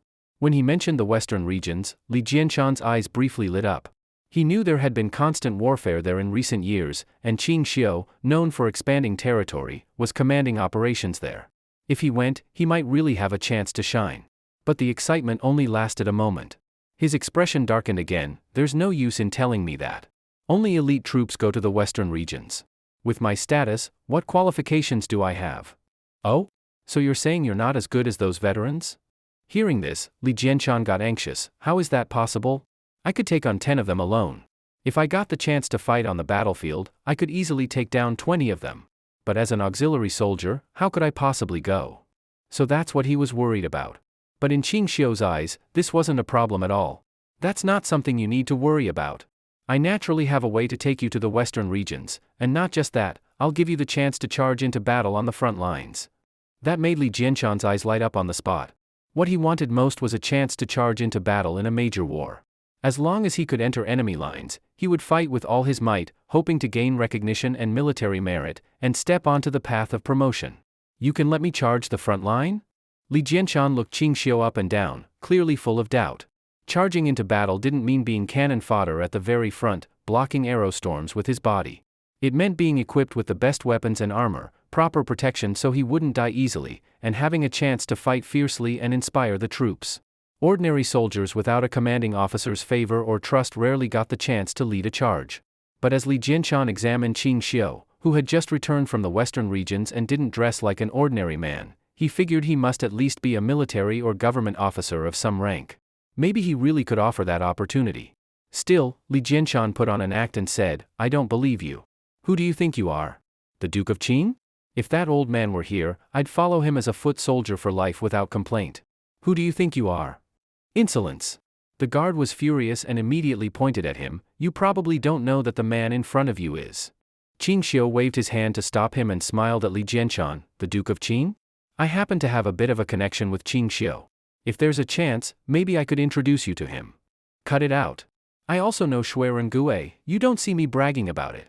Of course, Li Jianshan couldn't possibly imagine that this plain-looking young man in front of him was actually Ching Shao himself. He just scoffed at his words. "Oh? How do you know Shui Gue?"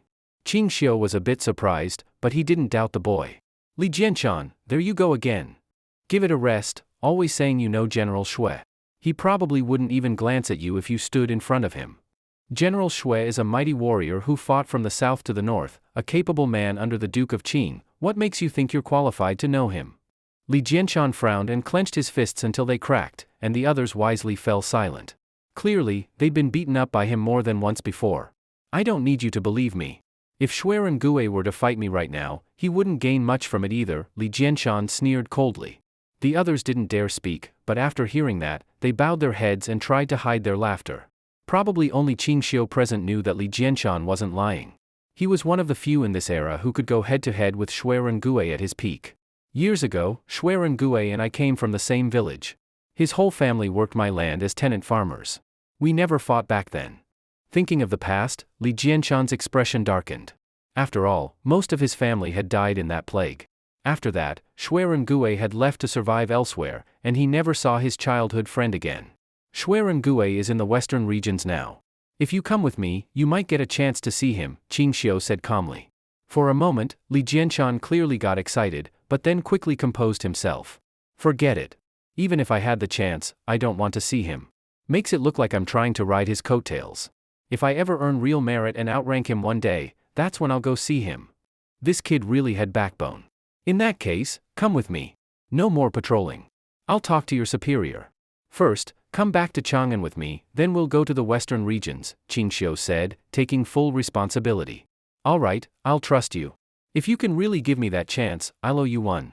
Li Jianshan didn't hold back. Ching Xiao's guards were even more disdainful when they heard this. "A favor? You say it so lightly, this is the kind of support that could make you rich and famous."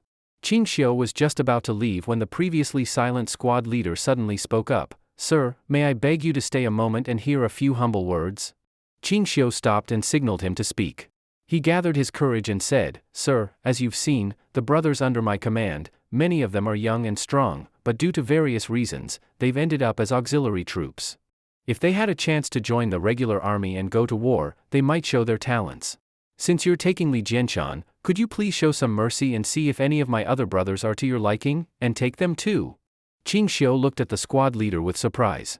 He was older, over 40, still sturdy, but at that age, it would be hard to fight off young warriors on the battlefield. He was probably a regular soldier who had been demoted to the auxiliary unit. Clearly, he knew that wasting time here was wasting life. The brothers behind him were clearly touched. They hadn't expected that this old squad leader, who was usually harsh and scolding, would now selflessly think of them. Seeing Ching Shao stay silent, the squad leader quickly added, "Even one would be enough. I don't dare ask too much." "All right." Ching Shao stepped forward to take a closer look, but he couldn't help frowning. There were reasons why these men weren't in the regular army. Their bodies were clearly thin and weak. They couldn't even fill out their leather armor, let alone wear metal, making it hard to choose anyone. After carefully selecting, Ching Shao only chose a few that met his standards to take with him. As for the others, he really couldn't take them. "It's not that I don't want to choose you, sending you to the battlefield would only harm you." Ching Xiao's words of advice made the dejected ones force a bitter smile and respond faintly. They had no other choice. The camp wasn't far from there. Ching Xiao brought the few with him back, but didn't let them stay idle. Each was handed an iron shovel and sent to dig sand. just as manpower was needed. Li Jianshan stared at the shovel thrown to him in disbelief. Just a moment ago, he had fantasized about standing at the front of thousands of troops, charging into enemy lines at a command, fighting through the enemy ranks with ease. But in reality, they gave him a shovel, telling him to work like a laborer, covered in dust. Is this man really here to help me? Li Jianshan couldn't help but doubt. Although being an auxiliary soldier before wasn't glorious, at least he didn't have to do this kind of grunt work. He felt resentful, turned to glance at Ching Shao, and noticed that many people around showed him great respect, greeting him as he passed. Ching Shao continued giving orders, even dispatching some men to guard the surrounding area. He specially instructed, if any Tubo, Tibetan, soldiers were spotted, kill them on sight, and if they couldn't win, retreat and call for reinforcements. Li Jianshan watched as Ching Shao sent others into action, yet he himself was not included. He felt stifled. This man clearly has some status, and many capable men under him. If I don't prove myself, I'll just end up doing chores forever. With that thought, Li Jianshan threw away his shovel, thought up a few lines in his head, and was ready to go talk to Ching Shao. But just as he tossed the shovel aside, an old soldier nearby immediately barked at him. Where are you going? Just dug a few times and already slacking off? You new recruits get sneakier every day, pick it up. Li Jianshan acted like he didn't hear, not even looking at the old soldier, walking straight toward Ching Shao. The old soldier didn't expect this new guy to ignore him and rushed forward to grab him. Are you deaf or what?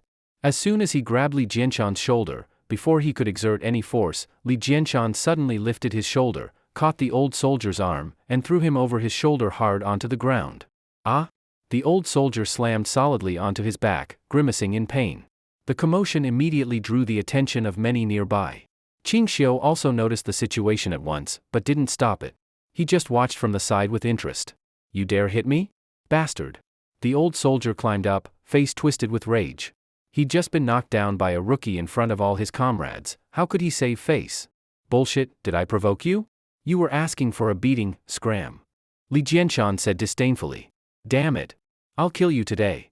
The old soldier flew into a rage, raised his fists, and lunged at Li Jianshan.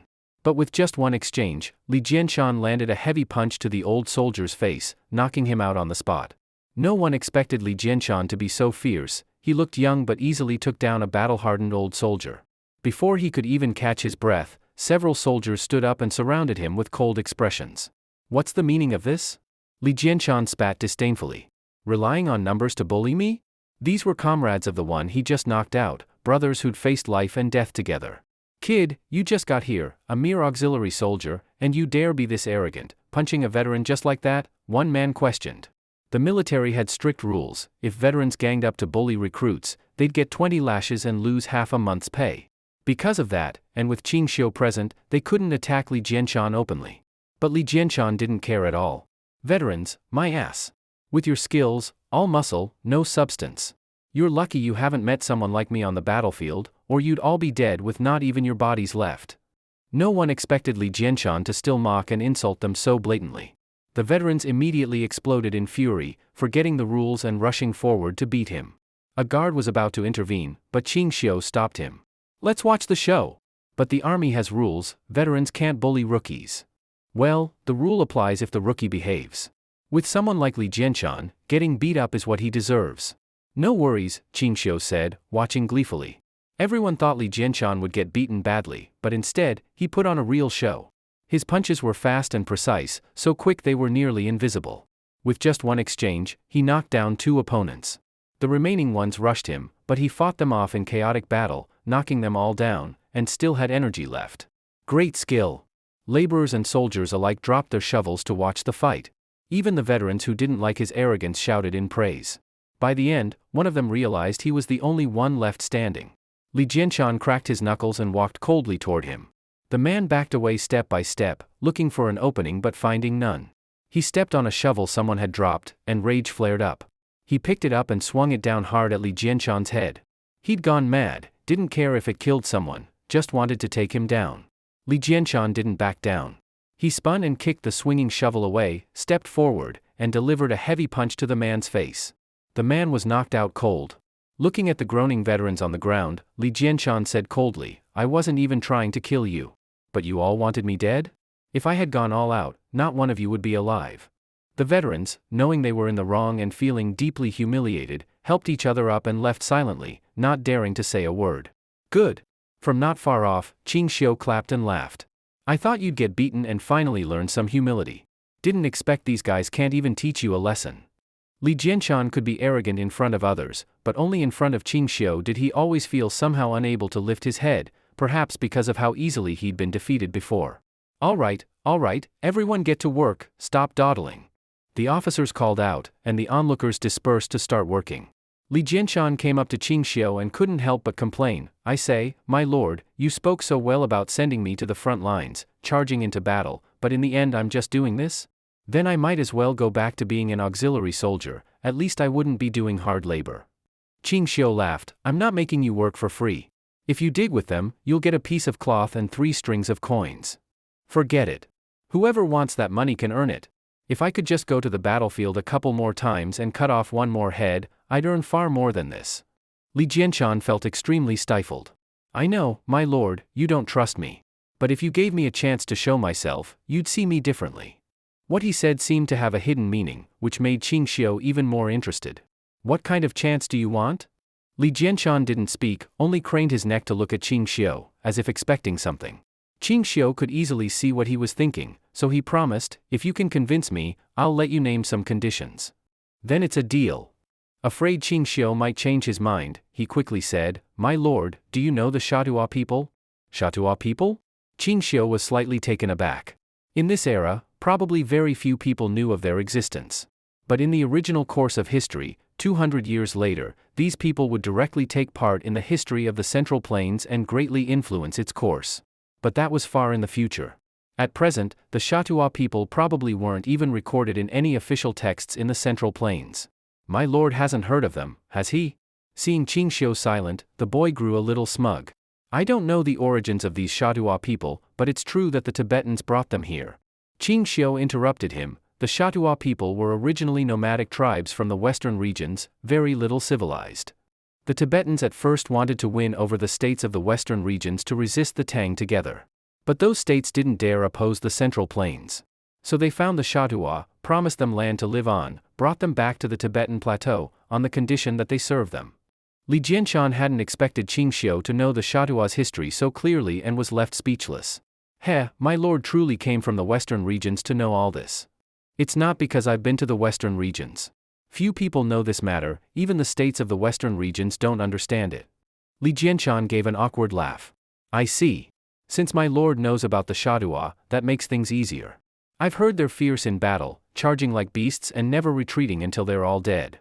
Although these Shatua haven't fought the Tang army yet, I've heard that with their help, they've forced Nepal to bow down and even driven back Indian troops step by step. Li Jianshan spoke with excitement, but Ching Shao was truly surprised. Where did you get this information, boy? Li Jianshan grinned, finally having something to boast about. Isn't it from wandering the Heshi corridor for years? Eventually you pick up some intelligence. This isn't ordinary information. Ching Shao didn't ask further. But why are you bringing up the Shadua to me? Li Jianshan had been waiting for Ching Shao to ask this. Overjoyed, he immediately said, these Shadua are currently stationed in the Lianshan Mountains. Look in that direction. Li Jianshan pointed to the distance, where an unbroken stretch of mountains lay. That direction was the boundary between the Heshi corridor and Tibetan territory. At the foot of the mountains was a barren grassland pasture.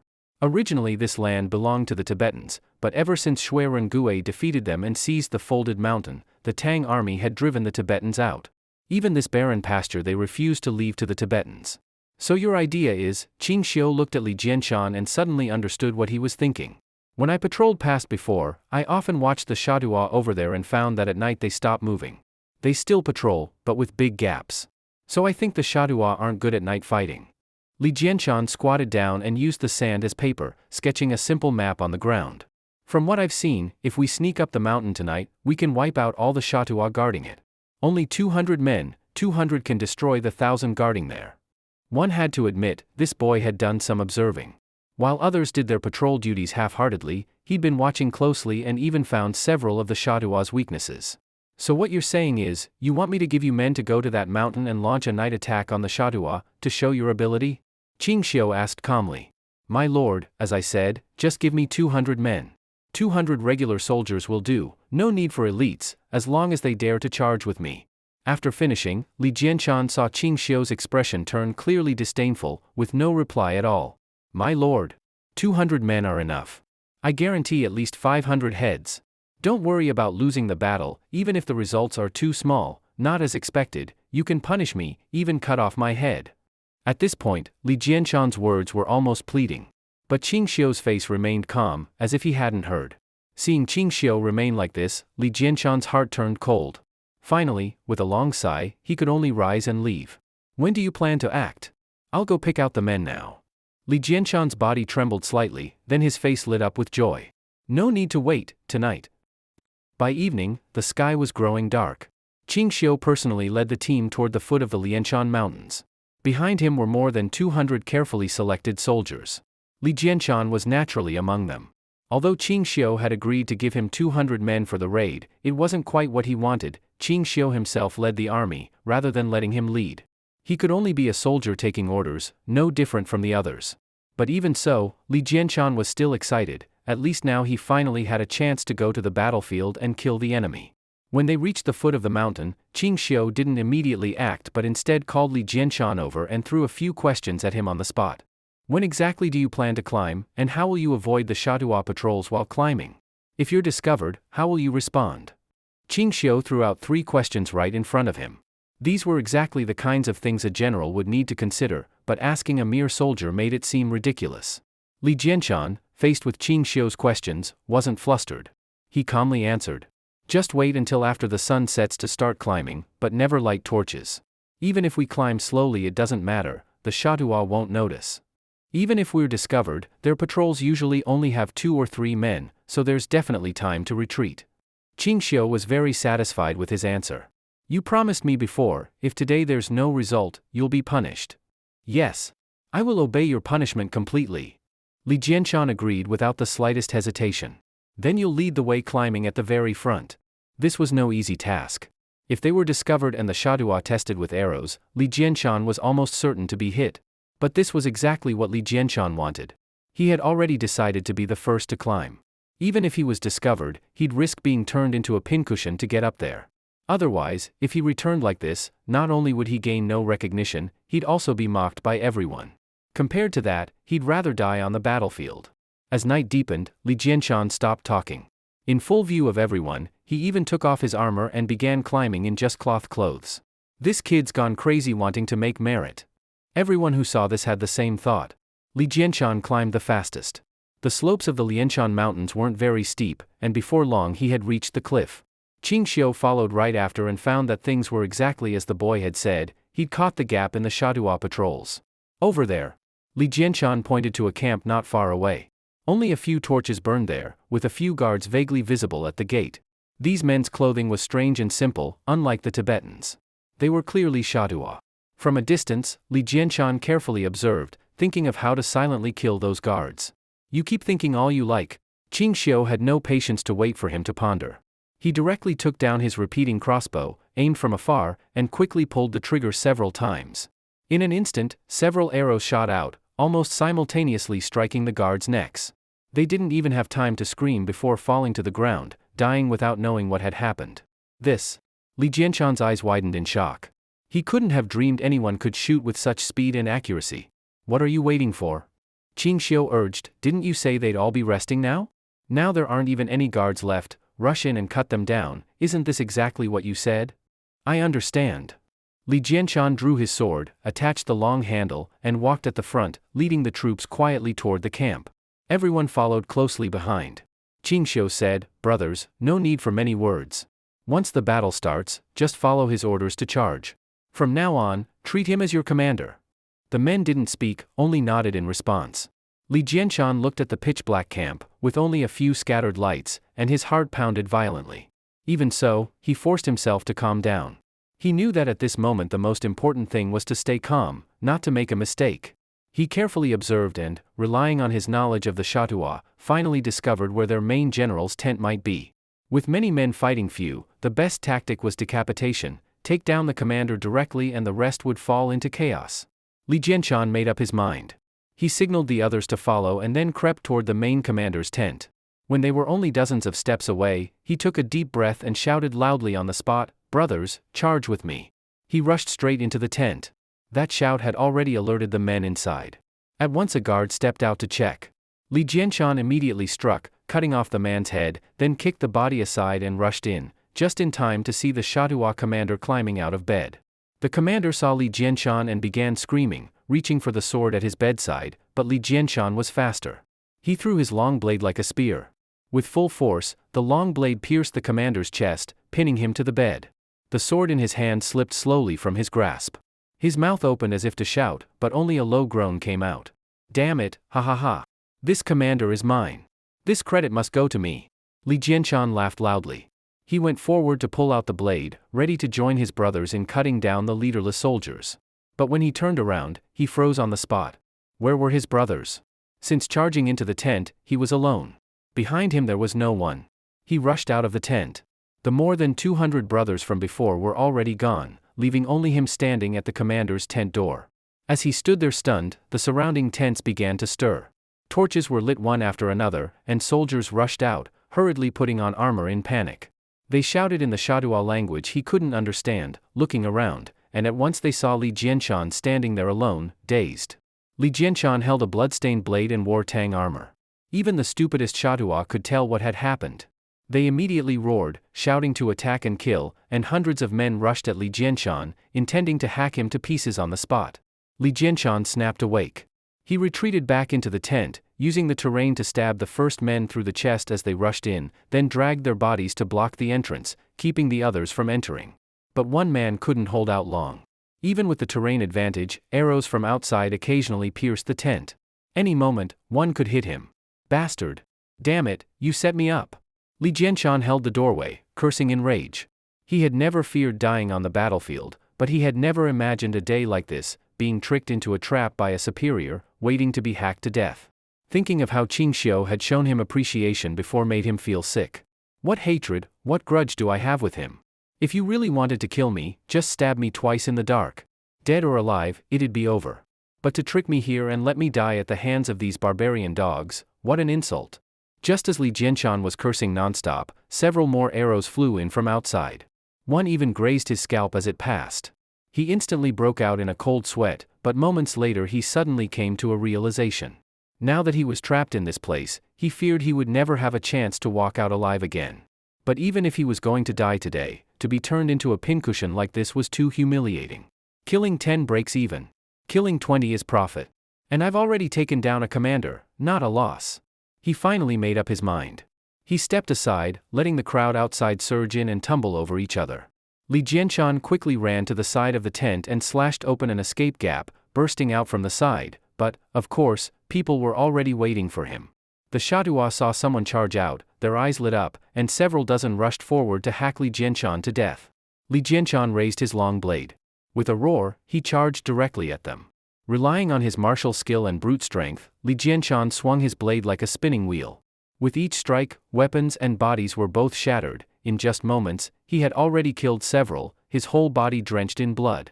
No one had expected Li Jianshan to be so fierce. As heads began to roll, they clearly began to panic, retreating instinctively. Li Jianshan alone, holding a blood-drenched blade, slowly advanced. With each step he took forward, dozens stepped back in fear.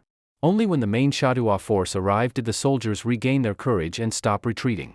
But even so, seeing Li Jianshan standing atop so many corpses, still full of killing intent, his ferocity inspired real fear. Still, the Shatua held overwhelming numbers. Someone let out a furious roar, and the rest followed, launching a desperate charge, several hundred men surrounding a single person. Li Jianshan had no choice. He raised his blade to meet them, not thinking about anything else. One thought filled his mind: keep killing. From a high ground not far from the battlefield, Ching Shao overlooked the scene below. As for the 200 soldiers, they had already been waiting quietly at the rear for some time. Just now, when Li Jianshan entered the enemy camp alone, Ching Shao had deliberately pulled back all the troops behind him, letting him fall into enemy encirclement by himself. He hadn't done this to get Li Jianshan killed, but to test the true limits of his martial ability.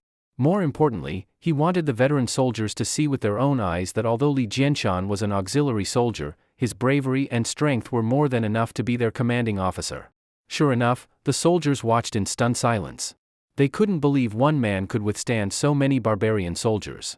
The Shatua wore only crude leather armor, but Li Jianshan had no armor at all, relying on one man and one blade, fighting with his life. His skill and courage were unimaginable. If it were any of them, they'd have been hacked into mush long ago. Brothers, now you see why I promoted Li Jianshan, there's a reason. Ching Shao spoke in a low tone, and no one could refute him. But now, the situation was about right. Ching Shao didn't hesitate. He gave the order for the soldiers to ready their repeating crossbows and charge down the hill, raining arrows on the Shatua from above. The Shatua had all gathered together to kill Li Jianshan, none of them had expected an attack from behind. With the terrifying speed of the repeating crossbows, they thought an entire army had arrived behind them. They were already without a commander and failing to take down Li Jianshan. Their morale was at its lowest. Now, ambushed by an unknown number of enemies, none of them had the courage to keep fighting. The encirclement around Li Jianshan collapsed immediately. On Ching Shao's command, the 200 soldiers raised their blades and charged into the enemy, each one fighting with all their strength. Li Jianshan had already been ready to give up, but when he saw Tang's soldiers emerge from the darkness, his spirit soared. Realizing he might not have to die, he seized the moment of confusion, picked the weakest point in the enemy's ranks, and charged to carve out a path of blood. The Shatua had already lost the will to fight and couldn't stop the newly energized Li Jianshan. With no one left to stand against him, and after hundreds of heads had been cut down, the Shatua finally collapsed, scattering in all directions, completely defeated. The soldiers wanted to give chase, but Ching Shao, knowing they were in unfamiliar terrain, chose caution. Even if there were no ambushes, getting lost was a real danger. It was already too dark to risk it. He only allowed the soldiers to pursue for about 1 li, half a kilometer, using the repeating crossbows to shoot down fleeing enemies. Only when the survivors escaped beyond the crossbow's range did Ching Shao order a full retreat, no further pursuit allowed. Rough estimates showed that in this surprise night attack, over 400 Shatua were killed, while only a few of Ching Shao's men were lightly wounded. In the chaos of the dark night, the Shatua hadn't even had time to retaliate, they were crushed before they could react. The Tang losses were shockingly low. Seeing the Shatua fleeing in panic, Li Jianshan finally relaxed. His tense nerves released, he slumped to the ground, gasping for breath. By the end, he was running on willpower alone, his physical strength was long gone. No battle he'd ever fought had been this dangerous or this exhausting. The Shatua's ferocity aside, he had gone up against hundreds, all alone. Though the fight had lasted less than a quarter of an hour, it had drained every bit of his strength. Kid, not bad. Ching Shao walked over, smiling as he looked at Li Jianshan. For one man to last that long, your bravery really does compare to Shuai and Gue. Li Jianshan stared at Ching Shao with deep resentment, his hand gripping the blade tighter and tighter. Don't hold it against me. I never planned to let you die. Otherwise, I could have just watched you die from the top of the mountain and charged down later. Wouldn't that have been easier? Li Jianshan gritted his teeth, staring at Ching Shao for a long moment. Then he suddenly raised his blade and slashed straight at him. Everyone was shocked. No one expected Li Jianshan to suddenly attack Ching Shao. It was too late to stop him. But Ching Shao simply tilted his body slightly and dodged the strike. Then, taking advantage of Li Jianshan's inability to pull back in time, he struck his wrist with one palm. Li Jianshan cried out in pain. The force in his arm was instantly dispersed, the blade fell, and he stumbled backward, collapsing to the ground, unable to rise again. The soldiers quickly stepped forward and restrained Li Jianshan, not letting go even as he struggled fiercely. Get off me! Li Jianshan cursed in anger. If he hadn't almost completely exhausted his strength in that last battle, there's no way he would have been subdued so easily. Enough. Let him go. What are you all afraid of? In the end, it was Ching Shao who spoke, and only then did the others dare to let go of Li Jianshan. As soon as he broke free, he pointed at Ching Shao and shouted angrily, "If you had followed my plan, how would I have ended up like this? Do you know I almost died at their hands? And that's why I came down to rescue you at the last moment. Don't talk nonsense. Don't think I don't know, you just wanted me dead so you could take all the credit for yourself." Li Jianshan staggered to his feet and pointed to his waist. "Look closely, this bastard was killed by me. The credit is mine alone. None of you have a share." Only then did everyone notice that he had tied the head of the Shatua commander to his waist.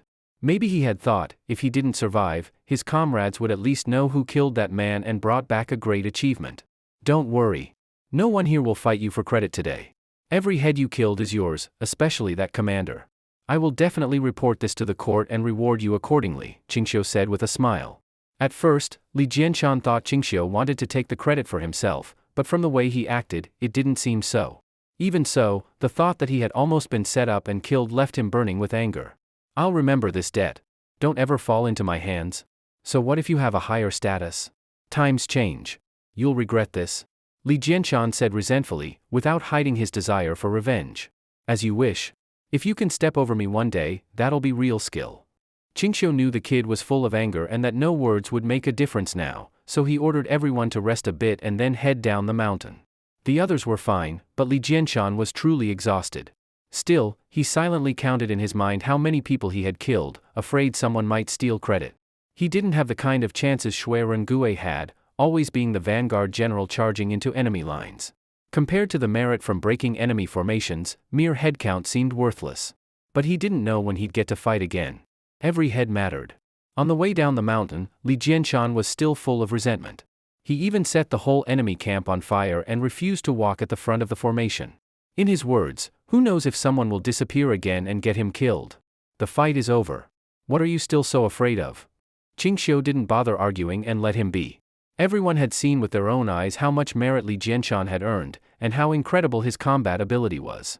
After that battle, the way people looked at him changed, respect mixed with fear, and no one dared provoke him in his anger. When Li Jianshan returned to camp, he was completely exhausted. Not caring whose tent it was, he crawled inside and fell asleep immediately. Just then, Tang Jian came back, and upon entering, was shocked to see someone had taken over his tent. Who the hell is this guy? Doesn't even check whose tent it is? Somebody get him out of here. Tang Jian was furious and immediately called for guards, but Ching Shao stopped them and told them not to evict Li Jianshan. It's just a tent. Why make a fuss? Let him sleep. I'll have another one set up for you tonight. Tang Jian grew anxious. It's not just a tent, there have to be rules. What, now anyone can just barge into your or my tent? Let's treat tonight as an exception. The kid earned his merit. Ching Shao briefly told him what had happened, and Tang Jian listened in astonishment. Seriously? Ching Shao confirmed, I saw it myself. You think I'd lie? Tang Jian glanced at the tent and muttered to himself, if that's true, then he really is a fierce general on par with Shui Rengui. Might even become the next one. Fine. I'll deal with it for one night. But this can't happen again. Earning merit doesn't mean you can take my house. Reluctantly, Tang Jian went to sleep in a smaller tent for the night. The next morning, when Li Jianshan woke up, he felt refreshed, all the fatigue gone. He jumped out of bed and realized the tent was clearly one used by a high-ranking officer. I was so tired last night I didn't notice. How'd I take his tent? And he didn't even kick me out? He found it odd but didn't think too much. He got up and went looking for Ching Shao. After all, with the major achievement he made yesterday, it was time to find Ching Shao to claim his reward, at least get a written confirmation. Just as he stepped out of the tent, a few soldiers happened to be walking by. When they saw him, they immediately showed him great respect, saluting slightly. Military instructor. Li Jianshan thought he was hearing things. What did you call me? Of course, military instructor. Yesterday you led a surprise attack on the Shadua camp and killed their commander all by yourself. With such a huge achievement, even the Duke of Qing praised you and personally ordered your promotion to 7th rank righteous martial military instructor. We all know about it. Li Jianshan was stunned for a moment before asking excitedly, even the Duke of Qing knows? Damn, when did he arrive? Why didn't he announce it in advance? The soldiers looked confused, as if they didn't understand him. We don't understand what you mean. Didn't you already meet the Duke of Qing? You even marched out with him last night. Don't joke around. There was no Duke of Qing last night. Just me, the 200 brothers, and a leader. Where was the Duke of Qing? Only then did the soldiers realize his misunderstanding and burst into laughter. Military instructor, you didn't know? That leader was the Duke of Qing. Ching Shao came to the site to inspect it himself. The sand dunes had been dug out a lot more than before, progress was faster than he expected. If it keeps up, we should be able to move out again the day after tomorrow. Tang Jian looked around and was sure the dunes were nearly cleared. Ching Shao was very pleased. No matter the time, heavy rewards will always bring brave men. I've always said, there's no task in the world that can't be solved, only money that hasn't been paid right. Upon hearing this, the two of them couldn't help but burst into laughter. Just as Ching Shao was about to leave, he glanced around and suddenly saw a somewhat familiar figure digging in the sand. Wasn't that Li Jianshan? This guy had previously preferred getting into a group fight rather than digging dunes. How come he's now obediently working on his own? Li Jianshan! Ching Shao called out. When the guy heard him, he immediately put down his shovel and hurried over to Ching Shao. Unlike before, he didn't dare make eye contact with Ching Shao and kept his head down, respectfully saluting him. What are you doing this all of a sudden? Before? I didn't know your excellency was the Duke of Qing. I've greatly offended you. Li Jianshan's forehead involuntarily broke into a cold sweat. There was no need to say much about Ching Shao's reputation. From commoners to high officials, everyone respected him. His name was famous across the entire Tang Empire, with few who could compare. He was also the person Li Jianshan admired the most. Now this important figure was standing right in front of him, yet he had failed to recognize him earlier and had even offended him multiple times. He felt truly ashamed. So you found out. Ching Shao said casually, you didn't know my identity before. That's normal. I was wondering who in the world could be so skilled. It turns out it really was you, Duke of Qing. Everyone in the army knows the story of how you led 100 men and stood your ground against 10,000 Lulan soldiers. Not to mention your campaigns on the frontier, you've conquered lands nearly equal to the territory of the Central Plains. Who in the entire Tang Empire can match your military achievements? At this moment, Li Jianshan didn't seem like a subordinate meeting a superior, he was more like a fan meeting his idol. He looked like he couldn't wait to recite all of Ching Shao's achievements in one breath. You don't resent me anymore? Ching Shao asked with a smile. Li Jianshan gave an awkward smile. How could I say such a thing? I assume your excellency had your reasons. Maybe you wanted me to show my abilities in front of everyone, or to let me earn such great merit alone, or maybe it was a test. Now Ching Shao didn't even need to explain. Li Jianshan was coming up with all sorts of excuses to justify it for him. All right, enough with the nonsense. I saw the merit you earned. His Majesty allowed me to appoint you before reporting back, so I'm giving you a 7th-rank military post. You don't think that's too low, do you? Not low at all, not at all. Li Jianshan rubbed his hands excitedly. To be honest, if he had known earlier that the man in front of him was Ching Shao, even without earning merit, just working with him would have been worth it. Back then, even Shui Rengue started under me as a low-ranking soldier. Take it slow, there will be plenty of chances in the future. Ching Shao patted Li Jianshan on the shoulder, speaking with meaning. Though the gesture was light, it made Li Jianshan feel ecstatic. He was more and more grateful that he had run into Ching Shao today. Now that he thought about it, all the hard times he'd endured were for this very moment. Back to work, get to work. Li Jianshan immediately picked up his shovel and called on the others to work hard too. After nearly a month of continuous travel, all the crops in the wheat fields had been harvested, and when the first snowfall came, Ching Shao finally returned to Chongan. He sat in the automobile, lifted the curtain, and saw that Li Er had specially gathered various ministers and the imperial guards to prepare a welcoming ceremony for him. He was quite moved. It had been a long time since he'd returned to Chongan. Li Er stood at the very front of the welcoming line, looking around but not seeing Ching Shao, only attendants and guards on horseback. Why are all the guards here, but he isn't? Just as Li Er was puzzled, the soldiers suddenly stepped aside, forming a path. Everyone then saw a carriage that was neither horse-drawn nor man-pulled slowly roll forward and stop in front of Li Er. Li Er immediately recognized it as the automobile Ching Shao had demonstrated before he left. But now the vehicle had gone through major upgrades and improvements since he first saw it. The shape was much sleeker than before, and it moved more flexibly and turned more easily. Could it be? Just as Li Er thought, the automobile slowly came to a stop, and then Ching Shao opened the door and stepped out. Your Majesty, I've been in the western regions for about half a year, haven't I? Meeting Ching Shao again, Li Er was filled with emotions. Not even half a year, 4 or 5 months at most. Ching Shao smiled and said, along the way, I saw farmlands growing very well. There were hardly any tenant farmers, everyone was working their own land. It seems that in recent days, life for the people of the Tang Empire has improved a lot. The two chatted like old friends reuniting after a long time, smiling as they entered the city together. This time, Li Er didn't throw a grand banquet for Ching Shao. Instead, he just invited a few familiar ministers to the palace for a small gathering. They didn't discuss state affairs and were quite relaxed, chatting happily. These were rare leisurely days. After chatting for a long time, even if they wanted to talk about national matters, they didn't know where to begin. The Tang Empire had enjoyed peace for too long, no disasters, no turmoil. The people lived in peace and prosperity. There was hardly anything troubling. After several rounds of wine, Ching Shao suddenly had the idea of going out for a walk. In the western regions, you can hardly see any bustling cities. A city with 200,000 to 300,000 people is already considered large.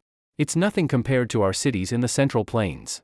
Li Er was also in high spirits and agreed right away, even asking the other ministers if they wanted to join. Since Duke Qing wants to go, we'll accompany him. I say we just go incognito, no need to make a big fuss. Everyone gladly agreed and even changed into regular clothes to avoid causing a stir on the streets. Returning to the streets of Chongan, Ching Shao was surprised to find that the city had undergone a complete transformation.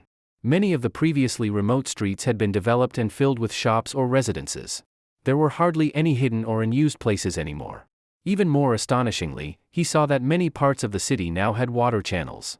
Above these channels were all sorts of water wheels, some dragging millstones, others pounding soaked clothes in basins, and many more handling all kinds of heavy and tedious tasks. The people who were now freed from these tasks sat nearby chatting or reading books. Even those who couldn't read tried to follow along and asked others for help. This scene was completely different from what Chongan looked like when Ching Shao left. At that time in Chongan, although the people lived in abundance and most no longer had to worry about having enough to eat, even so, the citizens of Chongan still bustled about from dawn to curfew without pause, and every face showed exhaustion. But now, perhaps because water wheels had replaced their repetitive and heavy labor, the residents of Chongan had enough free time to rest and enjoy themselves. Some even had the leisure to read and learn to read. If it were just a few months ago, in an era where the literacy rate hadn't even reached 30%, this would have been unimaginable. Li Er said, "Thanks to your earlier widespread promotion of water wheels, the common people have been improving and refining them repeatedly. Now they're even using them for laundry. I simply lent a hand, put all available manpower and resources into action, tried to divert water channels into the city from outside as much as possible to power the water wheels placed in homes, and it really worked." Clearly, Li Er was also very satisfied with this scene. In past dynasties, they always talked about letting the people recuperate and conserve strength. But the level of productivity was what it was. If people didn't work hard from beginning to end each year, they wouldn't have food, and the court wouldn't receive taxes. In the end, it was the same old story. No matter how much you talked about rest and recovery, taxes and corvée were still collected as usual. But now, Li Er truly saw that the people were able to recuperate and truly had their burdens lessened. "I remember you often said before, without technological advancement, no matter how much effort the court puts in, it's meaningless. Now I finally see it with my own eyes." Li Er sighed with emotion. Ching Shao thought to himself, "You haven't even seen a real technological revolution yet." What he had done so far, compared to the Industrial Revolution, was nothing worth mentioning. And up to now, these technical improvements were merely about increasing the efficiency of existing power sources. As for all kinds of kinetic and energy sources, they were still far off. "Your Majesty, this is only the very beginning." Ching Shao said calmly, "Do you remember the automobile I used when I returned?" Hearing Ching Shao mention the automobile, Li Er's eyes lit up. "Of course I remember. Compared to the one you built when you left Chongan, they're completely different now. Not just the automobile, I've brought 2 major gifts back for your Majesty this time. Trust me, their usefulness is definitely no less than the water wheel." What Ching Shao said made Li Er incredibly curious, but no matter how he asked, Ching Shao wouldn't reveal a word. He said he intended to let the Ministry of Works observe and replicate them. Li Er immediately understood. Ching Shao was planning something big. He wanted to use Li Er's hand to widely display the items, let everyone see them clearly, and ensure they would spread effectively. Previously, the water wheel's spread had suffered. Local aristocrats and gentry had taken the chance to demonize it. Now he had to let everyone see just how useful the things he brought back really were. "If that's the case, I'll do as you say. Tomorrow I'll summon all officials, the Ministry of Works, and civil and military officials. Let me have a good look at what you've brought back." But Ching Shao shook his head. "That alone is not enough. Your Majesty should post notices for 2 days, let everyone in Chongan and surrounding towns know, best if they all come." This made Li Er even more excited. If he had that much confidence to show it to everyone, it meant the value of these things was extremely high, not to be underestimated.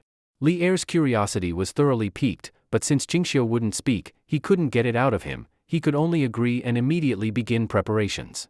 But when the Ministry of Works was mentioned, Ching Shao was reminded of the reforms he'd implemented for the imperial exams. When he asked Li Er about it, the latter mimicked Ching Shao by keeping it a secret too, saying the Ministry of Works was no longer what it used to be. These water wheels on the streets, whether for pounding clothes or turning millstones, were all improved with help from Ministry of Works personnel. Sure enough, it was just as Ching Shao had expected. The craftsmen he'd specially selected had really played an important role. Ching Shao decided not to stroll the streets anymore and went directly with Li Er to the Ministry of Works to see what it looked like now. Before Ching Shao's reforms to the exams, in all dynasties, the Ministry of Works mainly focused on studying armor and weapons, and building equipment. New tools used among the people were merely recorded, never improved. The main reason was the low status of craftsmen. More importantly, the bureaucrats had yet to realize the benefits and importance of technological progress. But now, after Ching Shao's guidance and reforms, the entire Ministry of Works had undergone a total transformation. Previously, the ministry only occupied less than 1/6 of the palace grounds, and most of that space was used for storing files and tools. Now the Ministry of Works had expanded to nearly 5 times its previous size, even extending beyond the palace. Besides the main department, there were also forging, grinding, and teaching departments. Upon entering, one could see many young craftsmen working busily. Each person had their own duty, working in an orderly way. Everywhere there were strange, half-finished machines under construction. What's this? Ching Shao saw something shaped like a cow, but its legs were fitted with many broom-like things. No matter how he looked at it, the thing seemed strange. Just then, a craftsman in Ministry of Works attire hurried up to greet Ching Shao and the others. "Greetings, Your Majesty." "Greetings, Duke Ching." "This was forged by this humble one, not yet finished. Please forgive the crudeness." Ching Shao stepped up and examined it, then asked with some confusion, "What's this for?" "I can't quite tell." The man quickly replied, "This device is specifically for cleaning the ground. When in use, you just push the cow's tail, and the brooms below will spin on their own and sweep the floor. It's especially suitable for large houses or courtyards." He explained it vividly, but when Ching Shao tried pushing it, he found it extremely heavy. At least 2 people would need to push together to make it move. Though this was nothing for Ching Shao, if ordinary people used it to clean their homes, they'd probably collapse before sweeping a single room. "This is interesting. Have you tried using it yourself?" Ching Shao asked calmly. The craftsman turned red at the question. Clearly, he knew the weight made it impractical and that using it would be less efficient. "This thing may be heavy, but there's no other way. There are a lot of parts inside. Still, the structure is quite precise." As he spoke, he even took the initiative to open the shell of the cow and showed Ching Shao the mechanical complexity inside. And indeed, as he said, the interior was filled with various gears and levers, so many that you couldn't take them all in at a glance. "So complex?" Li Er frowned. Although he had some understanding of these transmission mechanisms, he was still slightly shocked to see so many components under one shell. The man was still very proud. Ever since Duke Ching demonstrated the role of transmission mechanisms, all the craftsmen of Great Tang have been eager to learn. The ministry even set up a dedicated subject to specifically study transmission structures and teach other craftsmen. "Just look at my transmission structure. The level of precision is not something an average person could produce. I spent almost a month just drawing the blueprints." But Ching Shao was unimpressed. The essence of a transmission structure is to improve the machine's efficiency, allowing more effective work with less force. "But your design wastes all the efficiency in the multiple layers of transmission conversion. These things only look nice on the surface." He hadn't expected Ching Shao's critique to be so sharp, and the craftsman immediately broke into a cold sweat, nodding repeatedly in agreement. "Duke Ching is right, but in my view," said Li Er, "this craftsman still put in great effort. Such complex machinery isn't something ordinary people can build." Li Er waved his hand. "Reward him with 20 bolts of cloth." The craftsman never expected such a generous reward from Li Er and was too shocked to accept at first.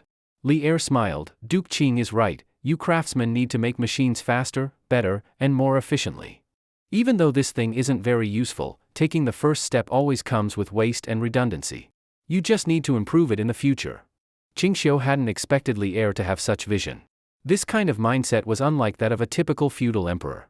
But thinking about it, perhaps it was because Li Er had truly seen what technological progress could bring. The man, having received his reward, left gratefully and hurriedly pulled away his cow-shaped machine. Ching Shao's earlier comments had also made him feel ashamed, and he resolved to rebuild the thing from scratch.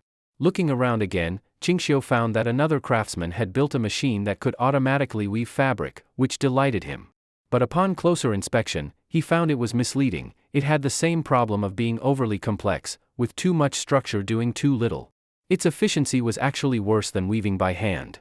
As he continued walking, it seemed that all the machines he saw had the same issue. At first, Ching Shao couldn't understand it, but then he immediately realized. It wasn't that they were intentionally wasting mechanical design, it was that they lacked experience. Even though they had just started to understand mechanical design, without many examples to follow, they could only explore through trial and error. Producing what looked like useless industrial junk was unavoidable. Everything must walk before it can run. Even the first trains couldn't outrun horse carts. Thinking this, Ching Shao felt much more at ease. Although these machines looked laughable now, they were clearly improving over time. As they walked, Ching Shao suddenly asked Li Er, "Your Majesty, what's the Ministry of Works' annual budget?" "Roughly." Li Er thought for a moment and then gave Ching Shao a number. "So little?" Ching Shao frowned. It was far below what he had expected, not even half. "That's little?" Li Er thought Ching Shao was joking. Compared to previous years, the Ministry of Works' budget has quadrupled. But the benefits brought by improved machinery and productivity must be hundreds of times greater than the funds they received. Li Er wasn't unaware of Ching Shao's point. He shook his head. "The empire is vast. Land development, irrigation, and using the army to maintain order, all these cost a lot. Even if there are returns, you still have to wait. But money is urgently needed now." Big nations come with big problems. Ching Shao understood that. And during his journey from the western regions, he'd seen many troops maintaining order and various infrastructure projects, all paid for, piece by piece. But even so, he still felt that the Ministry of Works needed more investment. "If your Majesty truly finds it difficult, how about this? I'll personally cover part of the ministry's expenses, and I'll fund them myself as well. How about that?" Li Er was overjoyed. "Really? That would be perfect. I agree. Privately funding the government, how could Li Er possibly refuse? Since your Majesty agrees, let's talk about it in detail." Li Er thought he had scored a great deal, not knowing that Ching Shao had already calculated much more than he imagined. Ching Shao asked Li Er to summon all the top officials from the Ministry of Works to discuss it together.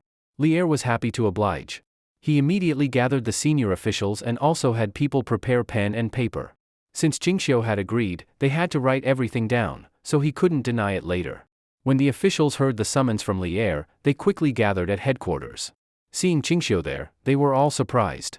This must be a big deal, for even Duke Qing to come personally to talk to them. Ching Shao took a glance and noticed that the ministers and deputy ministers of the Ministry of Works had all been replaced. Many of the officials were new faces he'd never seen before. Li Er saw his confusion and explained personally, "After the civil service exam reforms, most of the new Ministry of Works candidates know only engineering and not government or court matters. But governance and public service often conflict. It was a problem. So I simply reassigned the original officials elsewhere, kept a few in place, and created a new department, the Bureau of Records, with equal status to the ministry." This restructuring made sense. As the empire's system of selection became more complex, it couldn't be limited to old administrative models. In the future, departments would naturally become more divided and specialized. "Gentlemen." Ching Shao greeted them with clasped hands. The officials quickly returned the gesture. "I've seen along the way that although the Ministry of Works has received considerable funding, overall it still seems financially strained. After all, the ministry's reform started with my changes to the civil service exams. I've pushed it to this point, I can't just sit by and watch. The ministry's matters also involve me." Everyone quickly voiced their agreement, all expressing that the reform of the imperial examination system back then was a very wise decision. Now, a lot of labor has been freed up among the common people. Some trivial everyday tasks can even be solved with water wheels. This is all thanks to Duke Qing. You say the Ministry of Works has contributed, but honestly we feel ashamed. The tool most used today is still the water wheel you personally developed. We have only made minor adjustments based on it, it can hardly be called much of a contribution. After the formalities, Ching Shao got straight to the point.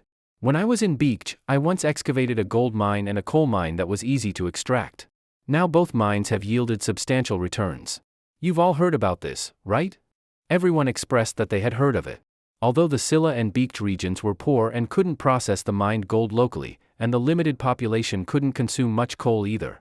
But since both locations were coastal, water transportation could be used at very low cost to ship to Shandong. There, the coal could be sold, and local specialties from the Shandong region could be purchased using gold. After procurement, they would return west to Guangzhou, selling the goods along the way and buying more locally to bring back to Shandong. This round-trip business was extremely profitable. Ching Shao had never publicly revealed how much profit he made from this trade. People guessed wildly, but everyone believed Ching Shao's actual earnings were far higher than their estimates. "Starting next month, I will allocate half of the income from the gold and coal mines, along with the commercial profits on the return trip to Chongan, entirely to the Ministry of Works, to cover their expenses." Upon hearing this, the entire room was stunned into silence. Even Li Er, who had somewhat anticipated it, never imagined Ching Shao would allocate this much money to support the ministry.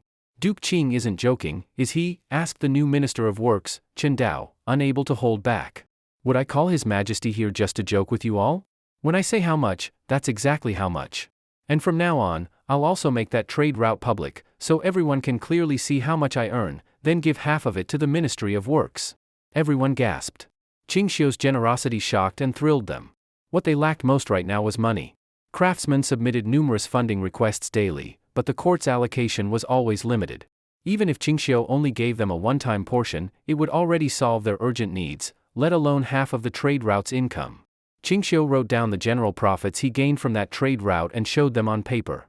The numbers made everyone's hearts pound. Chen Dao was dumbfounded, muttering, the court's annual funding for the Ministry of Works isn't even close to this. He suddenly realized that Li Er was still sitting nearby and quickly corrected himself. This official, representing all officials and craftsmen of the ministry, offers deep thanks. He stood and bowed deeply to Ching Shao, his expression full of gratitude. Don't thank me yet. I'm not giving this away for free. Ching Shao took back the paper. This sentence made Chen Dao, halfway through his bow, a bit awkward. But even if Ching Shao had conditions, they probably had nothing valuable enough to match this investment. My conditions aren't unacceptable. Once Minister Chen sees them, I believe you won't refuse. Ching Shao asked someone to bring him paper and brush. He quickly began writing down all his terms while thinking of anything else to add. Li Er, watching from the side, secretly observed. The paper was densely filled with what looked like contract clauses. At first, he could understand some of it, but the deeper it went, the more complex it became, and his head started to spin. Eventually, he gave up reading. By the end, Ching Shao checked over what he had written and looked very satisfied. Please review. He handed the document to Chen Dao, while others leaned in to read. The contract was over 2,000 characters long.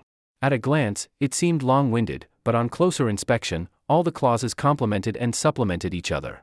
Ching Shao's demands mainly boiled down to 3 key points. First, for any finished product crafted by a ministry craftsman, no matter what it was, the blueprint must be submitted to Ching Shao. If it was practical and could be mass-produced, a sample had to be kept for him.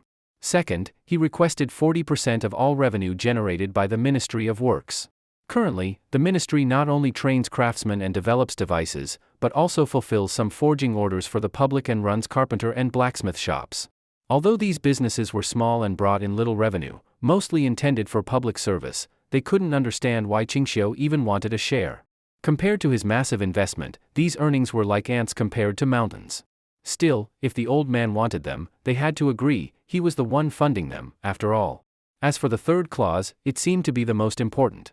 Ching Shao wanted the authority to appoint and reassign officials below the rank of vice minister, as well as the ability to transfer craftsmen at will. In other words, apart from the minister and vice minister, any other official or craftsman could be used or reassigned by him as needed. Although Li Er had already allowed Ching Shao to appoint officials first and report later, if this agreement was signed, he wouldn't even need to inform or report after transferring lower officials from the ministry. In short, this was just to make personnel management easier. The first 2 conditions could be accepted directly by Chen Dao, as he had the authority to decide. But the third one involved official appointments, which was a direct encroachment on imperial powers, something Chen Dao couldn't decide on his own. He looked to Li Er for approval, but the latter agreed immediately without hesitation. The imperial monopoly on appointments existed mainly for political control. But now, officials below the rank of vice minister at the Ministry of Works weren't involved in government affairs, they mostly managed craftsmen and researched machinery. At the end of the day, even if Ching Shao assigned people freely, it wouldn't affect politics. And even if he placed more people in the ministry, it was still his money being spent. No matter how you looked at it, the agreement was all gain and no loss. Compared to what Ching Shao was investing, these conditions were nothing. Duke Qing, are you truly certain? Li Er asked again and again, afraid Ching Shao might go back on his word or propose something else. But Ching Shao didn't waste any words, he straightforwardly signed his name on the agreement. A promise is a promise. Good. Li Er also didn't hesitate. He immediately collected the document and announced in front of everyone that he accepted all 3 of Ching Shao's terms, even ordering someone to fetch his jade seal from the palace and stamp it right away. Holding the newly signed agreement, Ching Shao glanced over it and was truly satisfied. At first, Li Er thought he had taken advantage and was quite happy, but seeing Ching Shao like this, he then felt he might have treated Ching Shao too unfairly. Thinking further, Perhaps Ching Shao just wanted an excuse to support the Ministry of Works, which was extremely lacking in funds. Thinking of this, Li Er felt a bit guilty and couldn't help but ask Ching Shao if he had any other needs. If Duke Qing needs my full support in any area, just speak. He took full responsibility and suddenly thought of something. Is it that the current stalemate in the western regions cannot be broken through for a long time? Just tell me, this matter shouldn't rest on you alone. Thank you, Your Majesty, for your concern. Ching Shao put away the agreement, very satisfied, and said, everything is fine now in the western regions. I have full control of all arrangements. Thank you, Your Majesty, for your concern. All right? Since you say so, I won't ask more. Then Li Er wanted to keep Duke Qing to dine together in the palace, but Ching Shao still declined. He had been away from Chongan for so long, and hadn't seen his family for a long time. The ladies must have missed him dearly. Very well, then rest well for some days. No need to worry about the western regions. I will dispatch more officials there later, Li Er said on the spot. Returning to his residence, even before reaching the door, Ching Shao strangely felt some nervousness about returning home. It really had been too long since he'd left. The guards at the gate didn't believe it was Ching Shao at first when they saw him return. After repeatedly confirming it was him, they immediately came forward to welcome him. Duke Qing, you've been gone nearly half a year. It's been so long without return, the ladies have missed you terribly. We've also been constantly concerned for your safety, only regretting we couldn't help you more. Ching Shao laughed and gestured for them not to be so formal. The guards immediately said Duke Qing should wait a moment, and they would go call the ladies back. Now, Ching Shao's industries in Chongan were quite a few, and compared to when he left, had undergone massive expansions and improvements.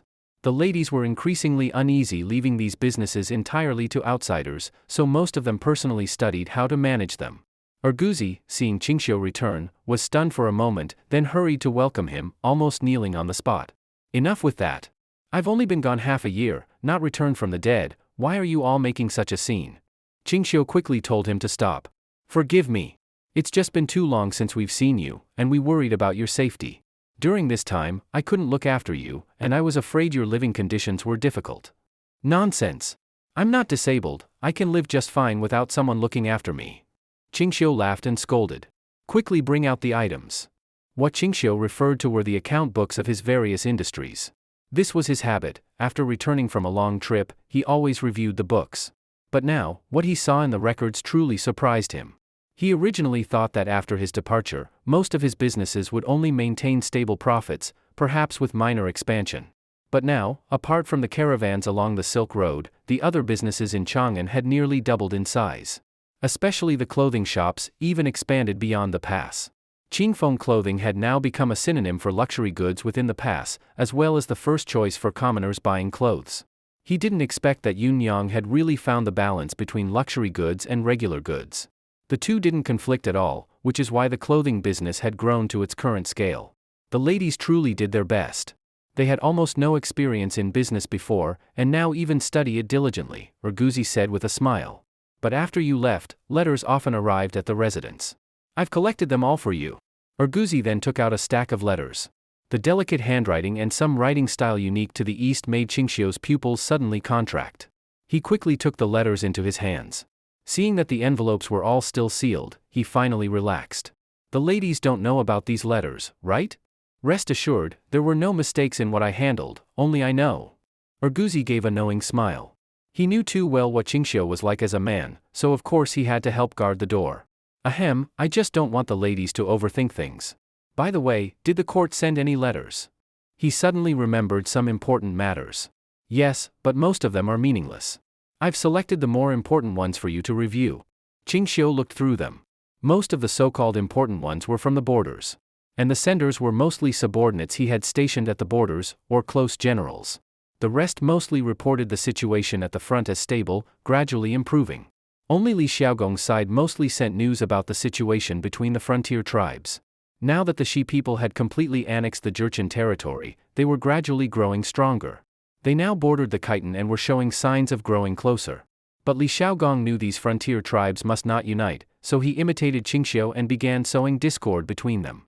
He deliberately created a lot of friction and conflict between the two tribes, preventing them from uniting. Occasionally he even stirred up wars, allowing them to wear each other down. That would be ideal. Compared to those who only shout about peace under heaven, I think only Li Xiaogong is truly doing something useful.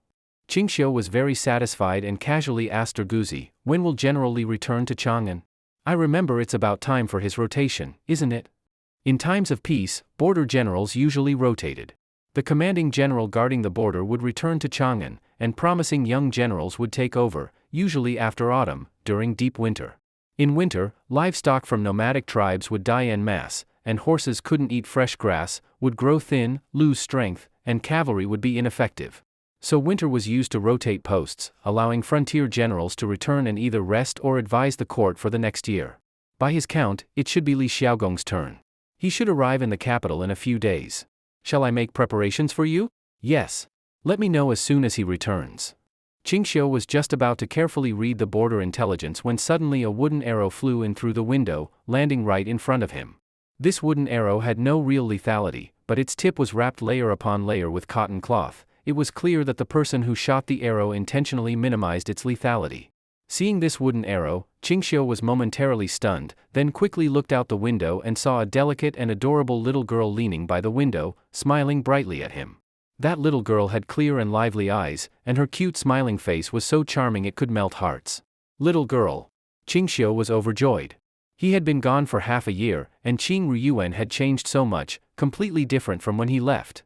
The little girl had grown half a head taller and looked stronger than before. She even switched to a bow with sinew strings.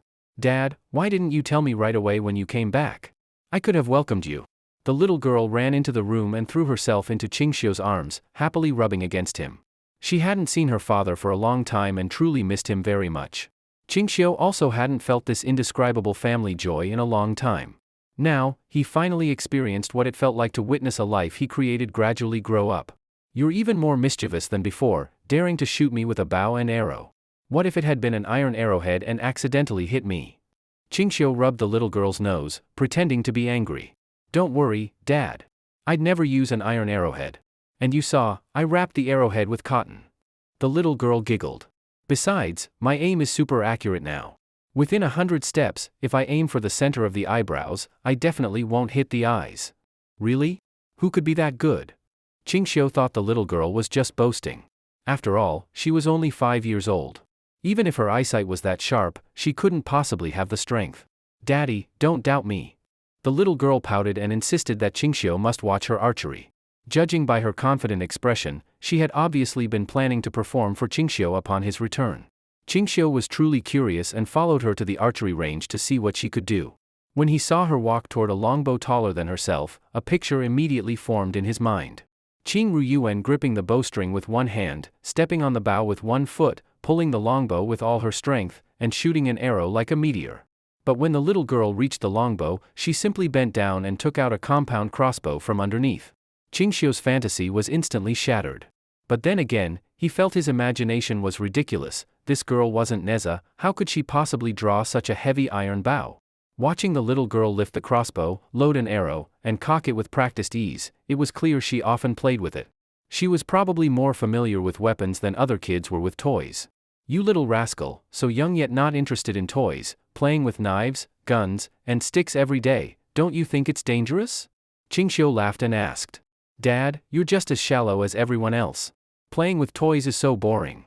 The little girl held up the crossbow, and a satisfied smile appeared on her innocent face.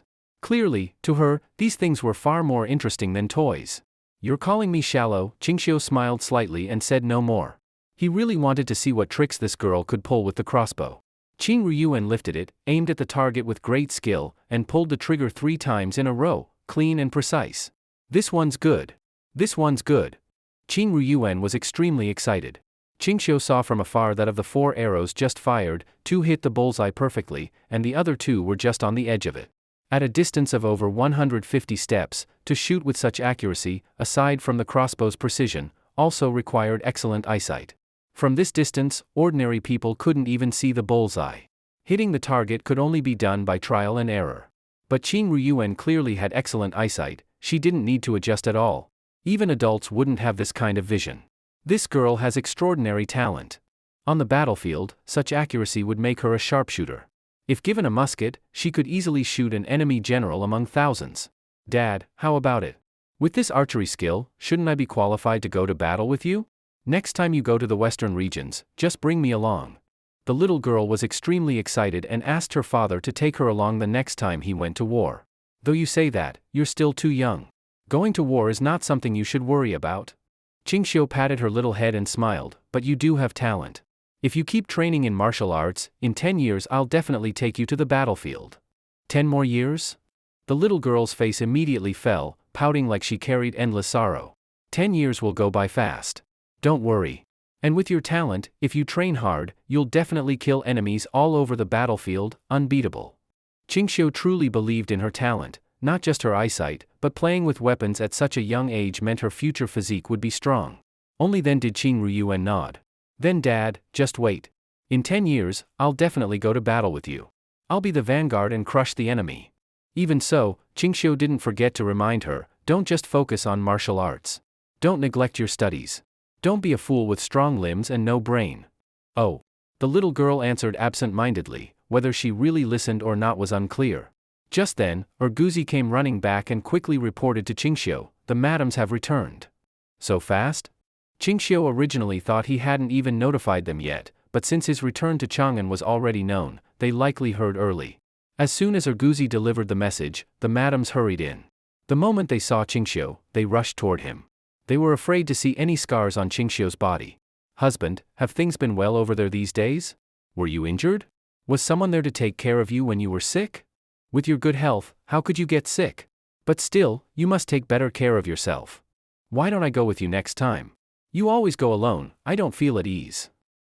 The madams clung to Ching Shao and wouldn't let go, partly from concern, partly to pour out their feelings. They had truly missed their husband very, very much during these days. Ching Shao smiled and responded to each of the ladies. He noticed that most of them had changed in demeanor and temperament since he had left. Perhaps due to their involvement in business, their movements and posture had become more mature and composed, especially Yun Yang, who now seemed even more calculating and shrewd. But clearly, those sides were for outsiders. In front of Ching Shao, they didn't put on any act and were just the same as before. Miss, over here. Urguzi quickly called out to Qing Ruyuan, who was still standing there confused, clearly not understanding. I also want to stay with Dad and the ladies for a while. You little brat, can't you read the room at all? Ahem, come over first. Master brought back lots of fun stuff from the western regions. Want to see? Seeing he couldn't get her to leave, Urguzi simply resorted to a bribe. Sure enough, the little girl's eyes lit up at the mention of fun things, and she immediately followed him. As evening fell, the ladies, reunited with Ching Shao after a long separation, felt like newlyweds again. Back in the room, they spent the whole night together, sharing their thoughts and easing the pain of longing. Having been apart for so long, Ching Shao even sent a letter to Li Er, asking him to postpone the automobile launch meeting so he could spend a few days being intimate at home. After all, a beautiful night is short-lived. Who would want to waste such spring nights and lovely companions? Li Er naturally understood Duke Qing. For the next few days, the court didn't bring up anything related to Ching Shao, allowing him to rest fully. That rest lasted 7 or 8 days, until Ching Shao informed Li Er to reorganize the launch meeting. Only then did the officials finally begin to anticipate it. They didn't know what was going to be shown to them this time. They only heard Li Er vaguely say that this item would shock the court and bless the people, benefiting the nation for thousands of years. This public demonstration was specially arranged by Ching Shao to be held in the western outskirts, and all the citizens of the city were informed. He deliberately wanted all the nobles and commoners of the city to witness this epoch-making invention. Do you think today will go down in history? Who knows what Duke Qing will reveal? Last time with that water wheel, no one believed it at first, look how it turned out. I also heard Duke Qing throws a huge amount of silver into the Ministry of Works every year. Seems like he's truly committed to developing industry. If I were him, I'd do the same. Didn't you see how the water wheel has transformed Chongan? Productivity has doubled. The officials arrived early and began discussing among themselves. Soon, large numbers of commoners also began to arrive. Thankfully, Ching Shao had chosen the western outskirts, where there were few farmlands and the space was open enough to accommodate this many people. As the crowd grew, the soldiers present worked hard to maintain order, worried something might go wrong. Li Er had been waiting in the temporary palace since morning. He had waited an hour and a half by now, and it was almost noon. But Ching Shao still hadn't appeared, and the demonstration vehicle was nowhere to be seen. Even so, Li Er remained patient. After all, good things take time, he didn't mind waiting a bit longer. Your Majesty, Duke Qing just sent word, he'll be here soon. A guard rushed over to report, and the drowsy Li Er immediately perked up. What did he say? Duke Ching says there are too many people on site. He asks us to clear a path for him. What do you think? Do as he says.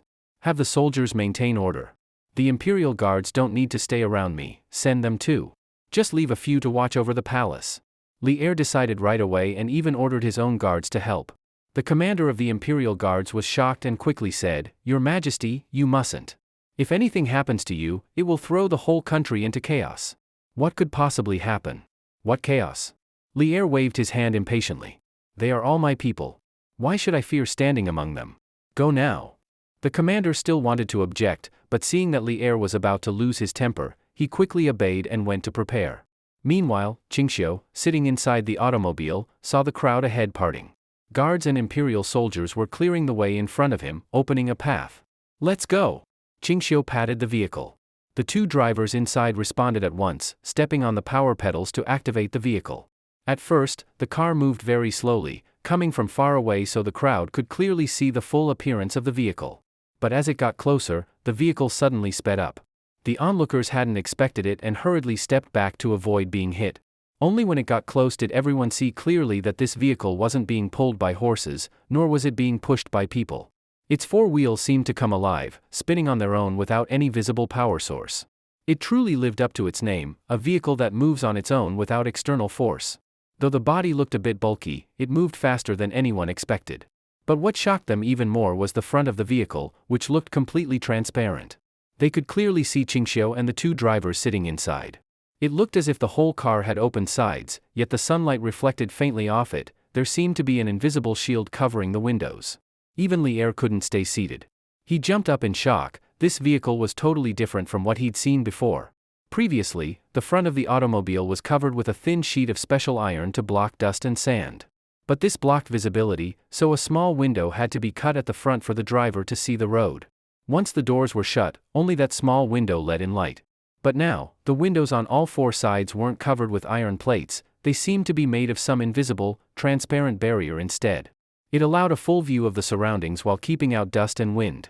What is that thing, white glaze? Li Er had never seen it before but instinctively thought of something similar. White glaze was a type of transparent ceramic glass. It appeared colorless but was extremely difficult and expensive to produce. Even so, its transparency was very limited, at best semi-transparent, and often filled with impurities and bubbles. What made things even more troublesome was that white glass was extremely fragile, just a little bump and it would shatter.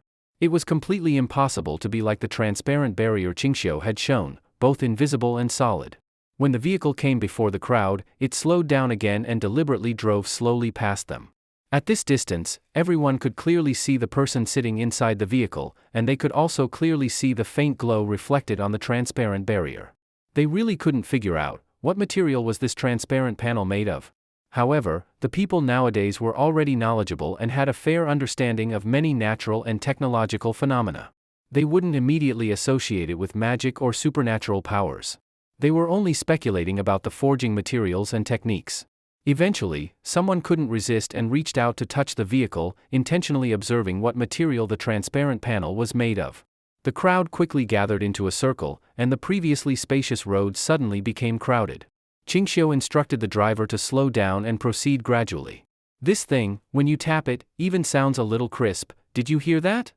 Hey, watch it. The person sitting inside is Duke Ching. How can you be so disrespectful? Be careful, don't damage it. This thing feels like porcelain glaze, but porcelain glaze could never be this transparent, let alone this thick. If we could figure out how to make this kind of transparent panel, its uses would be endless. As they moved along, the discussions didn't stop. Everything on this automatic vehicle amazed them and left them baffled. Even though they knew it must have been made with extremely precise mechanical structures and novel materials, seeing it with their own eyes still made it hard not to be astonished. Compared to those illusory, completely fabricated spells and spirits, these technological innovations were far more impressive. Once the vehicle reached the designated spot, it slowly came to a stop. Then the door opened, and Ching Shao and the drivers stepped out slowly. Thank you all for coming. Ching Shao clasped his hands and bowed to the gathered officials and citizens. I didn't intend to make such a big scene today, interrupting everyone's busy schedules, but this item is not ordinary. I truly wanted everyone to understand it. What are you saying, Duke Ching? Letting us see this today is truly a great blessing. Can you tell us how this thing actually moves? I didn't see anyone pulling it, and there weren't any horses either. And that transparent panel, what material is that? Is it glass? People immediately started bombarding Ching Shao with questions about the vehicle. All sorts of inquiries came rushing in. Ching Shao smiled without answering, not because he didn't want to, but because most of the people present didn't understand mechanical principles and had little experience with handiwork. Even if he explained, they wouldn't understand. No need to worry. Although this object structure isn't overly complex, there will come a day when it becomes widely used. By then, you'll all naturally understand how it works. Ching Shao raised his hand slightly, signaling everyone to quiet down. All you need to know is that this thing has nothing magical about it. It's entirely mechanical, not complicated at all. Ching Shao stepped aside and signaled the driver inside to come out so everyone could see the pedals inside the automatic vehicle. Just by pedaling, you can drive the whole vehicle. It takes at least 2 people to move it, and up to 3. The more people, the faster it goes. The crowd eagerly rushed forward to look and found that it was exactly as Ching Shao said. This vehicle could hold up to 5 people. 3 of the seats were for pedaling. The pedals didn't look heavy, any adult could probably operate them easily. The vehicle's structure was mainly wooden. Except for the key parts, the body was very thin, covered with a waterproof fabric on the outside to protect it from rain. Although the wood was thin, Ching Shao had already calculated that even at its highest speed, this vehicle could only operate within certain limits. Unless it crashed head-on with several galloping horses, even if the body was damaged, the people inside wouldn't be hurt. But even so, for such a machine to exist in this era was like a godsend. Even this unimproved prototype was enough to astonish everyone. Just then, Li Er approached, accompanied by only a few guards. The people naturally stepped aside to let the emperor come forward. Duke Qing, this thing you're showing now looks completely different from what I saw a few days ago. Li Er stepped forward and touched the transparent panel. Its smooth texture was something he had never felt before. But wherever his hand touched, it left a fingerprint. Luckily, it could be wiped off easily. Otherwise, he would have thought he accidentally damaged it. Ching Shao laughed and said, "Actually, I had intended to install these glass panels before coming here. But since they were the first batch ever made, I wasn't sure if the process was reliable and feared they'd break during transport." Glass? Li Er immediately caught the key word in Ching Shao's statement. You mean these transparent panels are made of glass? Although the Central Plains didn't produce glass at that time, Li Er had come across it before. After all, trade between East and West was frequent, and some glass products had made their way into the Tang dynasty. Because of their high cost, only nobles could afford to collect them, and Li Er naturally took great interest in such items. But at that time, glass products in the Central Plains were absolute luxury goods, equivalent in status to porcelain in the West. To actually use glass as a window, and such a big piece, how extravagant. I heard that not long ago, at an antique market, a glass vase from Persia was selling for 100 taels of gold. This much glass, my God. Anyone familiar with glass prices was shocked by Ching Shao's extravagance. Taking apart just these few pieces of glass could probably build several luxury mansions in the most prosperous areas. No, that can't be right.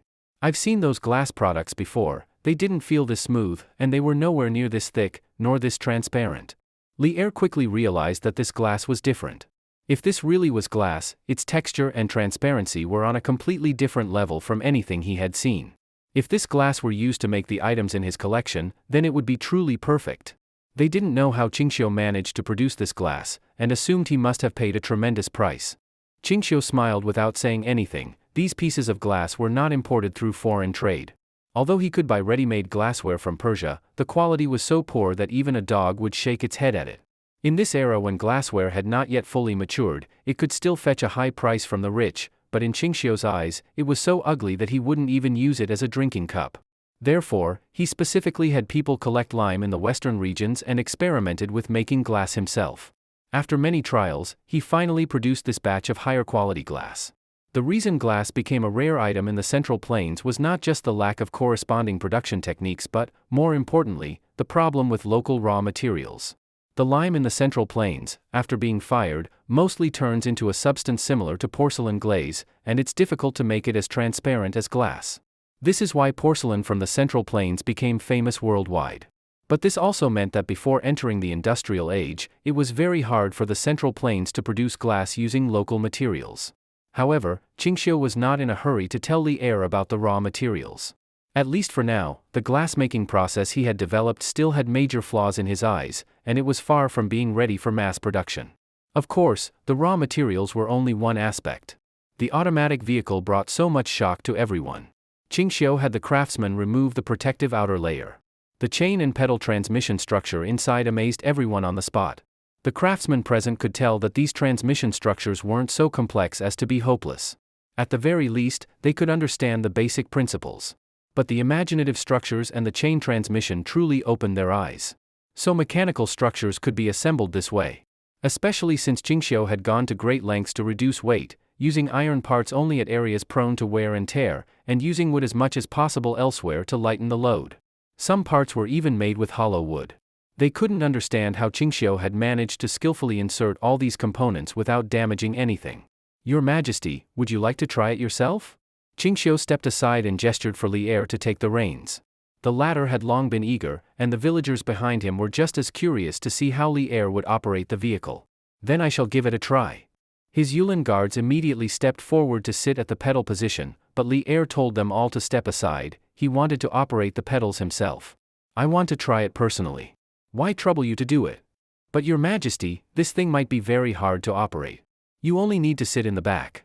Why tire yourself? Li Er laughed and said, it's just a mere automatic vehicle, what's so hard about it? I'm not so weak that I can't carry or lift things. Let me do it myself. Li Er signaled for a military officer to sit with him at the pedal position, and the two of them pedaled together. Ching Shao gave Li Er a basic explanation, teaching him how to steer and how to brake when accelerating. The entire vehicle structure wasn't too complicated, and Li Er quickly got the hang of it and couldn't wait to give it a try. Ready. Li Er had already braced himself, thinking the pedals would require great effort. But the moment he pressed down, he realized it was far easier than he had expected. The two of them pedaled together, using little effort, and the vehicle began to move forward slowly. It's moving! Everyone exclaimed, then quickly moved aside, afraid of blocking Li Er's path. At first, Li Er struggled to control the vehicle, as its operation was very different from riding a horse or driving a carriage. But after going a certain distance, he gradually mastered the steering method. It was very simple, not hard at all. Time to speed up! Li Er called out. The military officer beside him quickly adjusted the gear mechanism to a higher speed. Immediately, Li Er felt he needed to use more force to pedal, but in return, the vehicle's speed greatly increased, several times faster than before. As the speed increased, Li Er felt wild with excitement. The scenery outside the window flashed by like a revolving lantern, and he could hear the strong wind hitting the glass. But even so, all the wind was blocked outside the glass, and not a bit touched him. This gave him a strange sense of safety. At this moment, even if a rainstorm of arrows lay ahead, he felt he could drive the vehicle straight through it. Good! Haha! This thing is absolutely amazing! Li Er laughed heartily. Before he realized it, they had driven the vehicle far out of sight of the crowd. Where is His Majesty? Everyone had just been marveling at the vehicle's speed, but then suddenly realized they had no idea where their emperor had gone. The Yulin guards immediately panicked. If anything happened to Li Er, they couldn't afford to pay for even one of his fingers with their entire families. What's there to fear? He's in an automatic vehicle, even if he runs into ill intentions, they can't harm him. He'll be back soon. Ching Shao remained calm, not treating the situation as anything serious. Just as Ching Shao expected, after driving a good distance and losing himself in the thrill, Li Er suddenly remembered he had gone too far from the western outskirts. He didn't mind going a bit farther, but his subordinates must be worried sick. So he calmed himself and quickly turned back. When the crowd saw the vehicle carrying Li Er returning, their hearts finally settled. As soon as the vehicle stopped and Li Er opened the door, the Yulin guards rushed up, nervously staring at him. Your Majesty, please be careful. Did you run into any danger just now? Are you all right? After that wild ride, Li Er felt refreshed and invigorated. He was still savoring the joy of speeding forward recklessly. Excellent, truly excellent. Li Er patted the window. He immediately fell in love with this vehicle. It was perfect in every way, especially considering what Ching Shao had mentioned, it could still be improved. That made him even more excited. Ching Shao turned to the crowd. Everyone, you've all seen how this thing works, right? No need for oxen or horses. Just by pedaling inside, the vehicle moves automatically. And it doesn't take much effort, it's more enduring than an average horse. For long-distance travel, you won't need to crawl along in a slow carriage. Driving this vehicle is at least 3 times faster than a horse-drawn one. Ching Shao spoke vividly, and with the physical demonstration earlier, it was hard for them not to believe what he said. Setting aside everything else, just the fact that it freed horses already made this object, in their eyes, a revolutionary invention. Horses were extremely expensive. Even the most ordinary horse, only suitable for carrying goods, cost at least 40 to 50 guan. Horses that could pull carts were even more expensive, the price would be at least 3 times higher. Moreover, they had to be fed with fine grains daily, along with beans and salt. Otherwise, the horse would quickly lose its strength. As for warhorses, a single one could cost over 200 guan, and the daily feed for one was enough to support 7 or 8 grown men. Everyone knew horses were expensive, but the problem was, there was nothing that could replace them. If ordinary people couldn't afford to ride in a carriage, they had no choice but to rely on their own 2 feet to cross mountains and rivers. Yet this automatic vehicle didn't need horses at all, 2 people pushing together could get it moving. And according to Ching Shao, the maintenance seemed to be simple and convenient. At first, everyone was loudly discussing the vehicle, almost all of them convinced that it would become a great tool to help them travel in the future. But after the initial excitement passed, they quickly sobered up and fell into silence. This thing was certainly useful, but clearly, it must also be extremely expensive. Not to mention the labor time required to make such a vehicle, even just the cost of manual labor was a huge sum. And those 4 wind-blocking glass panels, so high quality, and with such a large surface area, they couldn't even imagine the cost. To them, putting those few panels of glass on the car was like covering it with sheets of gold. Ching Shao quickly noticed their disappointment. He had expected this reaction. Are you all thinking that this thing must be very expensive, and you can't possibly afford it? Ching Shao asked, but no one replied, which counted as silent agreement. Seeing this, Ching Shao promised on the spot, let me be honest with you, right now, this vehicle is indeed expensive, far beyond what an average household can afford. But there is still plenty of room to improve and lower costs. I, Duke Qing, pledge on my title, within 5 years, I will reduce the price so much that an ordinary household's annual income will be enough to buy one. His words were powerful and resounding, not only the commoners, but even Li Er was stunned. Just 5 years? And he was this confident? Even if he could reduce the cost of all materials to the lowest, or even make them free, the cost of labor alone would still be a huge expense. It was far from realistic to reach the price range Ching Shao promised. After a while, someone finally dared to carefully ask Ching Shao, Duke Qing, are you really serious about what you just said? Ching Shao smiled and replied, I swear on my title, how could I not be serious? I ask His Majesty to bear witness to my words today. Good. Duke Qing's word carries weight. I believe you will surely accomplish it. Regardless of the outcome, just having the courage to make such a public promise already set him apart from all other court officials. After a brief silence, the crowd burst into cheers and applause in response to Ching Shao's bold promise. We believe in you too, Duke Qing. If that day really comes, it'll be such a blessing for all of us. I'll be waiting for that day, I swear. If it happens, I'll buy one for sure, my whole family will ride around Chongan in it. The cheers came wave after wave. If it had been anyone else making this promise, no one would have believed it. But because it was Ching Shao, they firmly trusted him. Seeing the crowd so enthusiastic, Ching Shao raised his hand to signal for quiet. But, the matter of 5 years later is still far off. Aside from that, I've also brought something today that you can use right now. Believe me, once you see it, you'll understand its benefits immediately. Someone couldn't hold back and asked on the spot, Duke Qing, this thing you mentioned, can we really use it right now? Absolutely. Ching Shao didn't waste words. He gave the order, and the drivers who had helped him earlier immediately opened a box at the back of the vehicle and pulled out a curved plow. When the item was first brought out, the crowd didn't think much of it, expecting the main show was still to come. After all, compared to the automatic vehicle, the curved plow looked very ordinary, completely unremarkable. But after waiting a while and seeing that Ching Shao didn't bring out anything else, they finally realized that this plain-looking object was the thing he wanted to show. What's this? A plow? That's strange. I've never seen one like this before. Is this really used for plowing fields? Look at it, there's no transmission structure or anything. Just a simple tool? The crowd kept discussing. From Ching Shao's behavior, it was clear, this was it. For a moment, no one knew what to say. Some people's faces already showed signs of disappointment. Still, having seen the automatic vehicle, the trip wasn't a waste. Obviously, some people were already preparing to leave.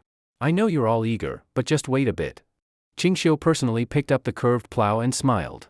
Compared to the automatic vehicle, this item is actually more beneficial to you all today. Anyone here good at farming, come forward. He called out. Everyone looked around. Finally, a strong and sturdy farmer stepped up. Duke Ching, what about me? Ching Shao looked him up and down, patted him on the shoulder, and nodded with satisfaction.